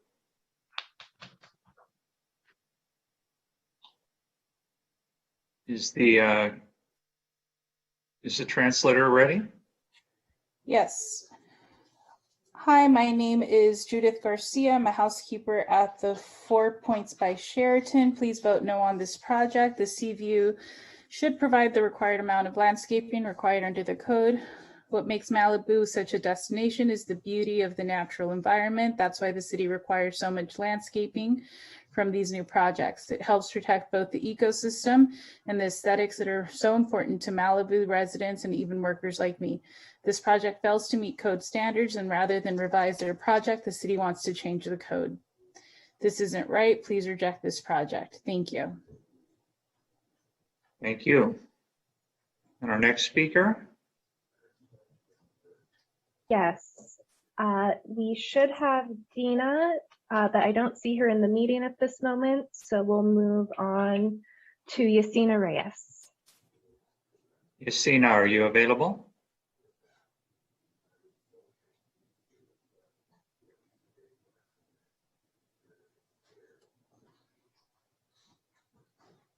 If the interpreter could maybe translate, she needs to press *6 to unmute.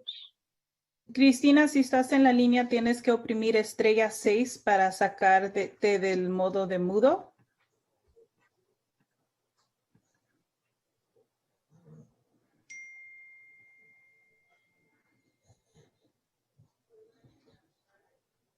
Cristina. Estrella 6 para salir de modo de mudo. Sí, bueno. We can hear you. Sí, buenas noches. Mi nombre es Yesenia Reyes. Soy recamarera, ¿verdad? Por 10 años. Y pues manejo 45 minutos para llegar a mi trabajo en la costa. Es demasiado caro vivir más cerca de mi trabajo, ¿verdad? El tráfico pues ya es malo y este proyecto puede empeorarlo aún más. Cuando el tráfico empeora, pues nos afecta a todos. Estamos pidiendo que vote en contra de este hotel. Muchísimas gracias y buenas noches. Thank you, Yasina. Okay, so good evening. My name is Yesenia Reyes. I have worked as a housekeeper for 10 years. I drive 45 minutes to get to my job on the coast. It's too expensive to live closer to my job. The traffic is already bad, and this project may further worsen it. When traffic gets worse on PCH, it affects all of us. Please vote against this hotel. Thank you. Thank you. Who do we have next? We have Priscilla Velasquez. Hi, Priscilla, are you available? Priscila Velázquez, estrella 6 para salir de modo de mudo. Ok, ¿me escuchan? Sí. Sí, buenas noches, mi nombre es Priscila Velázquez, trabajo en United Local 11. El Seaview Hotel debería proporcionar la misma cantidad de estacionamientos que requiere el código, especialmente en PCH Los proyectos que no proporcionan suficientes estacionamientos nos crean muchísimos problemas a todos, incluyendo a los trabajadores. La ciudad ha luchado recientemente con algunos de los desarrollos recientes ahí, tanto el restaurante Nobu como el Soho House son actualmente objeto de medidas de cumplimientos basados en sus operaciones de estacionamientos. La ciudad no debe socavar su propio código de zonificación para promover este proyecto. Por favor, rechace este hotel. Gracias. Buenas noches. Hi, my name is Priscilla Vasquez. I work at Unite Here. The Seaview Hotel should have to provide the same amount of parking as required under the code, especially on PCH. Projects that do not provide enough parking create problems for all of us, including workers. The city has recently struggled with some recent developments there. Both the Nobu restaurant and Soho House are currently the subject of enforcement action based on their parking operations. The city should not undermine its own zoning code to promote this project. Please reject this hotel. Thank you and have a great night. Thank you. Who do we have next? Next, we have Julio Lopez. Hello, Mr. Lopez. Are you available? Julio López, ¿estás disponible? Julio es estrella 6 para salir del modo de mudo. Hello, are you hear me? I hear you. Yeah. Buenas noches, miembros. Mi nombre es Julio López y soy miembro de Unite Here Local 11 por 17 años. Por favor, de oponerse a este hotel. El proyecto solo proporciona 91 espacios de estacionamientos, que son menos espacios de los que requiere el código. Si un proyecto tiene estacionamientos insuficientes, ¿cómo afectará esto a los trabajadores, vecinos y visitantes? Yo personalmente he dilatado buscando parking y es una de las razones el por qué a veces con mi familia no visito las playas o Malibu. Por favor, de oponerse a este proyecto. Este proyecto no debería de tener un trato especial. Rechace este proyecto. Gracias. Thank you. Hello, members. My name is Julio Lopez, and I've been a member of Unite Here Local 11 for 17 years. Please oppose this hotel.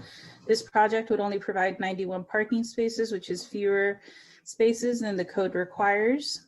If the project has insufficient parking, how will that impact workers, guests, and neighbors? It's hard for me to find parking when I try to visit the Malibu beaches, and this is why I don't visit the Malibu beaches with my family.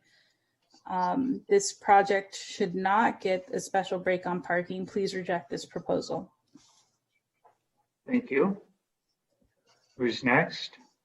Next, we should have Raul Macias, but we can't find him in the meeting, and we haven't been able to find Dina Paredes either.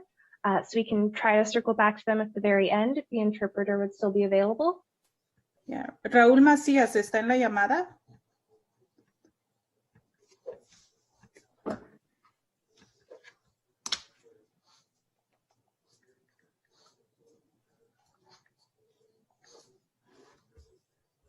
Yeah, I'll still be available.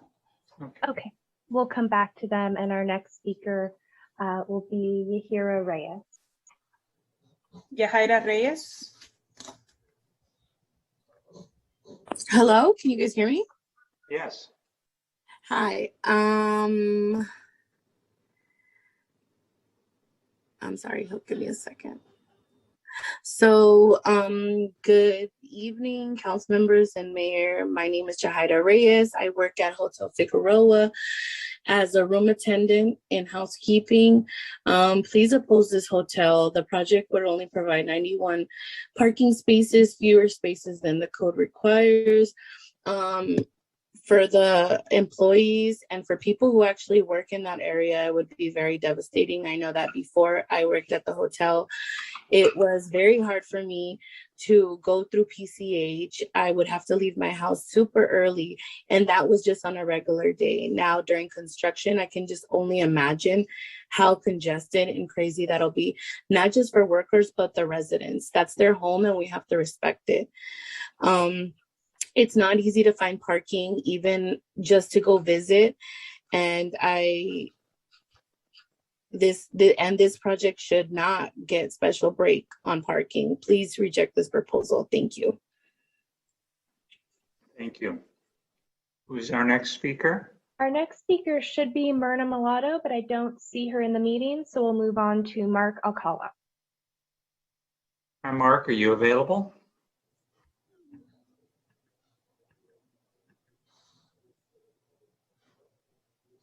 Mr. Alcala?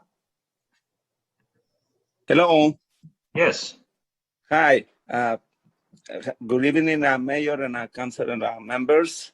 My name is Mark Alcala. I work as a houseman at the former large hotel in Studio City for the last 33 years, and I'm proudly a local 11 union member. I mean, look, I'm gonna be short. I mean, Malibu is, my favorite place, but there's no secret. I mean, Malibu has, a very, parking, issue, and 90 spaces won't be enough in order to fit, enough size, guests and local guests, and plus, workers who needs to, be transport themselves in order, to bring more, more food, to their families. So please oppose to this project. Thank you. Thank you. We already heard from Matthew Colbo, and we meant to hear from Matt DiNicola. So our next speaker is Ren Trotter. Is Renee Trotter there? Hello, can you hear me? Yes. Okay, I just wanted to start off by saying I hope everyone's well with this pandemic and everything. I hope everyone's doing well and everything. And again, my name is Renee Trotter. I work at the Sheraton Grand from downtown LA. I just wanted to say that, all change isn't bad. Who could argue with progress, better schools, cleaner streets? It's something we need in Malibu. And I want the best for my family, just like my parents wanted the best for me. So change on the PCH is well needed and well deserved. Also, I'm happy to see that people outside of our community of Malibu have started to see the value within our area. And I just got to say that I oppose the C Hotel project. A lot of businesses are fighting really hard to survive right now, especially through this pandemic. Sometimes following the rules is something that's not being done. The hotel doesn't want to play by the rules. They do what they have to do. But if that means selling our souls just to make a quick buck, I'm not with that crap. It's not worth it. Our community is not selling out. We have to realize that the people in this community make the community, not the proposal developers, not the fancy view hotel that's being made.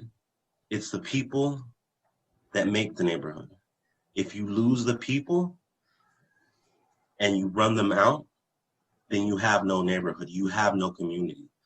So I just have to honestly say that I deny and reject the CV project. Respectfully saying, I don't mean to disrespect anyone. I'm just speaking from the heart. And we all want to be able to live in the neighborhood. We all, even people like Paul, everybody wants to be able to live in the neighborhood. And we have to stop being selfish. Yeah, I know some people flick their eyes. We need to stop being selfish. We need to realize that we all are granted the right to live here. Not just the rich, not just the people that have the money. And I know it sounds bad. I know you don't want to hear it, but it needs to be said.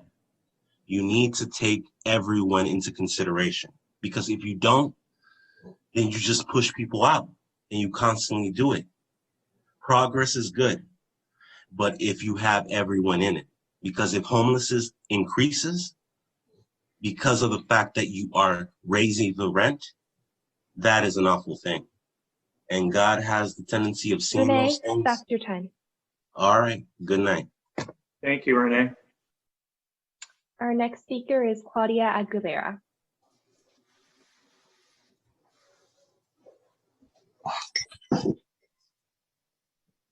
Hello, can you hear me? We can hear you, Claudia. My name is Claudia Aguilera. I'm a proud member of Unite Here Local 11. Please vote no on this project. The CBU should provide the required amount of landscaping required under that code. What makes Malibu such a great destination is the beauty of the natural environment. That's why the city requires so much landscaping from new projects. It helps protect both that ecosystem and the aesthetics that are so important to Malibu residents and even workers like me. This project fails to meet the code standards, and rather than revise their project, the city wants to change the code. That isn't right. Please reject this project. Thank you. Thank you, Claudia. Our next speaker is Jose Calderon. Mr. Calderon, are you available? Yes, hello, good evening. Thank you. My name is Jose Calderon. I'm a proud member of Unite Here Local 11.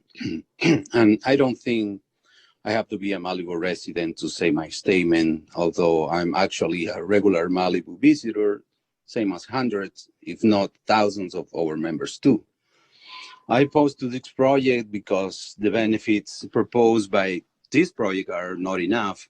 The city council asked for $1 million. That is not what Malibu will get. Instead, Malibu will get only $400,000 and some improvements to the water system. The developer says that the water infrastructure improvements they will provide are a public benefit. But Water District 29 said the developer must provide these improvements. They are not a public benefit provided out of kindness. Also, $400,000 can be a huge amount for me, but the hotel developers can afford more than that in benefit of the city of Malibu.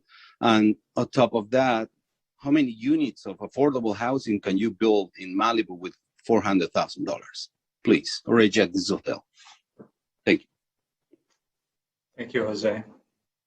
Our next speaker is Roxanne Ramirez. Roxanne, are you available?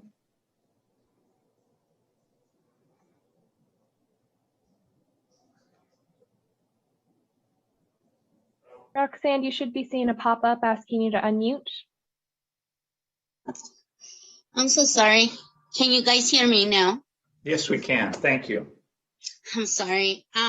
Good evening to everybody. With all the respect, I'm a member also from Unite Here. I'm very proud of my union. And to be honest, you know, I'm against of the project. I think you guys are not respecting the codes.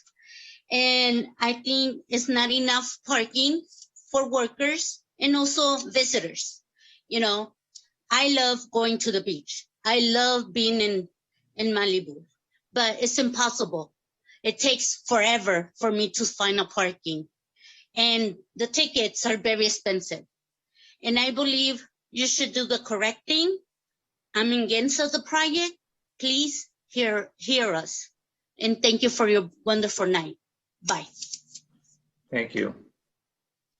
Our next speaker is Cesar de la Cruz. Mr. De La Cruz, are you available? Yes, I am. Can you guys hear me? Yes, we can.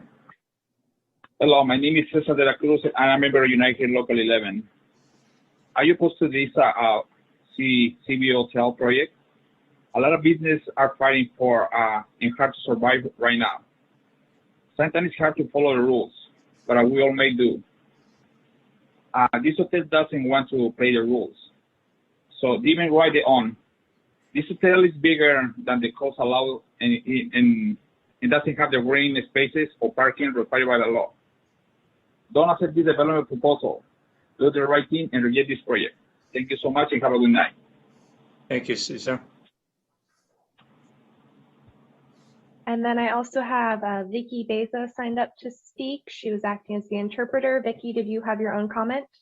I do, but before, I think we were waiting on Raul Macias, and he's listed under iPhone. It wasn't letting him update his name when he logged in on Zoom. So if you like, I can interpret for him first.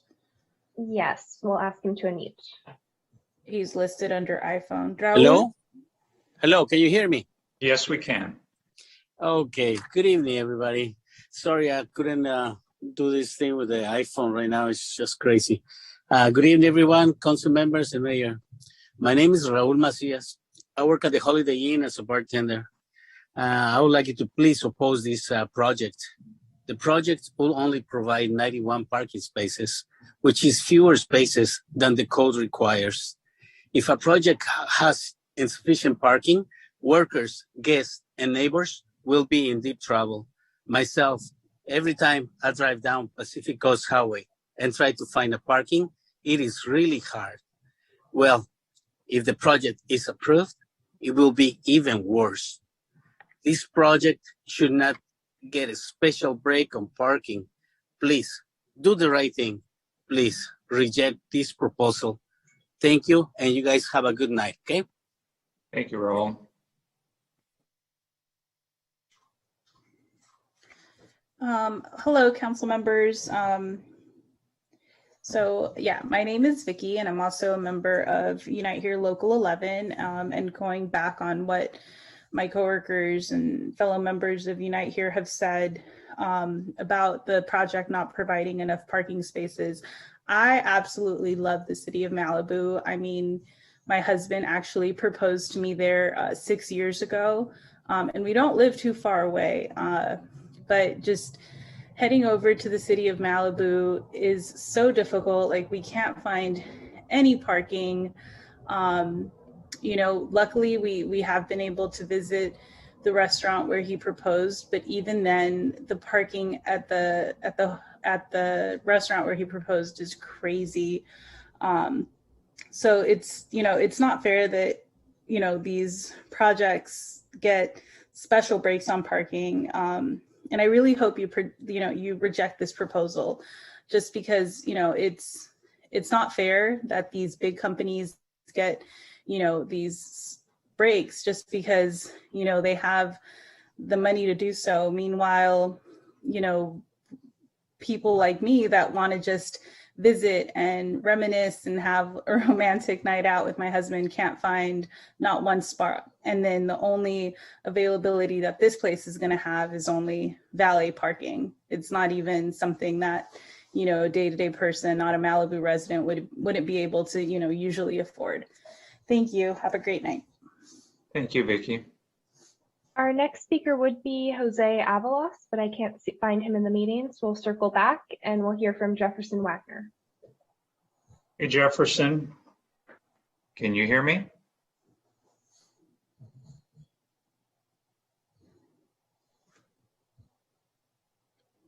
Jefferson, you should have a pop-up asking you to unmute.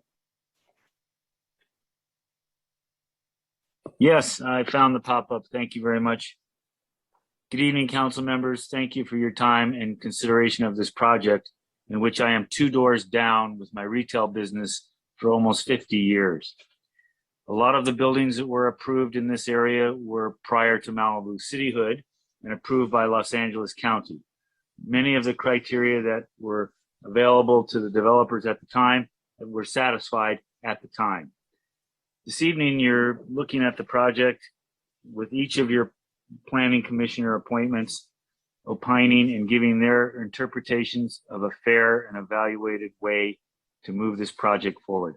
I encourage you, as a resident of Malibu, as a former council member, and as a business owner nearby, to approve the project with some of the options that have been forwarded by the planning commission themselves. Those were your appointees. They did the deep homework. They did the hard work, and they move it forward to you for your approval. Once again, thank you for your time and your consideration this evening. I am 75 feet, 80 feet away from this project. I would be more impacted by this project than anybody that has spoken this evening, and I still support it. Thank you very much. Have a good evening and good luck with this project. Thank you, Jefferson. Who else do we have to speak? Next, we have Lester Tobias. Hi, Lester, are you available? I just hit my unmute, so I'm guessing I'm available. All right.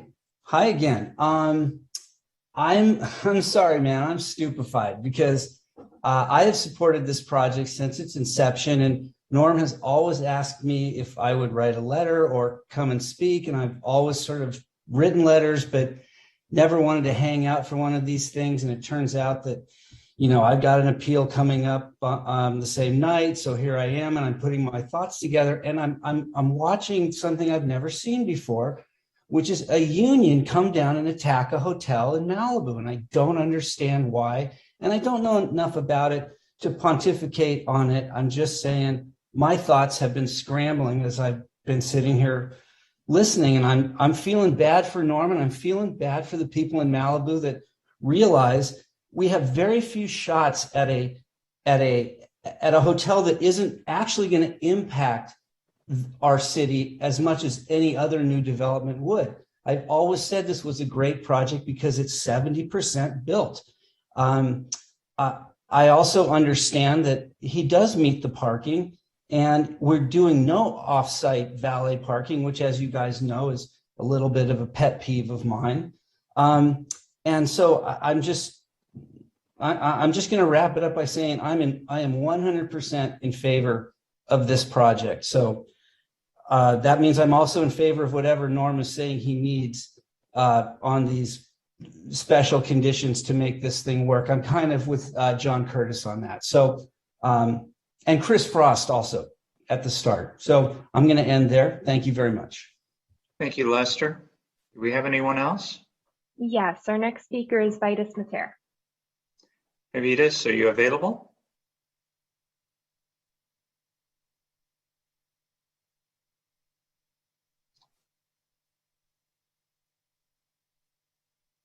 You should be seeing a pop-up asking you to unmute. There we go. Good evening, City Council members. Can you hear me? We can hear you. Excellent. The proposed hotel at this location on Pacific Coast Highway represents an ideal use of these two adjoining properties. It is clear from the agenda report text that great care has been taken to find a solid basis for allowing this optimal use of the properties in question. The city and its visitors would be well served by a new hotel, an item that is sadly lacking from our town. It has been years since a new hotel was approved or built, and there are very few appropriate locations, let alone locations that can provide adequate parking. The proposed design offers a considerable improvement over the appearance of a long-standing Shell filling station. There's a handful of older eyesores that remain along the land side of Pacific Coast Highway, and this proposed greenbelt and trees will offer a great improvement, especially for people that are walking or even those driving in the area. Repurposing the existing office building is a stroke of genius, but the plan only works if the two lots are merged, eliminating the need for two intermediate setbacks between buildings and property lines. This gives the opportunity for a good measure of landscaping along the highway and, of course, the new parking. The building also blocks the views of the half underground parking of the existing structure, which is brilliant. And it eliminates, a lot of traffic that would go to hotel rooms that are in Santa Monica or out in the valley. At the end of the day, people can stay in Malibu. I think the design is superb. Our community has a great need for this hotel, and there's a broad range of benefits. Let us not get bogged down with the less important details. Selection of a proprietor of the hotel, promises to a hospitality workers union, final details of the hotel's interior layout. All these items should not be a part of tonight's discussion. Instead, please approve this valuable asset to the city. It is long overdue, and this is a particularly good plan. Please adopt this resolution without further restrictions. Thank you. Thank you. Our next speaker would be Lynn Heacox, but I can't find them in the meeting, so we'll hear from Joe Drummond. Hi, Joe. Are you available?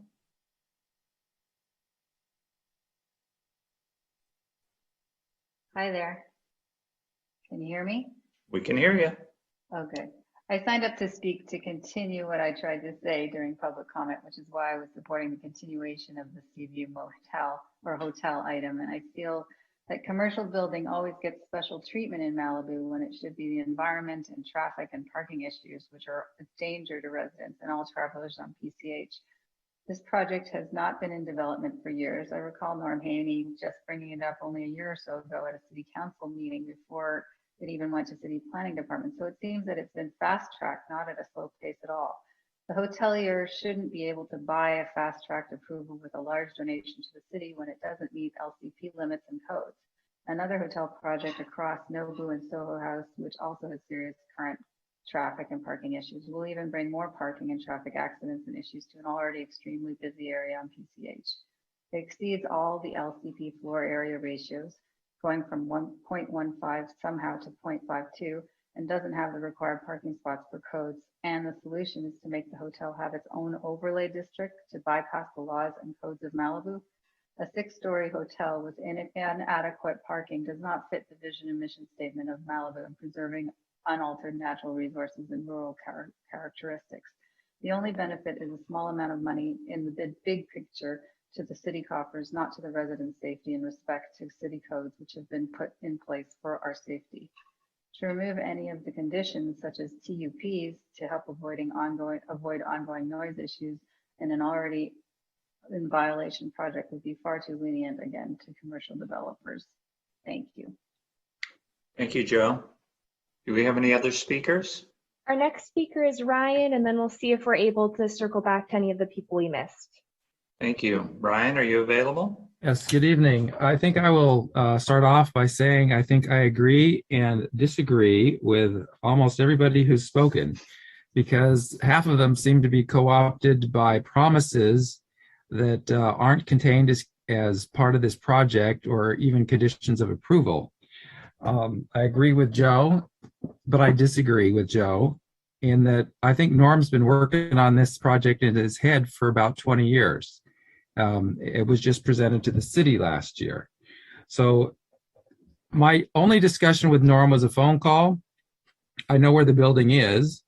To modify the conditions for the ingress, egress, and traffic circulation of the 2 curb cut locations that would be part of the proposed merged lot, so that it may be more practical in the future that before people drive past the one entrance driveway and realize they got to go make a U-turn, maybe the entrance driveway should be on the west side, that you actually can pull up in front of, park, see it, and then turn right into the farthest driveway. And Norm agreed that most of the people who would, and all of the traffic basically, would be coming from the east, LAX, airport, Santa Monica, everything fun is to the east. That brings them to Malibu. The second is I wanted the condition I proposed for the Planning Commission be incorporated, and that is that, with modern day, people are ripping out their bathtubs, putting in walk-in showers, that showers are more water efficient. Norm's asking for a high density use, 0.54, whatever, lot development here for floor area ratio. I think you'd be doing the environment and saving the carbon footprint of all the electricity it takes to bring water in and the burden of how you get rid of it through a septic system where you got to pump it all around and get rid of it, to condition half of the rooms to have no soaking tub. They can go to the jacuzzi on the roof, they can go to the ocean, they can take a shower. I think that would be a water-saving permanent measure, and I don't know why the applicant would not want it. Half the rooms would have a tub. You ask them when they make the reservation, you want the room with a tub or you don't. So I'm not sure how and why supporters of the Boys and Girls Club got roped into this, and why the city would be putting mitigation in lieu fees and donating them to a pet organization. It doesn't seem correct. The fees should be for general traffic mitigation. And last I'll say is they're all correct about the parking. You must retain the 2 per room requirement. It's not that there'll be 2 guests, but it's a formula to operate a hotel. Thank you. Thank you, Ryan. Mayor Grisanti, we have looked for the 4 speakers we missed earlier, and they're still not in the meeting, so that concludes public comment. Thank you so much. I believe that brings us back to the council. So my first question is, oh, I see a hand raised. It's Bruce. Hey, Bruce, you're first. Hey there, thank you. This is going to be procedural and not substantive. The Planning Commission did this by making a motion at the very beginning and then adding amendments throughout the meeting by separate votes before voting to approve or reject the entire amended project. I thought that process made a lot of sense. It made it a lot easier to keep track of what was being done. So in order to facilitate that process, if I'm able to get a second, I'd like to make a motion for discussion purposes only, not because I'm voting to approve this, but to approve the project as presented by the staff. And then we can engage in discussion and carve things out, add things, what have you, get to a final point, and then either vote it up or down. So that's my proposal. I hope I can get a second on that. I'll second it, and it's probably a good way to go at it. Thank you. Very good. So we have a motion and a second to adopt the plan as presented to us, and we're going to pursue the amendments before we take it any further. Is that correct? Okay. Do you want to talk about an amendment, Bruce? I'm happy to start if that's other people's preference. I'm going to have a lot more, I think, questions and proposals than anyone else's, though. It might be easier if others go first, but it's up. Karen has got her hand raised. We can have Karen go then. Just a question. Do we need a vote on that? My understanding is what he has proposed is a framework of us accepting the entire proposal, and now we will make whatever changes we need to make to it to have a majority of us be happy with it. Yeah, so we don't vote on the actual motion at this point because I think we're now going to consider amendments to it. So we can go through these item by item, and then they can be considered friendly amendments to it, or otherwise we can bring a new motion based on the straw votes or how you guys resolve on the different issues. Yeah, what I'm suggesting, what I saw this work really well with the Planning Commission in this particular setting. What I'm suggesting is we actually take a vote each time there's a proposed amendment, not whether we agree to the friendly amendment or not as the motion maker, but we vote every time there's a proposal to make an amendment. And if the vote is yes, that then becomes part of what's being put forward at the end of the night for approval or rejection. Okay. Sure. We're basically taking a straw vote on each of the items. Yes. I think that's a good way to go. I appreciate that. Okay. I'd like to start by amending that we remove item 14, which shows on page 3 of 48, which removed the 5 car lifts.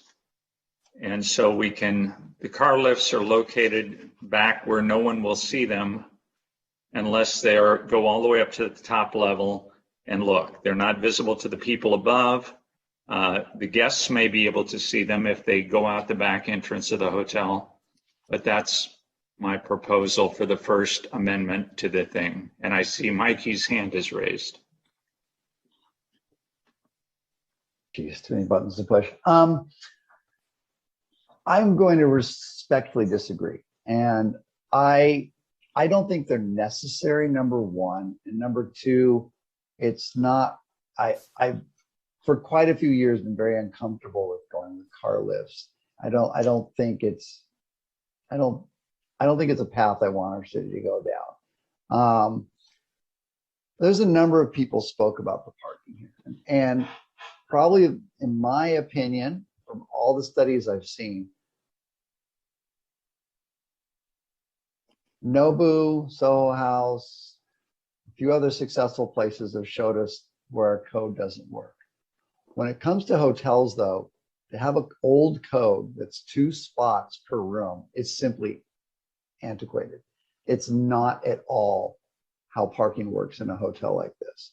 The average at the Malibu Beach Inn is 0.62 per room. And there's lots of reasons for that now, especially with rideshare increasing. A number of people are driven there. There's people take taxis, etc. So 1.5 per room leaves a surplus of parking spots from everything I've seen.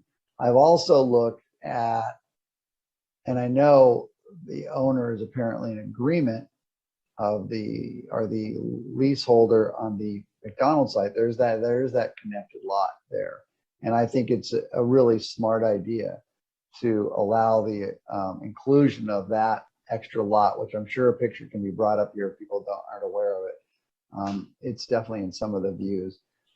That makes perfect sense as well. So I find when I've looked at the parking studies, looked at other projects as a planning commissioner, this project actually does, rare moment in Malibu, even fully successful, absolutely has the parking. And I believe it has the parking for the employees as well, because it's just, we're not going to fill 1.5 spots per room.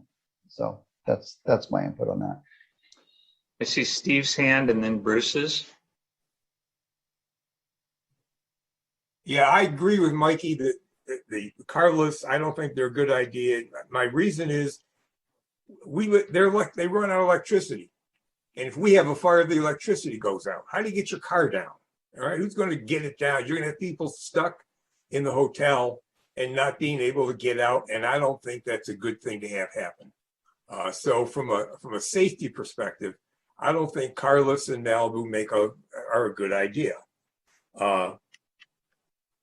Parking, I'm trying to figure out the parking thing, but I would like to, at some point in time, include a resolution as part of or a comment as part of the resolution that says nobody working for the hotel or none of the guests are allowed to park on PCH, period.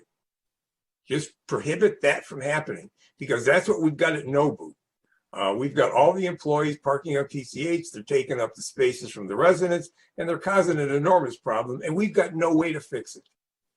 So if we don't stop this on the front end here, I think we're going to be doing the same thing that we did with Nobu, causing another traffic problem. So those are my comments. I had more, but on the parking thing, I think we've got to eliminate any chance that they're going to be parking on PCH. Thank you, Steve. Bruce? Okay, so I'm going to join Mikey and Steve in being opposed to eliminating the restriction, the prohibition against car lifts. The planning, as Jefferson Wagner said, I think correctly, our planning commissioners understand the details, the facts of these things better than we do. They rejected it. We're going to talk about other things as we go on, but I think it's a bad precedent because it's been rejected consistently, and I don't want this to open the door to people asking for it elsewhere. It's unnecessary here, so I'm going to oppose that.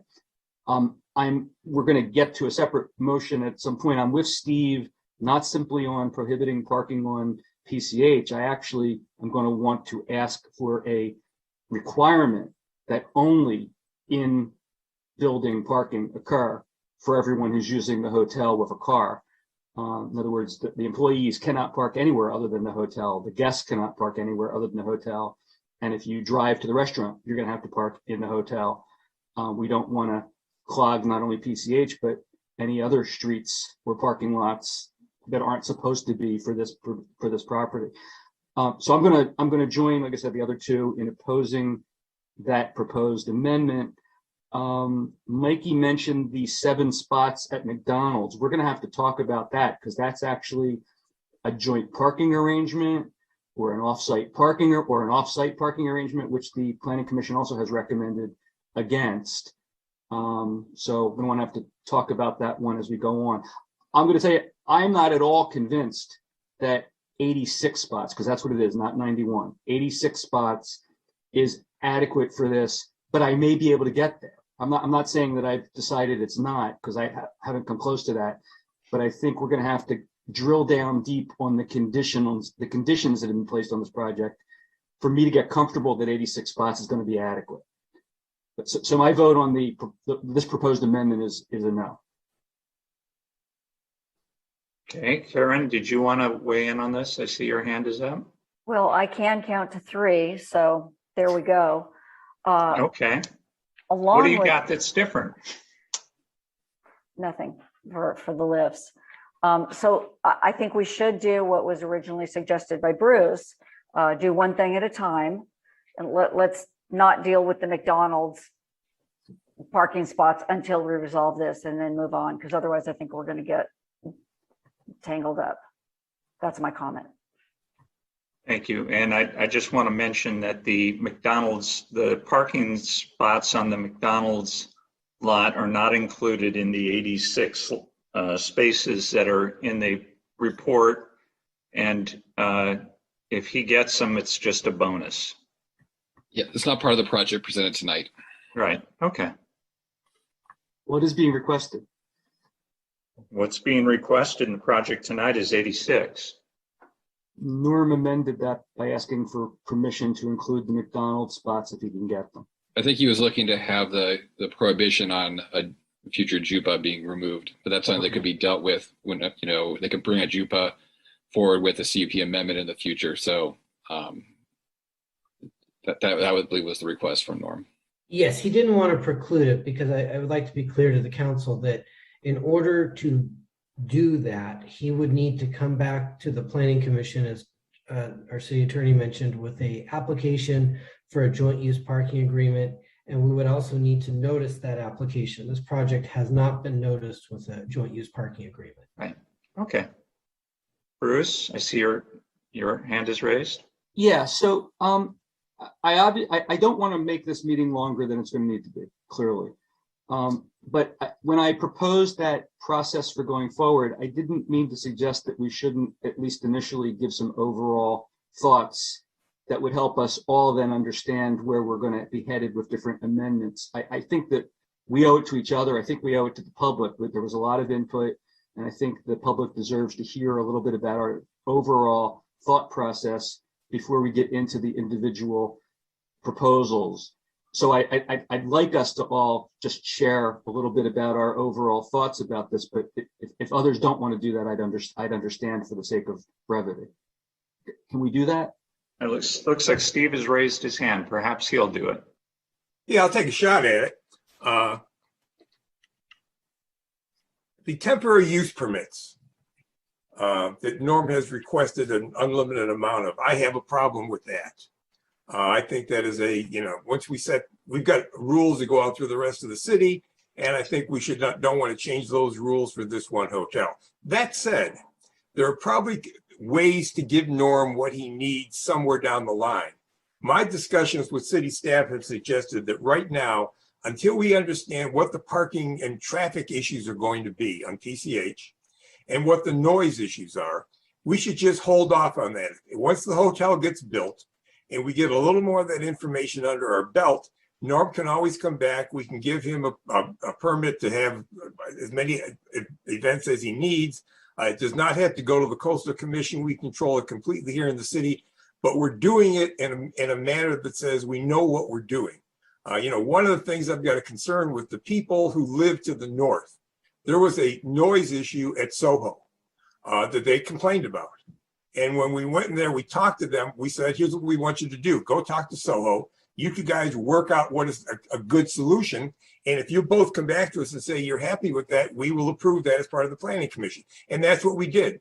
and that solution has worked out very, very well. I would like to see us do something like that down the road with the neighbors there, but at the moment, I'm not going to support putting in additional temporary use permits for Norm. Thank you, Steve. And I'd like to just take a moment to mention that Norm has hired the same people who did the engineering, the sound engineering for the other people. And the plan we have in front of us includes a pretty severe limit on decibels. And if there's a complaints made limit that's pretty low, I think it's 3 complaints and no amplified sound at all is allowed from then on. Karen? Thanks, Paul. In the interest of just general comments, until yesterday afternoon around 5 o'clock, I had heard almost nothing but overwhelming community support for this project. We've heard it at council meetings, under items not on the agenda. We've heard it, we've gotten emails again and again and again. We've gotten community support for this. Yesterday, I was stunned to look at my email and find 51 emails, mostly from people I don't know. I've lived here for 43 years. I know a lot of people here who were opposed to this. I have a problem with that. With all respect to everybody who spoke tonight, all of the workers, hotel workers and others, people with the union, the people who live here have to live with this project day in and day out. And what we have been living with since I don't know when is the eyesore in the very middle of our city that is an abandoned gas station that's rusted and, in my opinion, dangerous. I saw somebody trip and fall there as I happened to be driving by a couple of years ago, and they looked like they got badly hurt. We need to do something about that. We have an opportunity to do something great. So I think we need to work through these issues and figure out a way to make this happen. Okay, so if we want to get back to the individual issues, parking, TUP, and everything else, then I'm ready to talk about that. But I just want to say, and I kept a running count here, just so people know. I always take notes during the meetings. Every speaker in favor of this is somebody who lives here and or works here, and I know almost every single one of them personally. And against it, I heard 2 speakers who live here. No, excuse me, 3. So I just think we need to keep that in mind. We have, again, an opportunity to do something great. And there was a comment about money in the city's coffers doesn't help the residents. That's exactly what it does. It gives the city greater capacity to get things done for the residents. So, you know, let's figure out a way to move ahead here. And no, I don't believe this project has been fast-tracked. And no, the Boys and Girls Club, for as much good as they do in the community, is not a pet project of my or organization of mine or anybody else's, I don't think, on the council. Okay, so I think there have been some inaccurate and probably unfair comments made tonight, and I would like to just move ahead. Thank you. Karen, Mikey, you're next. Oh, I'm already unmuted. Yeah, this project has been going for, I've known about this project in some form or another for quite a few years. Norm also looked at doing a car museum, and we talked about that at some point, and I'm pretty sure I told him it was a terrible idea. The model I didn't think fit, and I know some people would love a car museum here. That was my personal opinion. But we are very short on hotel rooms in Malibu, whether we like it or not. And this project is mostly, a great deal of it's built. Things were made over the landscaping, things were made over the parking. This building is old. When it was a Shell station, I worked at Kentucky Fried Chicken when I was, okay, ready? 1975. Took the bus there because I was 15. And we used to skateboard. There used to be a nice like hill there where we could skateboard. And Yeah, it wasn't good. The guy inside was selling weed and stuff. Not that I knew about that, but that's what I heard. Okay, I got to laugh. Thank you. So this is kind of a very unusual project where for all the times it's been in front of different commissions or our council has gotten support across much of the city. I'm not going to say everybody, obviously, because we all see things differently, and that's fine. I think it's a very unique, and I guess to quote Karen, positive use of an old property that does settle some issues for us, including the fact we are, and Norm's right, it's allowing the public better access to Malibu in a couple of ways. And I believe strongly it's parked well enough and can be parked better.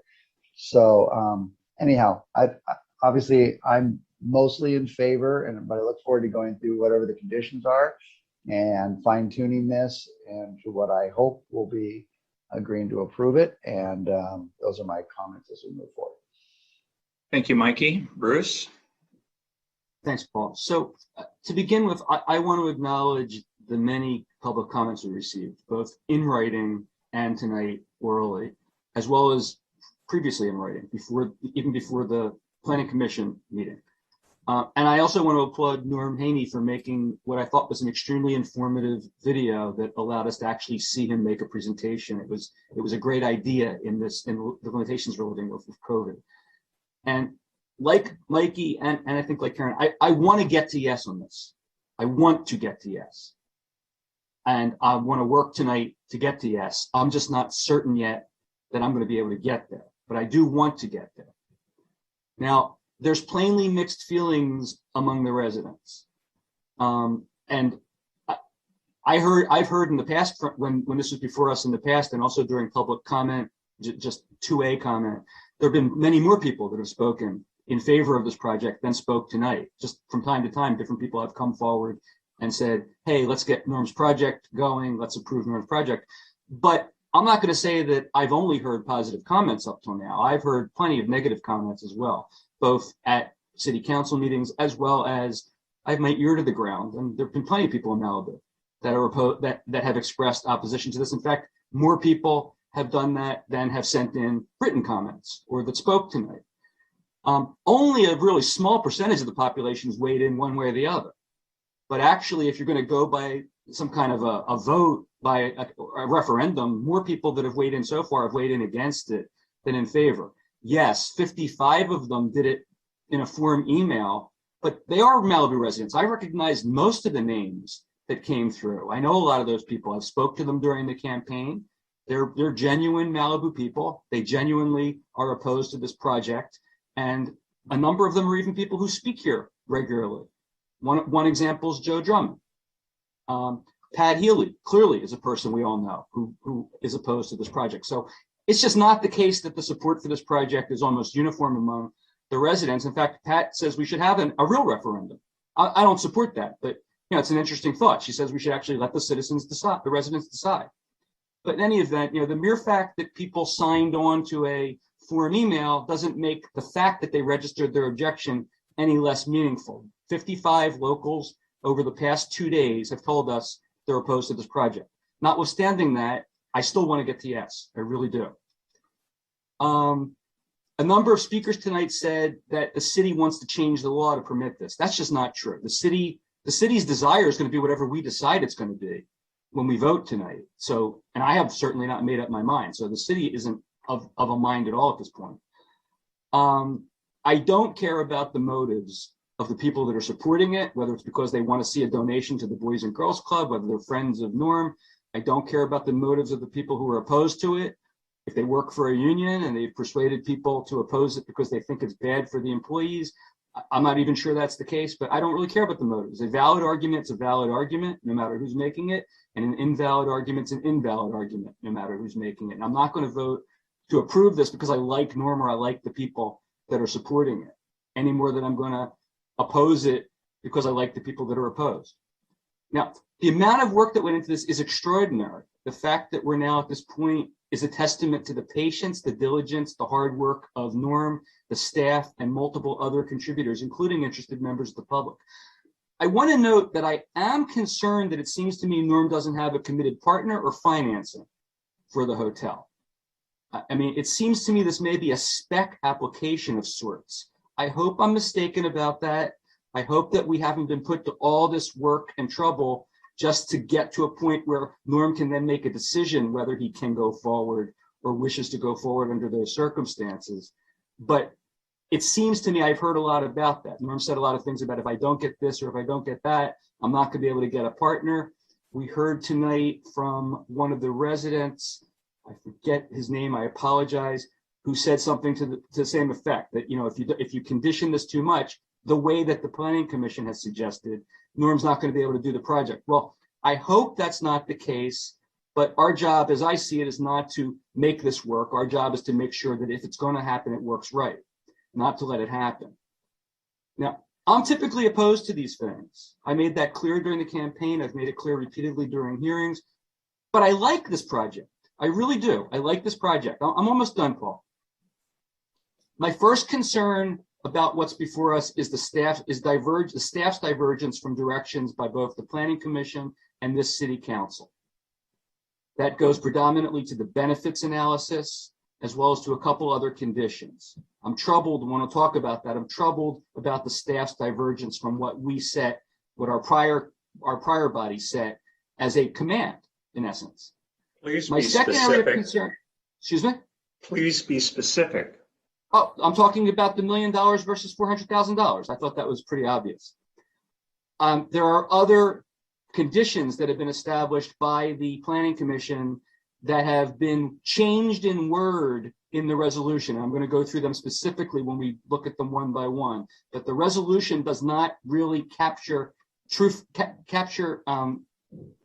what the Planning Commission said in all respects. My second area of concern, explain this out as generalized issues. My second issue, and it's the biggest issue after that, is parking and traffic. And there's a lot of problems with that. I can get over them because I've got some conditions that if we place on them are going to get me to the point of being satisfied with the parking, but I'm not satisfied with it to begin with. And I think that goes to CEQA and whether we need an EIR. Because I don't think unless we absolutely nail down the parking, we're able to say two things, which we're going to be mandated legally to say. That the project as conditioned, quote, clearly no significant effect on the environment will occur. Clearly no significant effect. We have to be able to say that legally. And there's no substantial evidence that the project may have a significant effect on the environment. We must find those two things. And we can't just say those words. We must truthfully find those two things. And the parking gives me the greatest concern about getting there. I think I may be able to get there, but I'm not there yet. My third area of concern is with what are the public benefits, not the payment, but what are the other public benefits as currently structured. I think that Norm has overstated many of them. And I think we need to drill down on them because I don't think the project provides anywhere near the number of public benefits that it's being touted as having. That doesn't mean that it doesn't have public benefit, but it doesn't have anywhere near the ones that it's being touted as having. For example, it's not going to reduce traffic. I mean, that doesn't pass the blush test, and we can talk about that. At least not unless it's conditioned properly. The fourth issue is with the proposed... I would prefer a more granular approach where you make a statement and we discuss the statement rather than you go on and go from thing to thing and just burn a lot of time. Well, I'm sorry if that's what your preference is, Paul, but I'm not doing this to burn time, and I'm trying to give you an overview of where I'm going to be going with the granular points. So that I'd rather see you go there. And I've got 2 more paragraphs of notes on the subject, and if you didn't interrupt me, I'd be done them already. Okay? No one interrupts you. I have multiple issues with the terms of the development agreement, the language of it, which I understand wasn't drafted by our city's attorney. And I have some problems with the terms of the resolutions, which don't conform to what the Planning Commission said they should be. And finally, I have some other miscellaneous issues, and I need answers to a bunch of questions. That's the overview. Okay, and I'll get into the granularity one by one as we do them. I have some questions I want to start out with based on the presentation that was made by Richard earlier. there was a statement made that there is going to be space for restaurant or recreation area.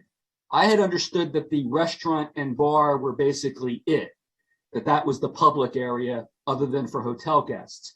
What did you mean by or recreation area? Is there some possibility of something different than a restaurant at some point? Who are you asking the question? Richard, because he made that statement when he gave us the slides. Richard?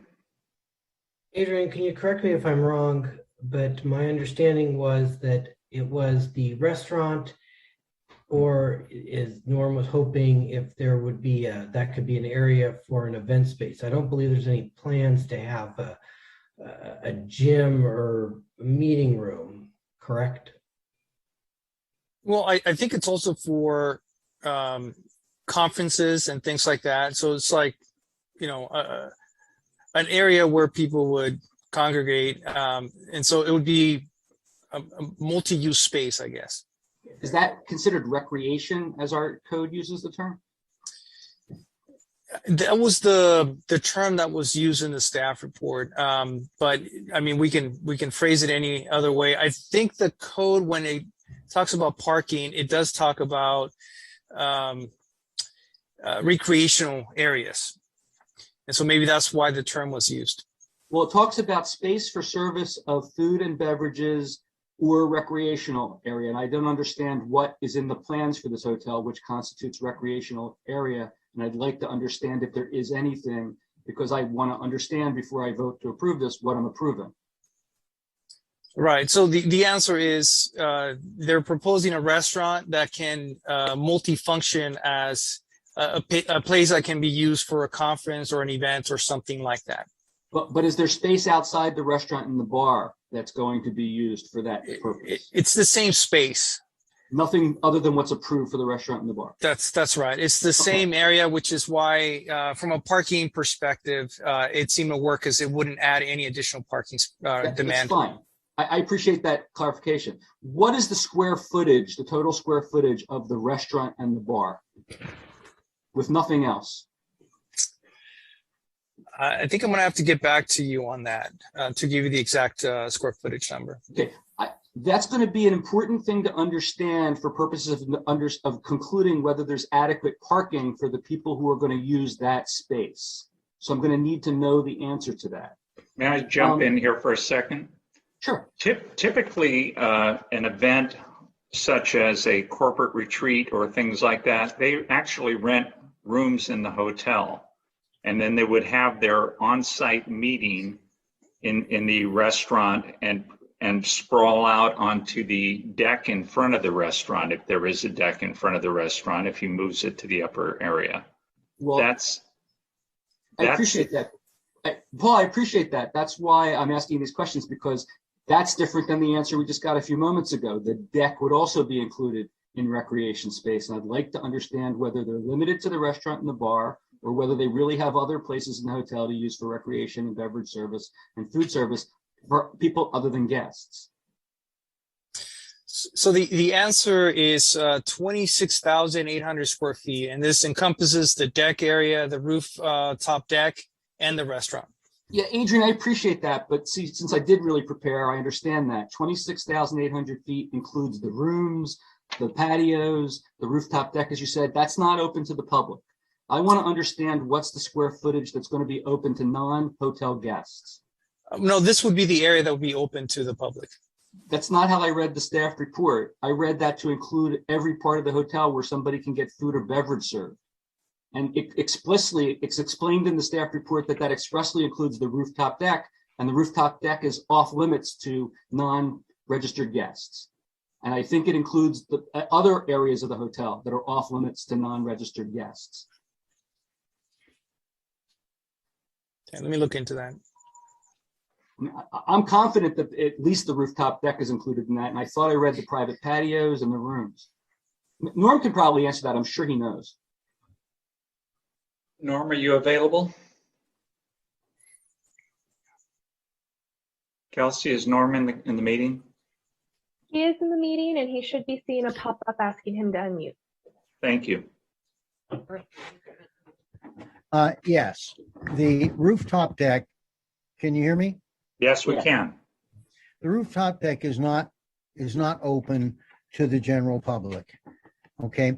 If a group of people come in and rent the entire hotel, then of course they have a right to use the rooftop deck. It is my hope that if the ultimate operator of the hotel wants to move the restaurant up to the 5th level, then that deck will be available for serving, consistent with the number of parking places that are available.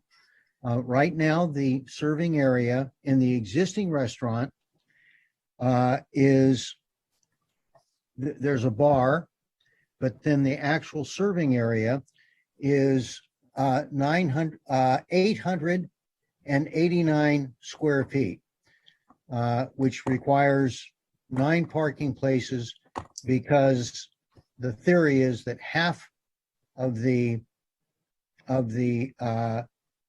area will be used by people that have already parked in the hotel and have rooms, and the remaining are people that come in off the street and don't have a room in the hotel.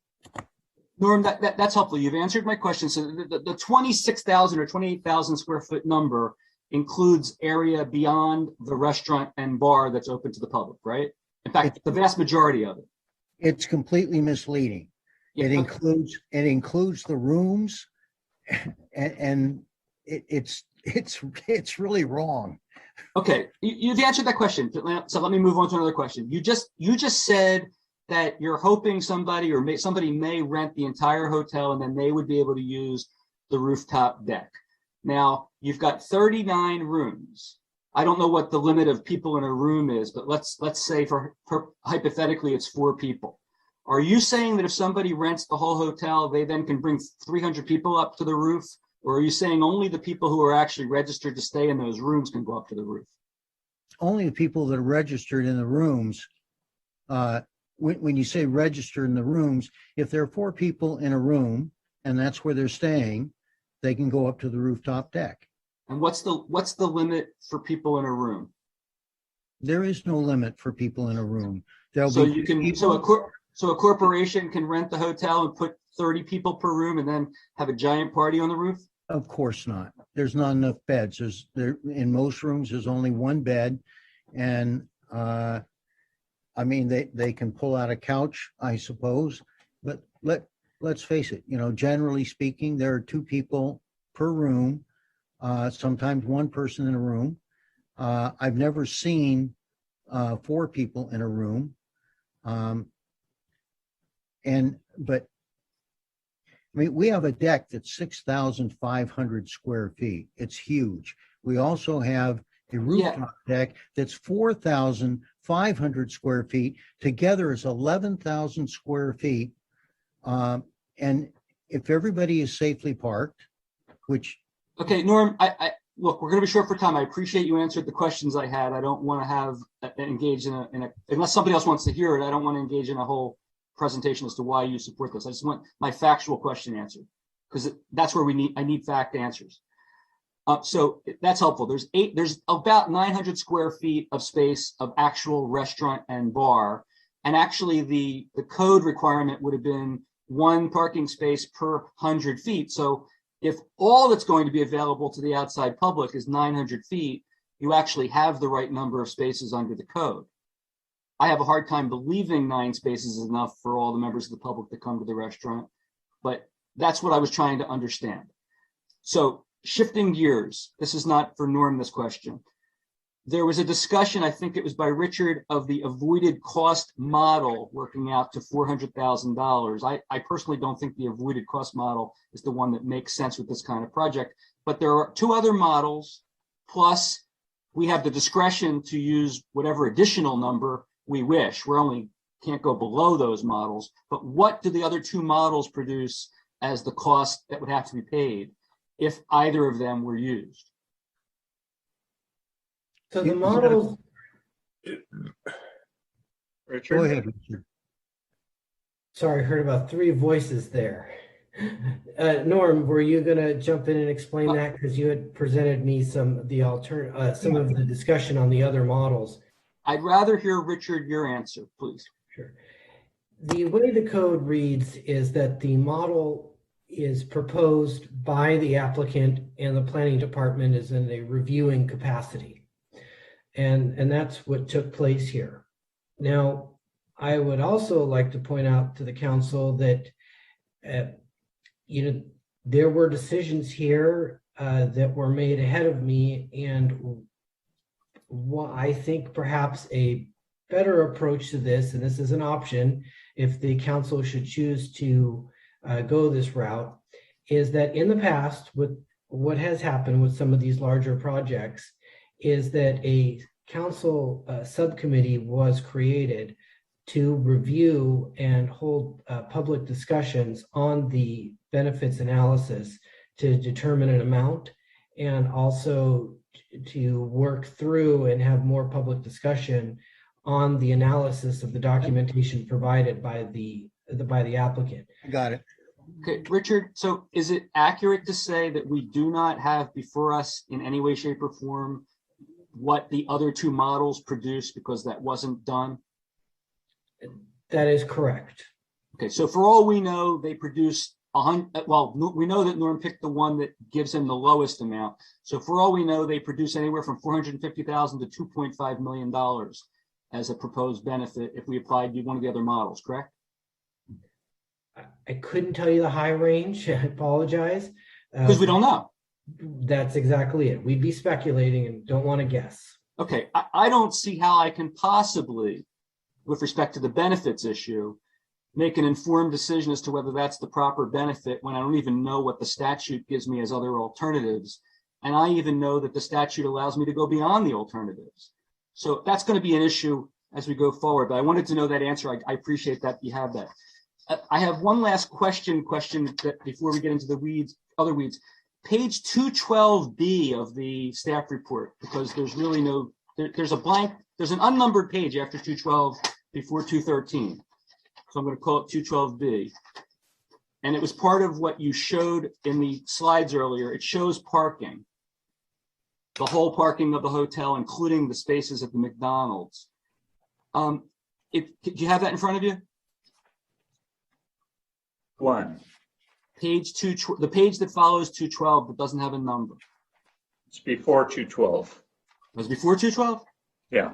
Thank you, Paul. You're right. Before 212. I want to.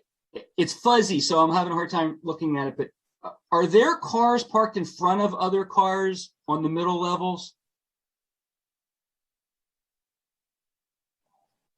Is that what that shows? I'm working my way to that sheet, unless Adrian has it up ahead of me. Those are valet spaces.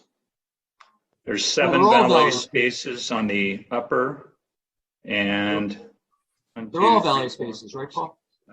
Yeah, but one's blocking others. So there's 14 total spaces that way. So that's part of the plan, is to have the spaces that are blocking other spaces. That's correct. That is correct. Yes. Okay.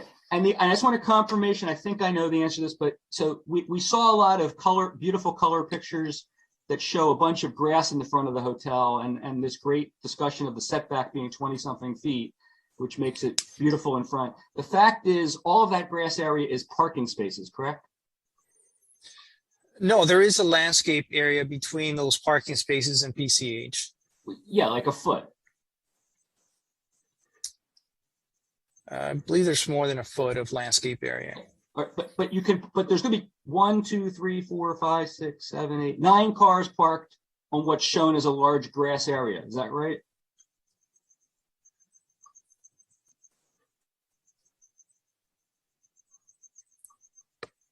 No picture we've ever been shown shows that. Adrian, if I'm not mistaken, I think my machine's having a hard time here with the size of this document, but I think what the council member speaking to would be page 196 of the PDF, where it shows Pacific Coast Highway and a planter area that's a couple feet wide with trees that. Yeah, you have to zoom in to look at the dimension. It's actually 6 feet. Okay. Okay, but is it the case that most of that grass area, those are parking spaces? That's not going to make me clear the deal. I just want to make sure that we understand what we're dealing with. I think that's Grass Creek. So it is being used for parking. On the site plan, it shows us parking. Okay, and one last question before I cede the floor and we go to more specifics. The Norm made the statement, hotels are different. They need like unlimited TUPs and some other accommodations. What are we doing with the Malibu Beach Inn? Do they have unlimited TUPs? No, nobody has unlimited TUPs. The code specifies that it's 6 TUPs per commercial parcel per year. The only way 16, did you say? 6. Okay, that's what I thought. The only way to do something different would be that as part of the conditional use permit, the approval body of that, whether it be the council or commission, depending on the hearing, the council or commission could put in a provision that certain types of events are exempt from the requirement of a TUP because they'd be considered normal operation. And has that been done with the Malibu Beach Inn? Not for the Malibu Beach Inn. They did have something, I want to say, perhaps for weddings many years ago, but they never used it, and it's since been removed, is my understanding. Okay, so when Norm says hotels are different and they need this kind of thing, we have one hotel in town and it doesn't have those things, right? That's my understanding, yes. Okay. Paul, do you want me to now start making proposals? Those were the questions I needed answers preliminarily to. But now I can get into the weeds of what's not included. The list on page 3 of 48. Okay, well, okay. So one that I'm focusing on is it says add condition of approval requiring valet for all parking. And I understand that's not controversial, but the resolution says valet service shall be provided for all on-site parking. That doesn't mean that people can't park their cars by themselves. That just means valet service is available. So I think the language of the Planning Commission needs to be used, not the language that it was altered to. That's a motion.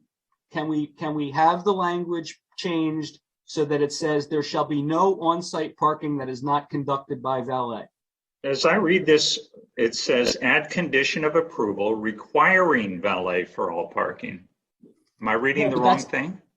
You're reading the report correctly, but the resolution says valet service shall be provided, not that it's mandated. So the resolution doesn't capture the spirit of or the letter of what the Planning Commission said. And here's what the words I'd like to propose. This is my motion. There shall be no on-site parking that is not conducted by valet, because I think that's what the Planning Commission wanted. I'm sorry, I thought I was reading the recommended action. But you're not reading the resolution implementing it. That's what we're going to vote on, the resolution, not the staff report. The proposal then is to alter the condition to the valet condition to instead say there shall be no on-site parking that is not conducted by valet. Is that right? That's what the motion is to alter the words that are used in the resolution to there shall be no on-site parking that is not. Richard, do you know which condition number the valet parking is? It's the one that I didn't write down when I was making my notes, but I can find it. That's what I'm going through right now. We can just add Planning Commission item number 5. Number 5. That's another way to do it. Okay. Well, it's gonna require massaging the CUP terms, but so those are the words I'd like to have. There shall be no on-site parking that is not conducted by valet. I think that how is that different from add condition of approval requiring valet for all parking? Because that's not what is in. You mean use those words as opposed to what the resolution says? Yeah. Yeah, that's a Planning Commission recommendation. Well, it's not. It's what the staff is paraphrasing the Planning Commission as having said. How is that different than what the Planning Commission wanted? I think that the words I'm using are more precise and not subject to misinterpretation or argumentation down the line. So I'm not asking that the condition be different substantively than what we're all agreeing it ought to be. I'm just asking for words that make it clear. I believe that to be, Adrian, correct me if I'm wrong, essentially that's condition 52. That's right. Rather than valet service shall be provided for all on-site parking, it shall be, as amended here, and we'll get the exact language, but essentially there wanted to be clear that valet service shall be required for all on-site parking, but it's also, we got to say that no parking shall be self-parking.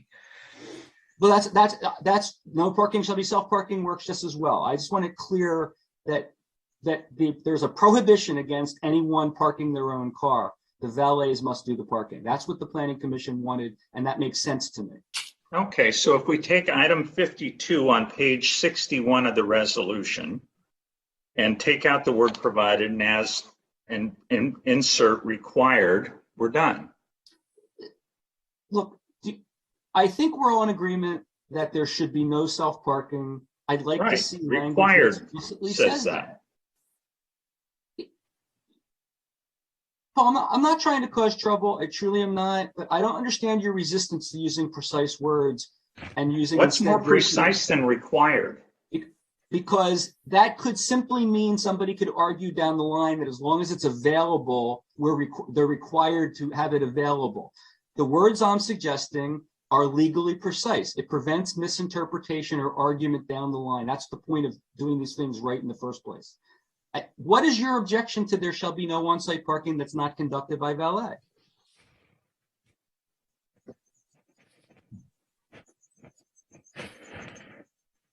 Why use 40 words to do what 6 are doing? Because 40 are more precise. Would this work if it said parking shall be by valet only with no self-parking allowed for condition 52? Yeah, that has more words than I proposed, but I'd be happy with that. Okay, good. That works. Take it. Okay. Are there 3 votes for that? I'll vote for that. I'm in. I'm in. Okay, thank you. All right. The next one is, it says on there, revised local coastal program amendment and Seaview Hotel overlay development standards to require temporary use permits for all events.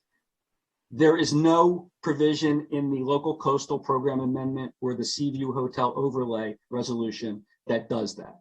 It is included in a CDP, which is of lesser legal significance, and the words even are not the same, but we need to include this in the LCP amendment and the Seaview Hotel overlay resolution. And the language should be temporary uses shall be in accordance with LIP section. I'm sorry, that's what the resolution says. The language should be that temporary use permits are required for all events. I'm sorry, let me back up.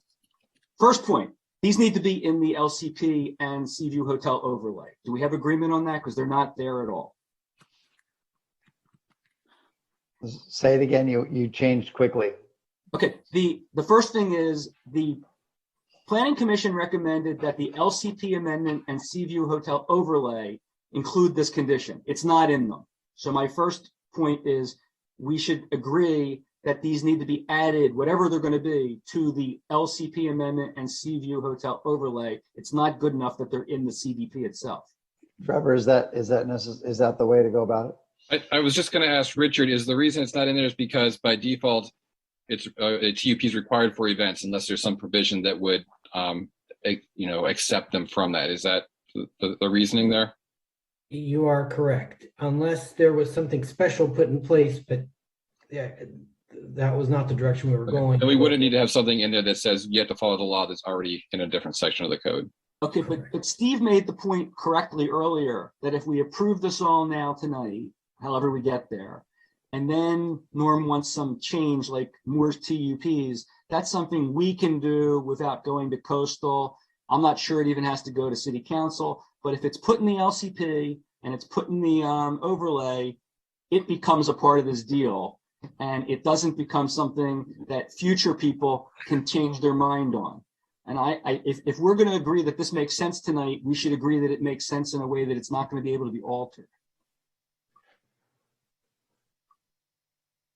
And that's what the planning commission wanted. Are you trying to freeze them in time so there's a future change to the TUP conditions that they're going to need to go through the process of an LCP amendment if they want to get out of what is being proposed to be in the LCP amendment tonight? That's what the planning commission said.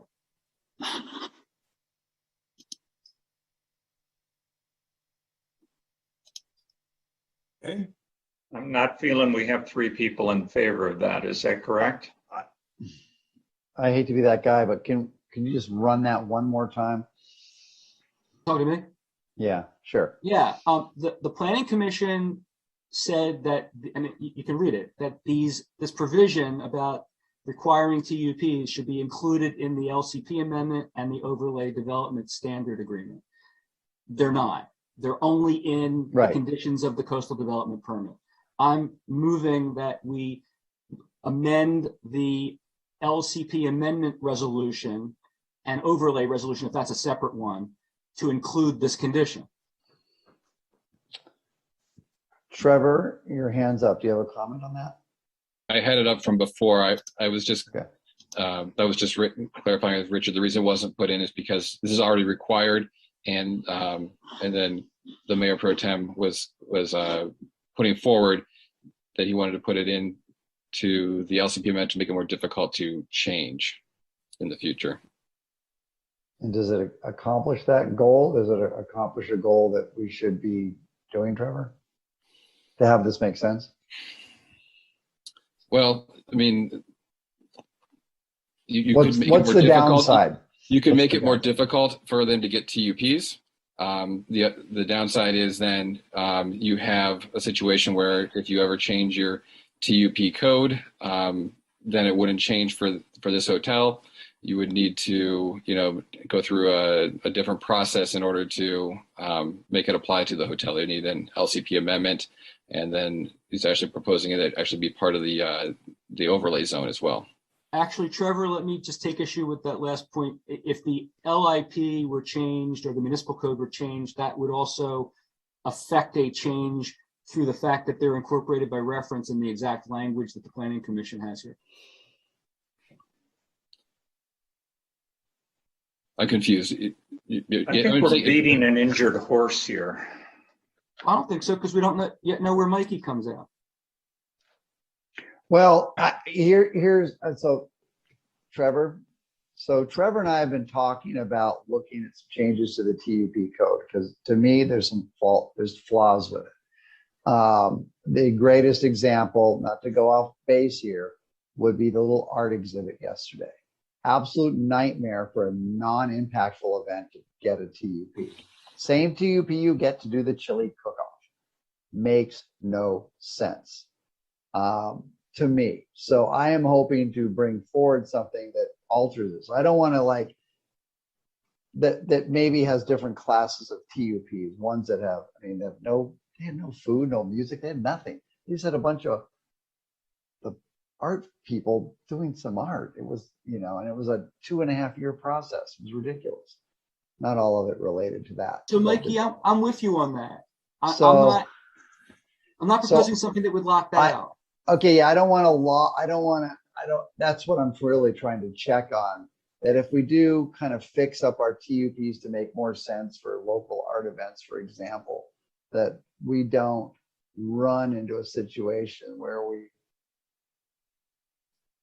there's something that makes sense at this hotel that we all want that we've suddenly made impossible. Right. And I don't know what that is, but a great example would be hosting the ship a couple of years ago, which was a phenomenal event.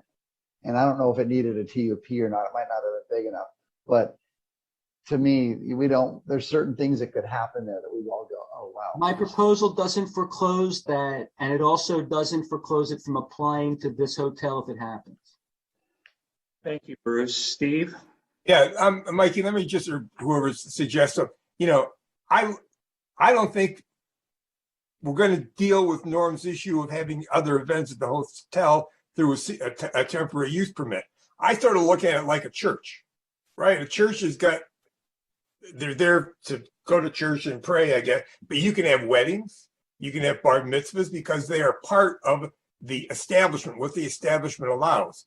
And I don't think you do that through the temporary use permit. I think you got to go back to the coastal development permit or someplace conditional use, put that in there, not do it through a temporary use permit. So I think down the road, if Norm wants to do something, that's the route we're going to go to get that done versus playing around with temporary use permits. That's one man's opinion. Thank you. I see Norm's raising his hand. Did you want to weigh in on this, Norm?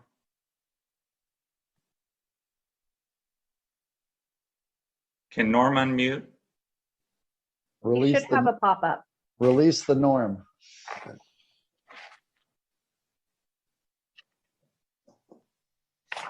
Okay. I don't know why you're making it so difficult. If I have to get a temporary use permit to do something, I'll make the application to get that. And I agree that there are going to be some things that don't necessarily need a temporary use permit because they simply don't have any negative impacts. I feel like making an application for a single family home and just honestly, it's getting to a point where the project is not worthwhile. I mean, one of the things you brought up is, well, how much is it worth? I don't know. When it was 36 rooms, I had nobody interested. So those are my comments. Thank you, Norm. Can we just get an up or down vote on this one? Sure. I mean, maybe there's no appetite for it. I'd like to get a vote. An up or down vote has been requested. Can I just clarify? Is the proposal, Mayor Pro Tem, that they're limited to 6 special events a year, as is the current standard in the code? Well, is that what the meaning of LIP section 13.4.9 and Malibu Code, Municipal Code, Chapter 17.68 is? Is that the correct number, Richard? I'm looking at, I believe the municipal code reference is correct. I'm just confirming the LIP 13.4.9, because I believe that's the criteria of when a TUP triggers a CDP. 13.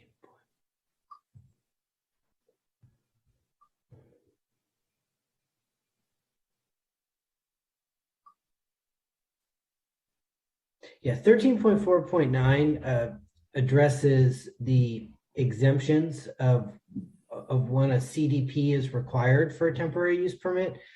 Temporary use permit is really just governed by the municipal code section that was brought up. And that is the one that limits it to 6 applications a year, right? Correct. Okay, yeah, so I'm not proposing that. I'm just proposing where we put this language that's already there, that the Planning Commission said put it in the LCP amendment. That's not what the staff did. That's all I'm asking for a vote on. And the Planning Commission said it should be. The amendment would be to add to the LCP amendment and the zoning overlay to limit this property to 6 temporary use permits per year. No, just to use this exact language, because then if we want to change the code down the line, that will incorporate the change itself also. Just use this exact words. Bruce? Yeah. If we're just going to... I may be not understanding the import of what you're saying, but it says here as item number 50 on page 61 of the resolution, which is actually on page 13 of the resolution, that temporary uses shall be in accordance with LIP section 13.4.9 and the temporary use permit process contained within Malibu Municipal Code chapter 17.68. Yes, it does. What do you want to do that's different? That is the resolution. That resolution is the coastal development permit. There is a separate resolution, which is the LCP amendment, and there is a separate resolution that is the Seaview Hotel overlay. I'm asking this. I've been making this clear from the beginning. I'm asking that, as the Planning Commission said, the other resolutions include this exact same language. I believe I was confused. I thought you were trying to limit them to what the current code is allowing, which is 6 events per year. If you're just saying that you just want the current code to apply, it already applies. And then if the code changes, the code will change. This might make it more difficult to actually put those alterations through. I'm saying one thing and one thing only. I'm really surprised that it's not clear. The Planning Commission said revise the LCP amendment and the Seaview Hotel overlay to require this language. I'm reading right from the report. In fact, it was not done. It was only put in the CDP.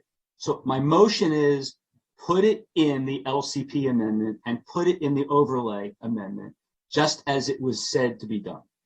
If people don't want to do that and they want to reject that, what the Planning Commission said, fine. But I'm not saying change any words. I'm just saying put it where they said to put it. Okay. You're saying to put the condition from the CDP into the LCP amendment and into the zoning overlay. That's what you want, right? Yes. That's what I've been saying from the beginning. Okay. So it's a belt and suspenders approach. There you go. All in favor? I mean, we can do a straw vote, right? Let's just vote one by one so it can be clear who's saying. Hey, Kelsey. Mayor Pro Tem Silverstein, Yes. Councilmember Pearson, I was confused like Trevor was confused. Trevor, is there any issue with this I should be aware of, in your opinion? Outside of what's been said, will it make it more difficult? Does it cause any problems later? Depending on if you're making changes to the TUP ordinance right now, it wouldn't do anything. If you're trying to change the TUP ordinance, we may need to look at what language is in the zoning ordinance, if there needs to be any changes, but depending on what needs to be done in the future. But it doesn't have any effect. The code already requires exactly what this is already. So, Trevor, I think we just have to go back to the reason why this language was put as a recommendation by the Planning Commission, and that was they wanted to limit events at this, at the site to the 6 that are allowed with a TUP. Norm wanted more than 6, and so they wanted to limit it to 6. And so there would be limitations down the road if Norm wants to have more than 6 events, because he wouldn't be able to do that with simply updating the conditional use permit. He would instead have to amend the LCP. And so that's the reason I believe that the ordinance was not updated and only the coastal development permit was updated, because that would leave some flexibility. It would be easier for Norm to request, 2 years from now, after the facility is open, to perhaps request additional events, provided at the time that more information would be provided in terms of their parking and in terms of noise. All right. Mikey? Yes or no? I'm going to pass on this one. Karen? So no. No. Steve, did you vote already? not yet, but one quick question, Adrian. If we put it in the LCP, does that have to go back to the Coastal Commission if you want to change it later on? I'm trying to understand. I'm voting no. We're done. We're done. Fine. Let's go on to the next one. Okay, next one. The Planning Commission and the agenda report says, quote, joint parking is prohibited. I think that I didn't understand what that even meant until I watched the Planning Commission meeting. What that's talking about is joint parking arrangements or agreements. And I just think that that should be clarified. So I'd like to ask that it say, there shall be no joint parking arrangement or agreement. Can we do that? I don't have a problem. I mean, this is a perfect situation for a joint parking agreement. There's no impact. No one can see that little lot. I mean, I'd be willing to limit it to the McDonald's one unless he comes back. He's using it now. There's been no impact. No one's ever commented on it. It makes no difference. So to me, that's actually exactly what one of the rare occasions when it makes sense. And so I would not vote for that. I'll amend the proposal. because I wasn't focused only on McDonald's lot.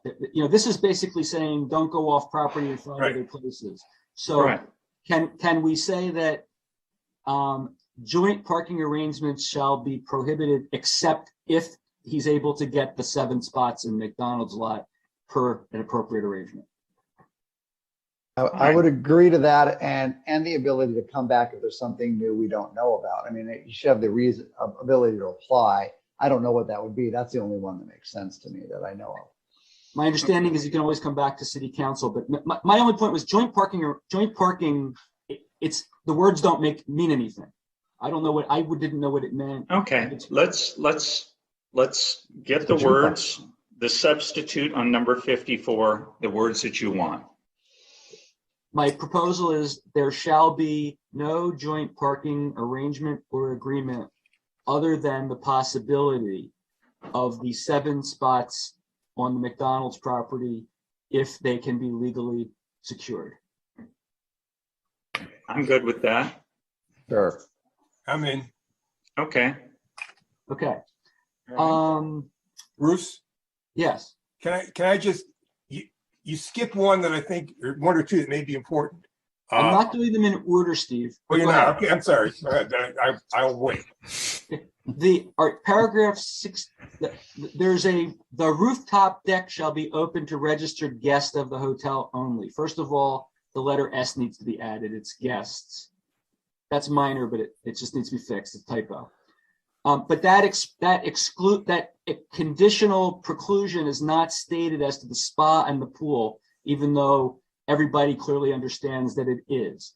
So I'd like to propose that the paragraph 62 of the resolution, and by the way, this is a good example of where it's also in the CDP, paragraph 49 of resolution number 2147, say the rooftop deck shall be open to registered guests of the hotel only. I'm sorry, the rooftop deck, the pool, and the spa shall be open to registered guests of the hotel only. So we're going to add the words pool and spa. And add an S to guest. Got it. Oh, and also add the words accessible and before the word open. What's the difference between open or accessible? One's got to do with using it, one's got to do with getting to it. So that the proposal is that condition 54 shall read that the rooftop deck, the pool, and the spa shall be open and accessible to hotel guests only. Is that correct? Yeah, and while I'm at it, one question: to registered guests of the hotel owners. That's the language already. To registered hotel guests only. Trevor, that's condition 62. That's not 54, Right. 62. Okay. Right, you're adding an S to guest and adding the spa and the pool, and I would like to add accessible, but I can understand if others don't agree to that. I'm good with open. How many people do we have for it? Leaving it, doing your changes with the word open? Okay, how many want to accept? 3. Let's go for it. That's fine. Okay, cool. Okay, moving on. Thank you. I have a question. Never mind. I'll skip that. Paragraph 53 of resolution 2145 states, quote, planning department staff to conduct a review of hotel operations and compliance with conditions of approval 1 year and 5 years after hotel operations commence. That's good. I'd like to ask that we add as well as on an as needed basis at the discretion of the planning director or designee or the planning commission. If you go to item 42, Bruce. That's with respect to assessing the CDP itself, not with respect to assessing compliance.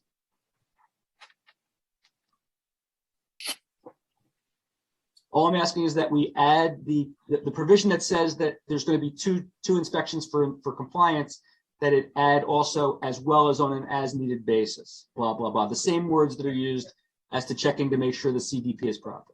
I think that's all in 42 already. Well, then what's the point of 53? Because they're different. They say different things. Exactly. So I'm saying that 53, which applies to something different than 42, should have the additional language as well to make sure that both of those things, whatever they are, give the planning director the same discretion. 53 sets a minimum.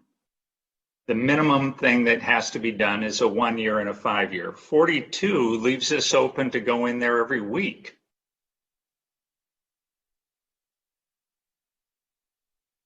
'53 requires us to go in.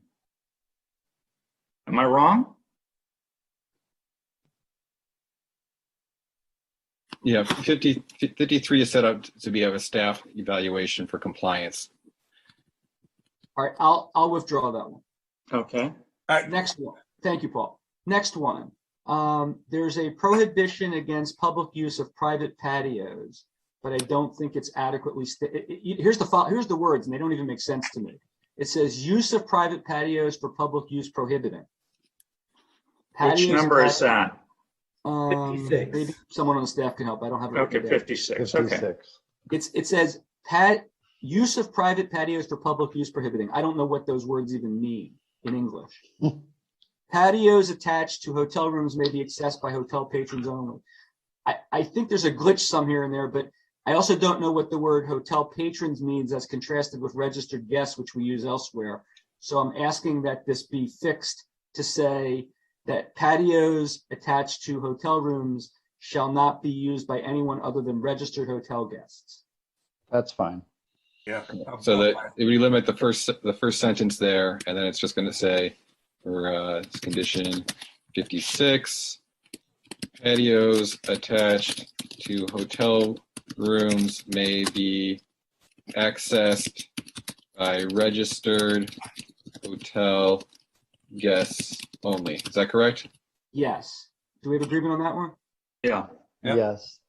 Okay, you Except see, by the that- way, it says access there. That's where I got that word from. Except that Trevor's keyboard sounds like a teletype, but it's okay. Sorry. Just wants you to know he's busy. Okay. The next one is, and I don't have the number, I'm sorry. There is a condition that if the hotel is moved from, if the restaurant is moved from the first floor to the fifth floor, that it be retained in the same space that it would have been on the first floor.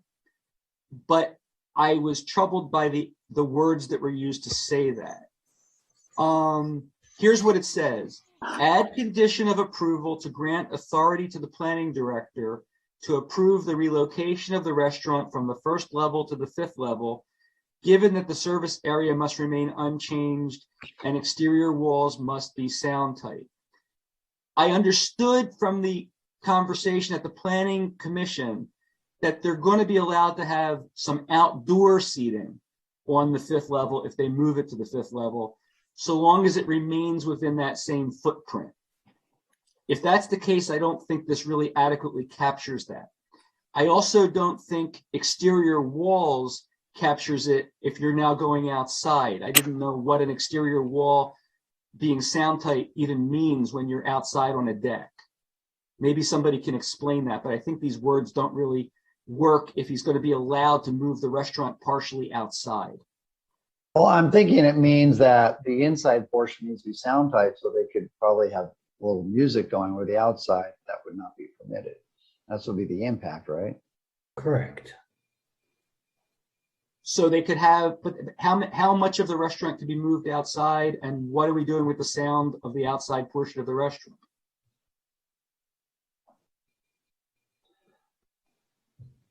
What are we doing with the sound? Well, there's already conditions on sound, so I think that should be covered, right? Actually, we'll get to that later, but I think the conditions on sound are talking about the rooftop. Doesn't the service area, the amount of service area they got in the works good position now has to be the same amount of service area when they move it up to the fifth floor, right? You can't expand any service area. Right. So to me, that means, like we're seeing now, if you want to put more outside, you just don't have it inside. And your sound regulations still are in effect. There's no difference there. What are exterior walls that are sound tight when you're out on a deck? I don't understand what that means. They're not. That's for the inside portion of it. Yeah, it's not referring to the deck area. It's referring to the exterior wall of the building Okay, well, and I believe somewhere in here, we need to incorporate the sound restriction that's for the upper deck to the 5th story deck. I don't think that's in here. Don't we have overall sound restrictions, as I remember? Am I missing that? That is correct. There is a overall noise requirement about noise leaving the premises and the noise as it relates to the residential area behind it. But Richard, does that apply to, I thought that it says specifically the rooftop deck shall be limited to certain decibels. I didn't think that language was incorporated with respect to the 5th story, because when this was done, the 5th story wasn't contemplated to be used as outdoor dining and other affairs. I'm going through the conditions now to look at that, because the one I was looking at was just general noise emanating from the premises shall not be audible at a distance of 5 feet of any residential unit between the hours of 10 p.m. and 7 a.m. And then we reference the municipal code section. But Adrian, I'm looking for perhaps 2 sets of eyes on this. Do we have one for the deck as well? There's another provision that talks about decibels.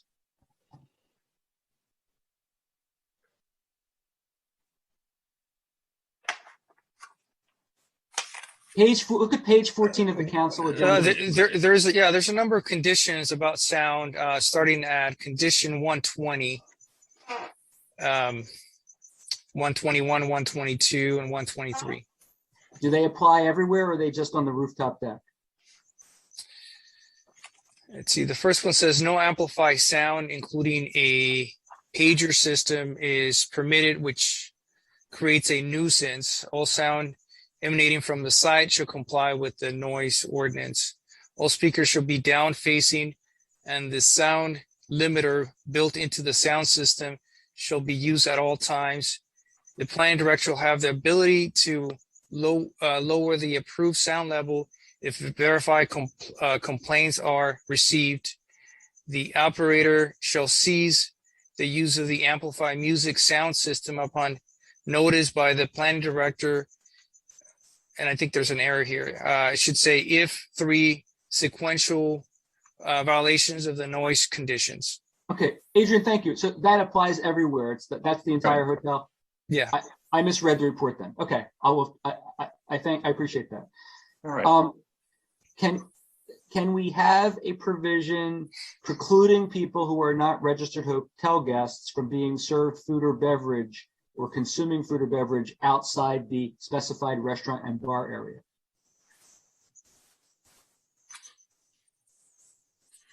What areas are you thinking they might? I don't know. I mean, the point is that there's a specified restaurant and bar area, and the parking is being based on that specified area. I'd like it to be clear that that means you don't get to serve food or consume food in other areas. Well, what about room service? No, this is for not registered guests, for non-registered guests.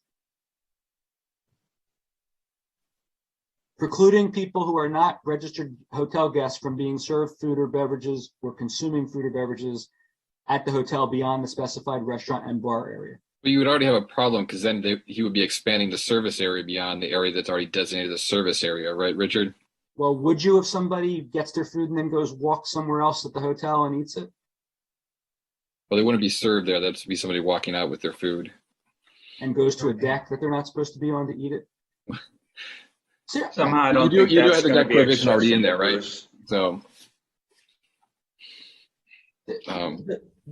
look, the 5th story, if it moves, is much more expansive than the 1st floor. What's going to happen is if the hotel moves the restaurant, the 1st floor rooms are going to be prejudiced by not having the deck that's up on the 5th floor. And the 5th floor restaurant is going to have a bunch of other space beyond the restaurant where people may end up congregating, eating, drinking, noising. And that's not the intent of allowing the restaurant to move to the 5th floor. The intent is to allow the same space to be moved for a better view, not to expand the area. And you can expand it in ways other than technically expanding it. I'm just looking to make sure that we have our I's dotted and our T's crossed. So I'm looking for page 17, and I don't know why I keep jumping past it here. On page 17, it specifies the alcohol will be served within the bar lounge areas. This is what Norm was mentioning. I think the 889 square feet plus 121 square feet. Right, but there's a 6,500 square foot deck. Right. So I guess my point was, if you want to limit it to that interior space, if I understood you correctly, we could just put in that square footage. Well, Bruce, the deck will be bisected for the spaces in front of the rooms. So a person could not go from the restaurant and walk along the decks and go through the decks in front of the rooms that are going to be on that story. They're not talking about, I think the whole restaurant fits in one room.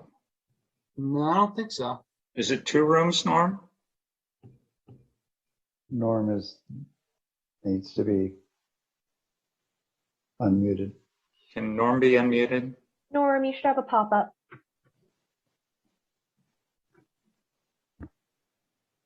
God damn it. No, you're unmuted now. We heard that. Now you're in trouble. Yeah, well, I'm frustrated too. First of all, the service area will be the same unless I'm able to make a deal for the 7 parcels on the McDonald's property. Then I can expand it by 100 square feet per additional parking space.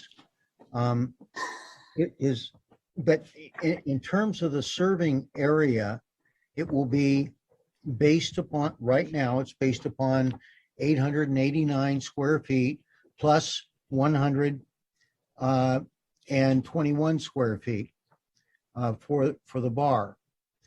But if I'm able to make a deal with McDonald's, I can expand the serving area in accordance with Malibu's development policies and standards. In terms of being able to walk around to other places and be served in other places, that can't be done.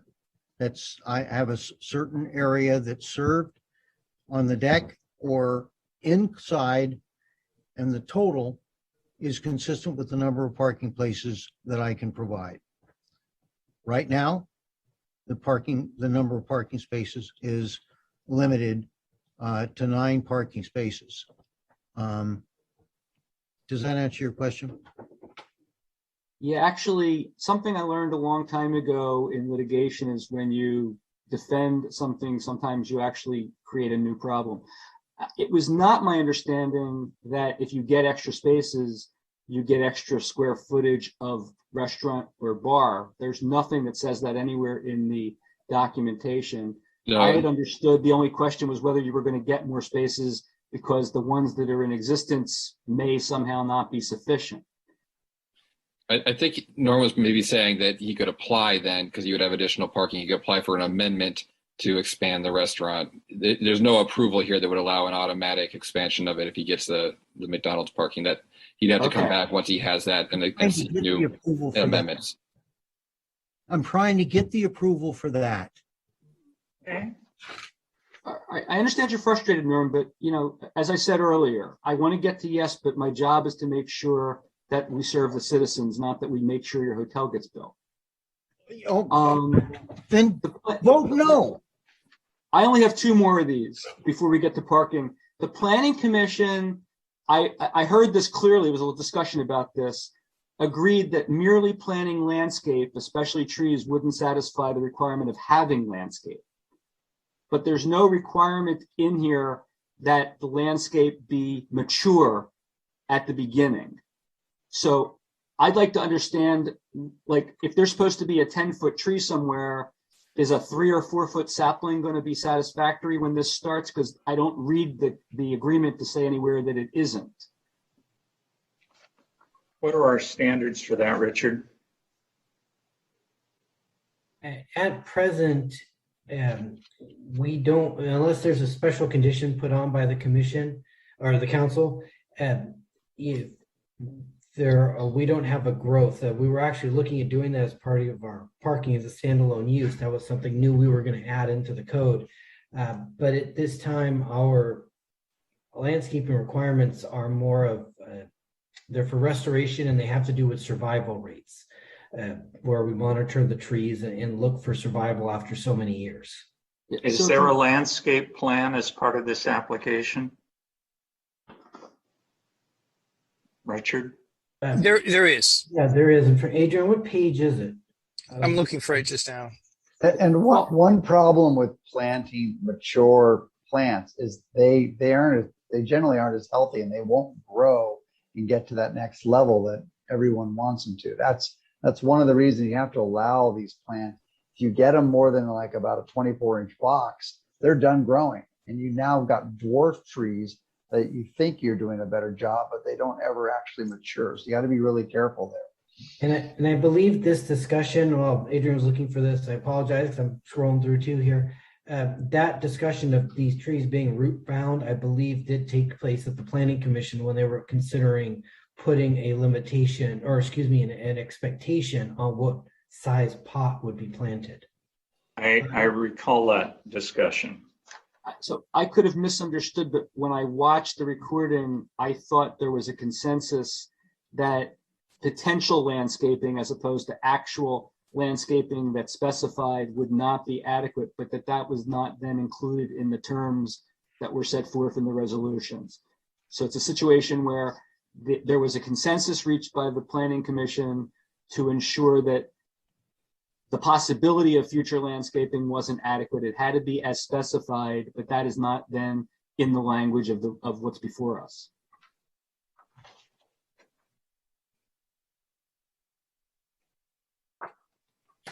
And I understand, Mikey, I understand the point you're making, that maybe that's not, maybe they were wrong in wanting that, but that's what I understood that they were recommending. I agree with Mikey that it's not a good plan to bring in big trees and expect them to do things. You're much better off with smaller trees. They're growing more actively. They're many times, if you buy trees, when you take the box off, you discover they're totally root bound, and you're basically are screwed. Yeah, if you could see my landscaping, we got a great advice, and now these trees have just grown, and they're beautiful and they're big in just a few years, because we were well warned not to try and bring them in too big. And I'm not telling Norm what to do, but I'm just saying you got to really think about that. That's all. Okay, so I just want to get clear that, so what we're going to do, we're going to have the down by the road, down by PCH, the landscaping really for a few years isn't going to look like we're being shown. It's going to be it'll be much more barren until the trees mature. Is that right? I don't know about barren. The trees, they grow pretty quick if they're taken proper care of. But I hear your point. Yeah, it's hard. Drives my wife crazy. She's a designer. She wants them fully done, but has learned it just doesn't work that way, not long term. All right, I'll withdraw the caring about the Planning Commission saying that one. The last one is, I thought the Planning Commission had required explicitly, but I could be wrong, but I think it makes sense anyway, that hotel employees are prohibited from parking off-site. Not simply that there'll be an effort to get them to be able to park on-site, but they're going to be prohibited from parking off-site, so we don't end up with a situation like Nobu and Soho, where they're parked up and down PCH, even though there was an effort to find enough space for them in the first place. So I would like to propose that somewhere in here, there be an explicit provision that says that, actually, not just the employees, as I said before, there shall be no off-site parking permitted for registered hotel guests, employees, or patrons of the restaurant or bar who drive to the hotel. Can I just make a practical, how do I know, how does the sheriff's office know as they're driving along that that car that's parked by this side of the road belongs to a guest or a employee of the hotel? The answer is you won't necessarily, but the perfect is the enemy of the good, and you don't not have a requirement just because it might be difficult to enforce it, so therefore there's no requirement at all. Pacific Coast Highway is open to the public. The parking spaces on Pacific Coast Highway are open to the public. I love the idea of having plenty of parking on site. And that's one of the reasons why I can't understand why anybody would be opposed to doing a trial installation of 5 car lifts and seeing what kind of effect that has on the community. They won't be seen by anybody. They will get 5 more cars. There'll be that many more open spaces on the lot. I'm going to say if we can't get to the point of ensuring that the hotel's not going to generate parking on the street, I'm not going to be able to get to the requirement of not having an EIR. I'd like to call a question. I would just like to ask a question along the lines of what Paul did. How would that be enforced? How do you see that, Bruce? Well, I think that the hotel operator at a minimum will have an obligation to ensure that their employees are not parking off site. And if somebody finds that's happening, that will result in a serious problem for the hotel operator. So I would think it would be self-enforced out of just like we pay our taxes without being audited necessarily. That's a bad example. But the point is, I don't know how it would be enforced, but if it's not a requirement, then it's not a requirement at all, and they can park willy-nilly anywhere they want. If it's a requirement, you deal with the problem of whether you can enforce it or not, but it's there. And if you find that it's being violated, then you have a basis for an enforcement action or other resolution. But if you don't make it a requirement, people can park anywhere they want. I think the employees parking on site is fine. I think it's harder to control outside public, and that's gets a little weird. The fact he's got the parking is so beautiful and rare that some will park there, but some people will walk from, they just will. That's how people are. So I don't know how to control that. What if somebody's visiting the pier and they want to have lunch at the restaurant? They can't walk there? Sure they can, but here's the problem. We're going to say 11 spots is adequate for all the employees. It may or it may not be. If you require just the employees to park on site, you may end up with 15 or 20 spaces the employees are required to take. And now you've eaten into the spaces that we've allocated for purposes of deciding it's adequate to hotel guests and restaurant patrons. So if you say it has to be adequate to let everyone park, you create the situation where you're not creating adverse effect outside the hotel. If you don't mandate that, I don't know how you get to the point of saying, oh, well, then they have enough spaces, because they may or may not, and we're not limiting them to being able to park elsewhere. I'm just doing the math in my head, and I can't get there. Let's say you have a car per room, which you'll never have. There's 40 cars. And then you have 20 staff, there's 60. You still have 25 spots. I just can't get the math there. Okay, well, I'll limit it then. For now, I will limit it to a request that employees must be required to park in the 11 spots allocated for them on the property and not use others offsite.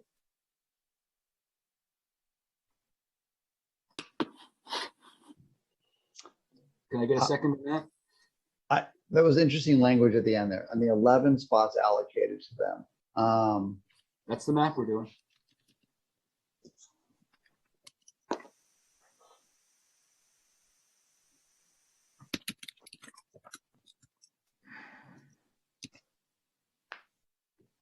And one more question. Are the employees expected to use valet parking too? Yeah, that's already a requirement. So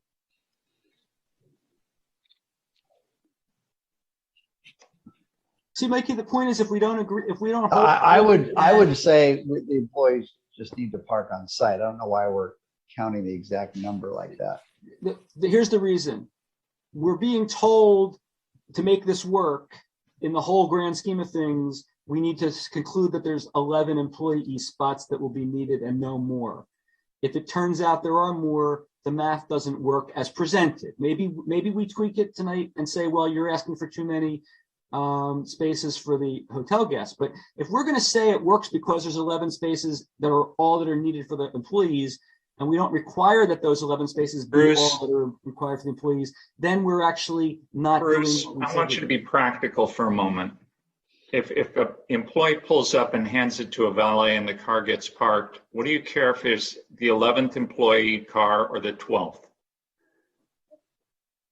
Because we're saying this is a very tight parking according to the staff report and the planning commission. It's using every space, all 86, because there's not 91. All 86 spaces are accounted for to the nth degree. And that's based on a belief that there will be no more than 11 spaces needed for the employees. If it turns out, as the union says, and I think they're right, there will be 15 or 20 spaces needed for the employees, it all goes out the window. The math doesn't work. So the hotel operator should be held to what they're telling us. They're telling us they can make it work with 11 spaces for employees. They're telling us the employees will park there. We should hold them to that in the agreement. And if they can't work with that, then this whole thing was not presented accurately. I understand where you're going with that. The reality is of a business, you're going to have 2 employees pull in 15 minutes early. You're going to have 1 employee leave late. So we're technically making a shift change potentially illegal. I think we just need to be careful. I get the point where you're going, but people they're not robots. Do you want employees to circle till somebody leaves? I mean, that can get a little weird. So I get your point, but it's not allowing reality just to go in there. I go back to Bruce's original proposal that says you got to park on site. That's where I'm at. Yeah, you park on site. I think that covers it. And what will happen, the same thing that happens at No Booth. If the employees start parking on PCH, the residents are going to bitch. You're going to hear about it.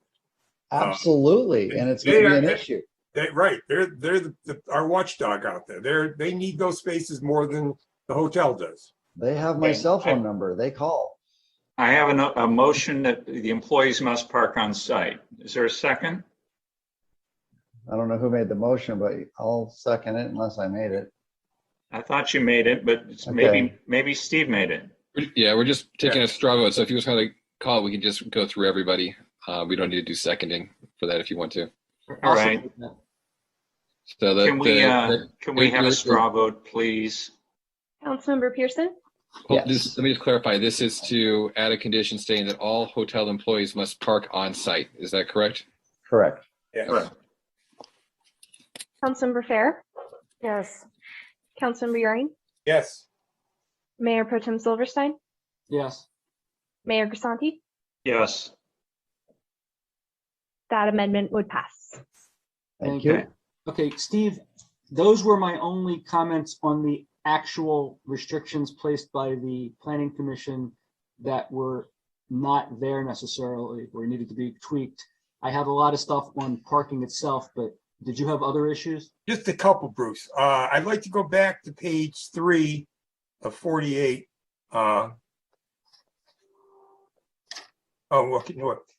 Over to item number 53. The planning department shall conduct a review of the hotel operations. At the end, I just have it, and the report, after they do that review, gets reported back to the planning commission. I think the planning commission, they're the ones that put it together. They should hear what's going on. And it's something that, we've asked, when I was in the planning commission, we asked for Beau Rivage to do that, and we never came back to it. So, I mean. Well, then they never opened. Oh, now they're open now. They're doing, so I would just like to see that come back to the planning commission if that's possible. I think that's fine.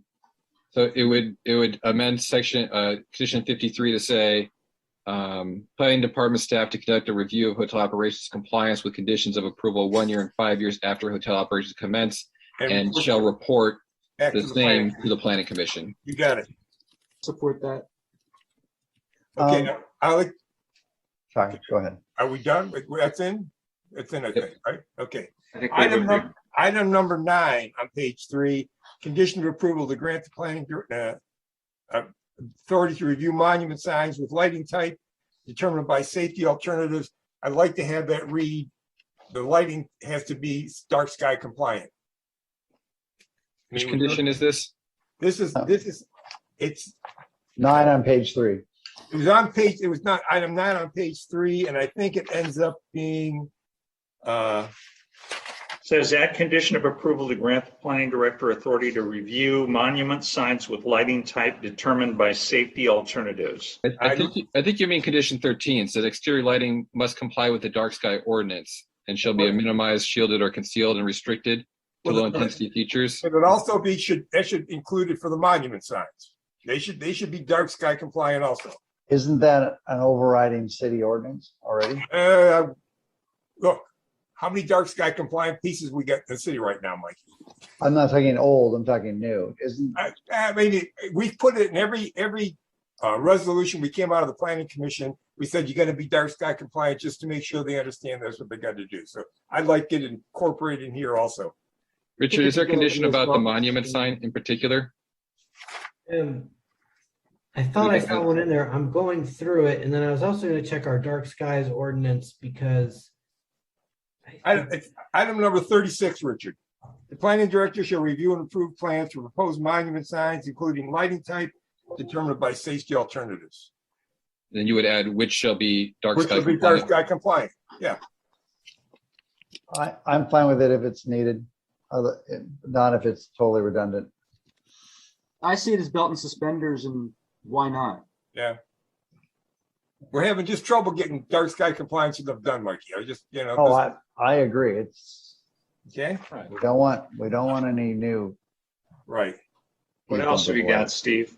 Then one other one, and this was. Did we agree on that one or not agree or not have a vote? Everybody agree? Cool.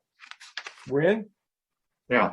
Okay, I would like to go to page 62, trash storage areas. We've got a resolution now. The trash cans have to be, or the trash bins have to be locked. I just think we should include that in that section also. It's already the law. Nah, but we're not doing it. It's just another enforcement tool, Paul. Yeah, if it's part of the contract. But it's already a code. We're like duplicating here. I don't know if it's necessary. I mean, they'll be required to do that, and whether we put it here or not, they're still required to do it. Citywide ordinance already. Look, we've got a citywide ordinance, and right now it isn't being enforced or complied with across the city. I'm just saying, but duplicating it's not going to change that, in my opinion. I mean, I get your point. It gives them a chance to plan from the beginning versus getting something done and trying to go back and fix it later on. That's my point. If they know where they're going, they may have a better chance of getting there early. You also have additional enforcement tools for violations of the CDP in addition to violations of the law that you don't have when there's only a violation of the law. Trevor? It's already, in place in the city. So you have that tool. They're both subject to administrative fines. The only situation where you would have a difference would be if you were trying to, claim that there's a nuisance on the property and trying to revoke or modify the CUP, but it's, you still have to prove that up as a nuisance that could be prosecuted the other way. So. No. Well, let's see if it goes, if we have approval on them. No? No, I'm in. Nobody else? I'm in. I think it's duplicative. Now, what else you got, Steve? That's all I got at the moment. Okay. Mayor, I want to raise a point that it's after midnight, and with respect to the staff, I think unless we're close to being done, we should consider continuing this because it's. I think we are done, aren't we? No. I don't think we're. What other items are you thinking of, Bruce? We have not gotten to the biggest ticket item of all. The amount of money is $400,000 versus $1 million, or somewhere in between. But before we get there, I've got one more small point, if I can. But if Mikey's got a proposal that we not go forward further. I'm raising the issue with respect to the staff because. May I hear the small point? Sure. And with this point, we've actually resolved all of my parking concerns, and I can skip about many, many other issues because we've gotten through them, going through them up till now. I want to revisit, because it matters to me, this issue of the hotel employees parking on site. And I'd like to ask you to reconsider the following words. No. Let me just. We've finish. already done it. Okay, well then I'm going to vote for an EIR and opposed to the project. But if you listen to me and agree to this, this gets me over the hump on all of the parking issues. So can Promises. All Okay, right, then. everyone, calm down. What change do you want, Bruce? Hotel employees and independent contractors working at the hotel are prohibited from parking off-site in Malibu. With those words, I get to no substantial evidence of an adverse effect, and clearly this will be fine with parking. What do you consider an independent contractor? What are you after there? Well, you can hire people to work at the hotel as third-party contractors, and they're not employees, and therefore they're not part of the restriction. And the word difference about prohibited from parking off-site in Malibu is different than must park on the spot on the property. It has a different legal consequence. So it gets you to the same place. It satisfies me. If you don't want to do it, it's your business. But I think it gets me, and I don't know how many other people we need, out of the parking area altogether and onto just the other big issue. I can't see an issue with that. Let's get. Okay, fine. Hold on. I want to flesh out exactly what we're saying here. So we were adding a condition previously. It said all hotel employees working at the property must park on site. And you don't want to just say all hotel employees and independent contractors working at the property must work on site. You want to. I'm going to give you the words. I'll give you the exact words, Trevor. Okay. Hotel employees and independent contractors working at the hotel are prohibited from parking off-site in Malibu. By the way, that also, if you think about it, saying they must park on site means technically they can't carpool there or they can't take a bus because you're requiring them to park. This just says where you can't park.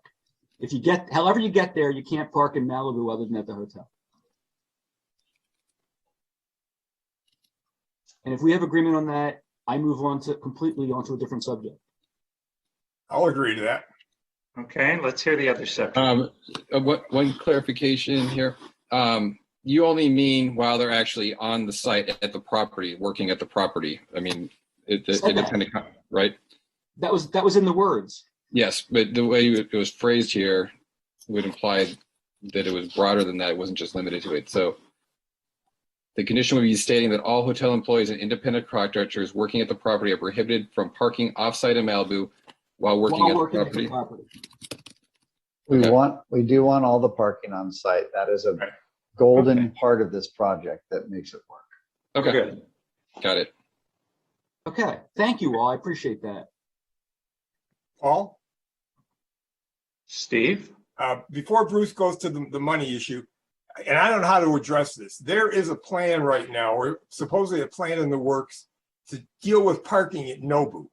And it's been rumored that they're going to move the traffic light in front of Nobu, I don't know if we can make a decision based upon something that hasn't happened, but I'd like to make sure that before anything gets done on that new plan, whatever the heck it is totally vetted by the Public Safety Commission, the Planning Commission. I don't want to wake up and have another stoplight coming across like they did Malibu Beach Inn that all of a sudden shows up one day. I don't know how we do that, whether it's something we do with this or we keep our fingers crossed. Steve, that's not an agendized item tonight. And I've talked to a lot of people about a plan to require them to park in a city-owned lot elsewhere, like on the Triangle, and be shuttled. But that has nothing to do with what we're doing tonight. Well, we're supposed to be dealing with traffic. Traffic is the big issue, and I just want to make sure. Let's talk about beach traffic then. Let's talk about, Paul, people going to Pepperdine. I think the thing that's hard there, Steve, and I agree with you that, having a light show up and move that you don't know about was very disconcerting. We all went through that. It was really like, what the hell? But there may be things we don't, like that deal was made, as we know, and should be fully in the public, was not made with the city. It was made with Caltrans, Coastal Commission, etc. So I don't know that we don't own PCH. So I don't know that we can require. No, this is the plan the city has put together, though, Mikey. This is the city's plan. Oh, I don't know anything about it. So okay. Yeah, Richard, fair enough. I don't know anything about it. Yeah. I think the issue here is that and Trevor, correct me if I'm wrong, but that's a separate project beyond the control of Norm. Yeah, I mean, it's not part of this project, but Richard, I think that's going to, any change there is going to be part of the CUP amendment that's been applied for by those properties, right? That's going to come to the Planning Commission. The CUP amendment, correct, will go before the Planning Commission because I believe there also has to be some alterations to their driveways too. Okay. Just make sure it gets vetted, guys, before you put it in there, because you don't know what mess that's going to make. Can I ask a technical question? There's a requirement here that all delivery trucks must park on site and not in the PCH median, which is a great requirement. Isn't that the law? No, it isn't. You can use PCH median to park other places? Yes. Well, can we agendize that at some point for whether that should be the law? Because that's ridiculous. We should take it up with Caltrans. We don't have any control over that? We have we can ask for a lot of things, but you got to take it up with Caltrans. Karen? That in particular is an enforcement issue, because what happens sometimes is people park in the middle to do a delivery, and then what do? They leave the truck there and go to McDonald's. Yeah. So that's an enforcement issue. It's definitely an issue. It's something we should think about it whenever we're issuing CDPs. That's a great idea, but it's not what's agendized tonight. Okay, fine. All right, so I've got the money issue, unless somebody else has a. Are you making a proposal? Well, I want to say this council said $1 million, and not $400,000 donation as part of it. And what we've come back with is exactly what the council said no to. Nothing has changed. Nothing. Originally, it was a proposal to do $400,000 to us and $400,000 donation. Now there's a proposal to do $400,000 to us and a $400,000 donation. Nothing has changed, and I don't understand how the staff could be recommending something this council said no to already explicitly. The check valve doesn't count. That's required. And by the way, so here's an issue. Lynn Norton raised in a written comment, and I think it makes perfect sense, that there may be a subrogation right on the hotel owner's part. If anyone else needs to use the check valve in the future, that they would have to pay the money back to Norm. We should have a subrogation of that, because he's telling us that one of the benefits that we should consider is that he's spending $500,000. Well, if he's spending $500,000 and he gets back 300 of it, he's not spending $500,000. We should get the 300 or whatever it is if someone else in the future pays money. That would go towards helping us understand our benefit. So can we get agreement on a requirement that if the operator or whoever it is gets money back from another source towards the check valve, it gets paid to the city? I would recommend that if you think there should be a bigger monetary contribution, just understand that there's likely to be subrogation, I believe, about the check valve, is to require that just to be part of the payment. It'd be very hard to track as that subrogation goes through, and it may last longer than the term of the development agreement. And so if there is an additional benefit you feel is required, I think it would be a lot easier to enforce if you're going to put it as just a increased payment that you already have set up. Well, if we're not going to get the subrogation, it makes accepting $400,000. It makes accepting that he's paying $500,000 more difficult to conceive that as a benefit, because he may not be. I understand that the water district's policy, if I put in a water line and other people come along and are able to hook up to it, they have to pay their pro rata share. Yeah. The improvement we're talking about is an emergency valve that lets water from Topanga be utilized down here. And I've never heard of them requiring a valve like this before, but I've only been in Malibu for 43 years. Maybe they've done it. Maybe I wasn't paying attention for, the first 4 years, so I missed it. But somehow I don't think that there's ever going to be a development agreement where somebody is required to contribute towards that. So here's where, thank you. I appreciate that. Here's where I'll make a specific proposal. And I'll say, I think it would be really helpful for us to know what the other two formulas produce. Yeah. I think it's really shooting at the dark, not knowing what they produce, but notwithstanding that, if we can get agreement on this, I won't care. The council had said $1 million. There is a $400,000 payment to the city. There is a $400,000 contribution on top of that, which we said previously shouldn't be counted in the analysis. So there's $800,000 available. The $800,000 should be going to the city, not $400,000 to us and $400,000 as a donation.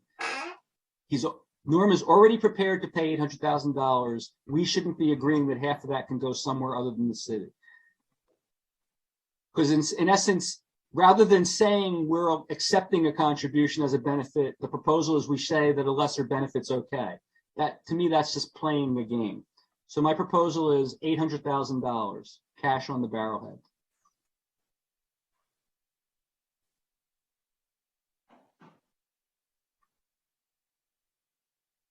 I personally like what Norm has offered, to be honest. I think it's fair. I think it's good for the community. I think it satisfies a lot of goals that don't get satisfied otherwise. So I'm not there on that one. With you, Mikey. I would like to see the what? You would like what? I would like to see the other alternatives for the payment at least flushed out someplace. I mean, I think the city's got the right to ask for that. I don't know why we didn't do that, but what other alternatives for the payment are you talking about? well, there's the economic long-term economic benefit. It's one of the other LIP considerations. It says, if I'm going to give this guy additional square footage, increase the size of his hotel over time, that's going to help him because he'll be more economically successful doing that. And if the payment is based on that, I'd like to see what it would amount to. You want to see there are two other options for how the minimum benefit could be calculated. You want to see what that came out as, right? I would have liked to have seen it. Yeah. I mean, that would give us at least some basis to say, is Bruce's number closer? Just it gives us a place to make a decision. So if someone comes back and says, why'd you do this? We can say, because we looked at the different alternatives, this one made the most sense. We may have decided when we do that we want to give Norm a break, and but we know what we're doing, right? We're doing it based on knowledge versus shooting in the dark. So can I propose this to come back to Mikey's point? It's after midnight. This is what I was concerned about when I asked that we do this Bruce? at the beginning. I'm going to move that we adjourn. Can I address this money issue? I've told everybody that I've spoken to about it that I'm not particularly interested in a third-party benefit.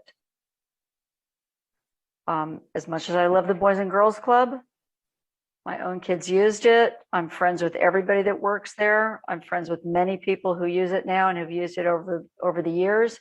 I'm friends with and have huge respect for the people who founded it. I don't see the necessity for a third-party benefit. Okay. So it sounds like you're saying, let's go with the 800 then.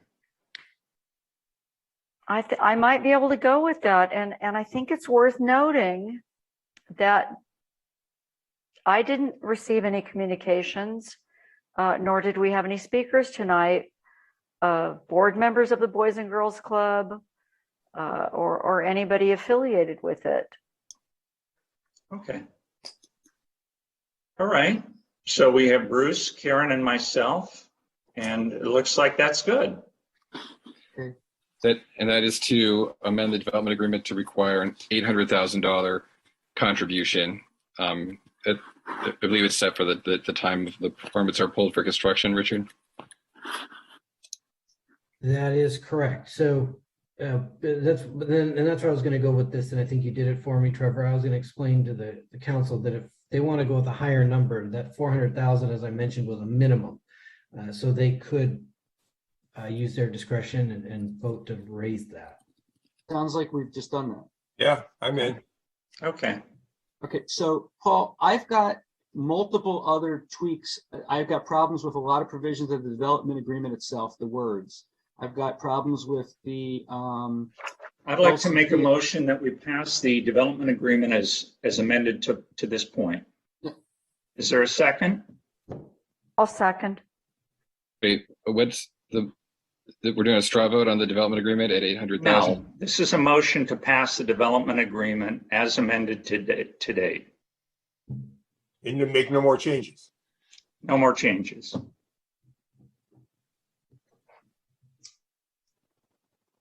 So you're calling the question on the motion. I'm calling the question. But you're doing a question about a straw vote to take no more changes to the development agreement because we had to approve the whole package at once. So that's what you're asking is that there are no more. Yes, a straw vote on taking no more changes no more amendments, no more changes. So, to what? Everything or? To everything you've said so far. And I want to call a vote and be done. Confused. Yeah, I don't know what we're voting on. So what you're looking to do, Mr. Mayor, if I'm correct, is to call the question. I could read back the staff's recommendation and then the proposed changes that have been approved here by straw vote. That's what you're looking to call. Is that correct? I'm looking to get a straw vote agreement to go ahead with that vote, and then I'm looking to do the vote. Okay, I got it. So you're saying that we're going to vote now on not accepting any more changes when we don't even hear yet what the other changes might be? Bruce, if they were not important enough that you would handle them in the first 3 hours of this, I don't think they were that important. Okay, so your motion is to approve the whole thing now. We're done with the changes we've agreed to and not to even hear or consider any further changes without knowing what those further changes are. Bruce, you said that my last big one is the money. You got that? No, I said I'd move on to the big one. I had no more parking issues. I didn't, at the beginning, this is what I laid out. Did you handle the big one? At the beginning, I said there were 4 areas of concern. We went through 3 of them. We did not go through the 4th. What is the 4th area? The 4th is issues with the language of the development agreement and the LCP amendment. So if you don't want to, we can take the vote. My vote's no. Okay, thank you. Mr. Mayor, there is one typographical error that the staff wants to change, and that is to section 4. There was language in there, and the proposed language would read: according to the State Department of Alcohol Beverage Control, the project site is located in a census tract that has an overconcentration of licenses. Therefore, a letter of public convenience or necessity is required. Based on CUP findings in section 3 of this resolution, the City Council finds that the proposed use will not be detrimental to the public health, safety, or general welfare and is compatible with the land uses presently on the subject property and in the surrounding neighborhood. The City Council authorizes the planning director to prepare and submit a letter of public convenience or necessity for the proposed use of the State Alcohol Beverage Control Department. Staff would request that that's put in. It was inadvertently left in place as a planning commission recommendation rather than the City Council action. I think I'm in favor of that. Okay. And can I say that the reason we're making that typo was caught because I brought it to Trevor's and the city's attention, and I brought a number of others to their attention, which we're not discussing at all now, but we would have just voted not to even do that one if we had done your vote. And there are others like it. Right. Steve? Could I ask that Trevor bring forward any other typographical errors brought to his attention? I don't think there are any other typographical errors. There is a preference, Councilmember Silverstein, in terms of the phrasing of the resolution, and then there are other items that would be substantive proposed changes to the development agreement and I believe LCP that he's proposing. And Trevor and I had discussed them, and although Trevor doesn't get to make agreements or disagreements, I thought that we had come to an agreement that they made sense to present, but the proposal is that we not talk about them. So my question is, why weren't they distributed? Because I'm not allowed to under the Brown Act. Trevor can distribute them. No, I don't think I can give you things and he can then give you them as my proposals. I spoke with the Mayor Pro Tem this afternoon, and I have the language that he has proposed to the amendment. Richard, do you want to bring that slide up? We can show that slide if the mayor wants. Which I gave you on Thursday, right, Trevor? This was sent. I wasn't in town, and so I'm sorry I did not receive that earlier. But yes, look, I know. Let's just get clarifications. There's plenty of things that I still have that I want to talk about. It's my understanding, and if it's not right, I'll be happy to change the process going forward. It's my understanding I can't just throw out proposals to the city attorney or the city manager and have them then distributed as my proposals to the rest of the council, because that violates the Brown Act. Bruce, you are allowed to look at the agenda packet, make changes to it, and submit them back to the city attorney and go, are these errors we're correcting? No, how many times have you received a correction? I'm talking about proposed changes, not errors. I'm not allowed to propose changes and have them distributed to you. Bruce. All right. Steve was waving his hand earlier. I would just look, we spent God knows how many hours here this evening, and I think we've done a good job in making this agreement better. All right. It seems to me we've gone this far. If there's stuff in there that we can put in to improve it, I think we got to take a look at it. What we don't want to do is the same thing that happened over at Nobu. They did a joint use parking agreement. The city's attorney didn't put the city as part of that parking agreement. And now we've got no control over what the hell Nobu's doing with parking. If there's stuff that Bruce has that's substantial, I think we ought to at least listen to it. That's what I think. How many items have you got, Bruce? I have not counted them or numbered them, but they take up about 4 or 5 more pages of notes. So if you want, we can vote on your motion where Mikey had proposed that we adjourn and continue this. I would propose that we do that. I would second that motion, but we can vote on either one. That's your preference as the mayor. Are you proposing we adjourn to a special meeting or to a continued meeting? Yeah, we can just continue the item to the next meeting. And if staff, what's the next available night when staff can accommodate us? I think we take it up on the 23rd, to be honest. No. No.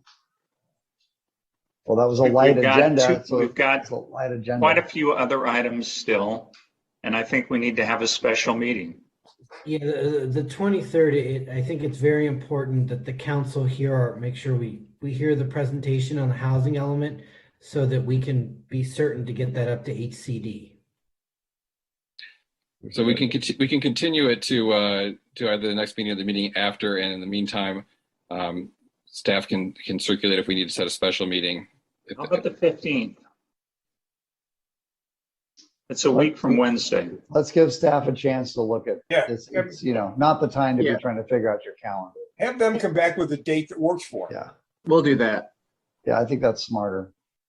Bruce, no good decisions are made can you provide a list of your edits to them so that they can put them in the proper form and circulate them to us? Can that be done? I don't think you can do that. I can provide them to Trevor, but I don't think they can be provided to Mikey, Karen, and anyone other than one other council member. Why don't you do this, Bruce? Why don't you post them online and have people mail them to me? Paul, your sarcasm doesn't help, okay? I'd like an answer onto whether they can be distributed to council members or not. If they can, I'm happy to do it. But if they can't, I don't understand your incessant point that I do that. Can they be distributed or not, Trevor? Well, the issue I appreciate, and I think it's better if these things are brought up and they are brought up at the meeting. If there is a way to organize it and present it better, I think it is safer ground for us to be on. There is not only a Brown Act issue, but then you run into a due process issue in terms of if there has been deliberation beforehand, and he may present some ideas that after the hearing at the meeting, he may change his mind or have different ideas, and so. Some of it's like some of these small language things can be put forward, and I can put forward the language changes to the language, not substantive to the resolution. Put that forward when this comes back, and also bring back the proposed changes that you already have here. So you have a draft that includes everything that we've had the straw votes on so far. If you also want that additional analysis from the other two ways to calculate the public benefit, that's something you could also request staff to bring back, but I don't know if it seems like you might have reached a resolution on that. I think we're past that. I'll pass that one. Yeah. Look, I want to do what will help streamline this, which is short of not making proposals that I think are substantively important, but don't keep telling me I should be sharing them with other people if I'm not allowed to. I'm bringing forward that we adjourn now and have the mayor work with staff on planning when we continue. So continue the item to a date uncertain and then to adjourn the meeting. Yeah, can we get something? We'd like to get it done prior to the next planned meeting, the 23rd, right? I'm fine with that. Yeah. And what are we doing with 4A, 4B, 5A, 5B, 6A, 6B? The special meeting will take up all of those as well. Yeah. Okay. So as a procedural matter, can we adjourn this to not a date certain so that we don't have to notice a different meeting? It's to a date uncertain at this point. It would said the proposals to set it to a date uncertain, so it could be sorted out by staff. If there needs to be renoticing, then that will need to be done. That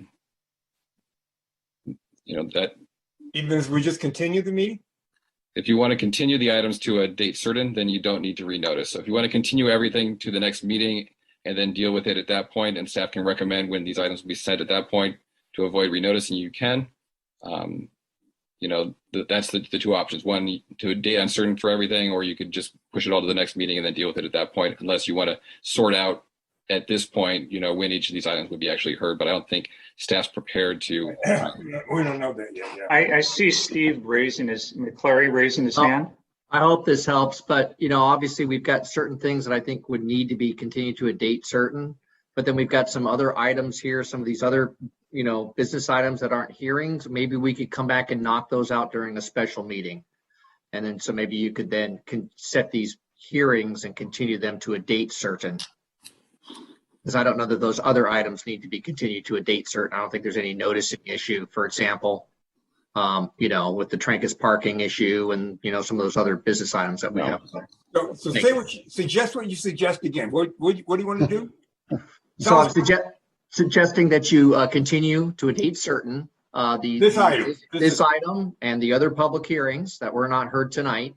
And then staff could come back with a special meeting date, ideally before the 23rd, where we could address these other items that aren't continued to be certain.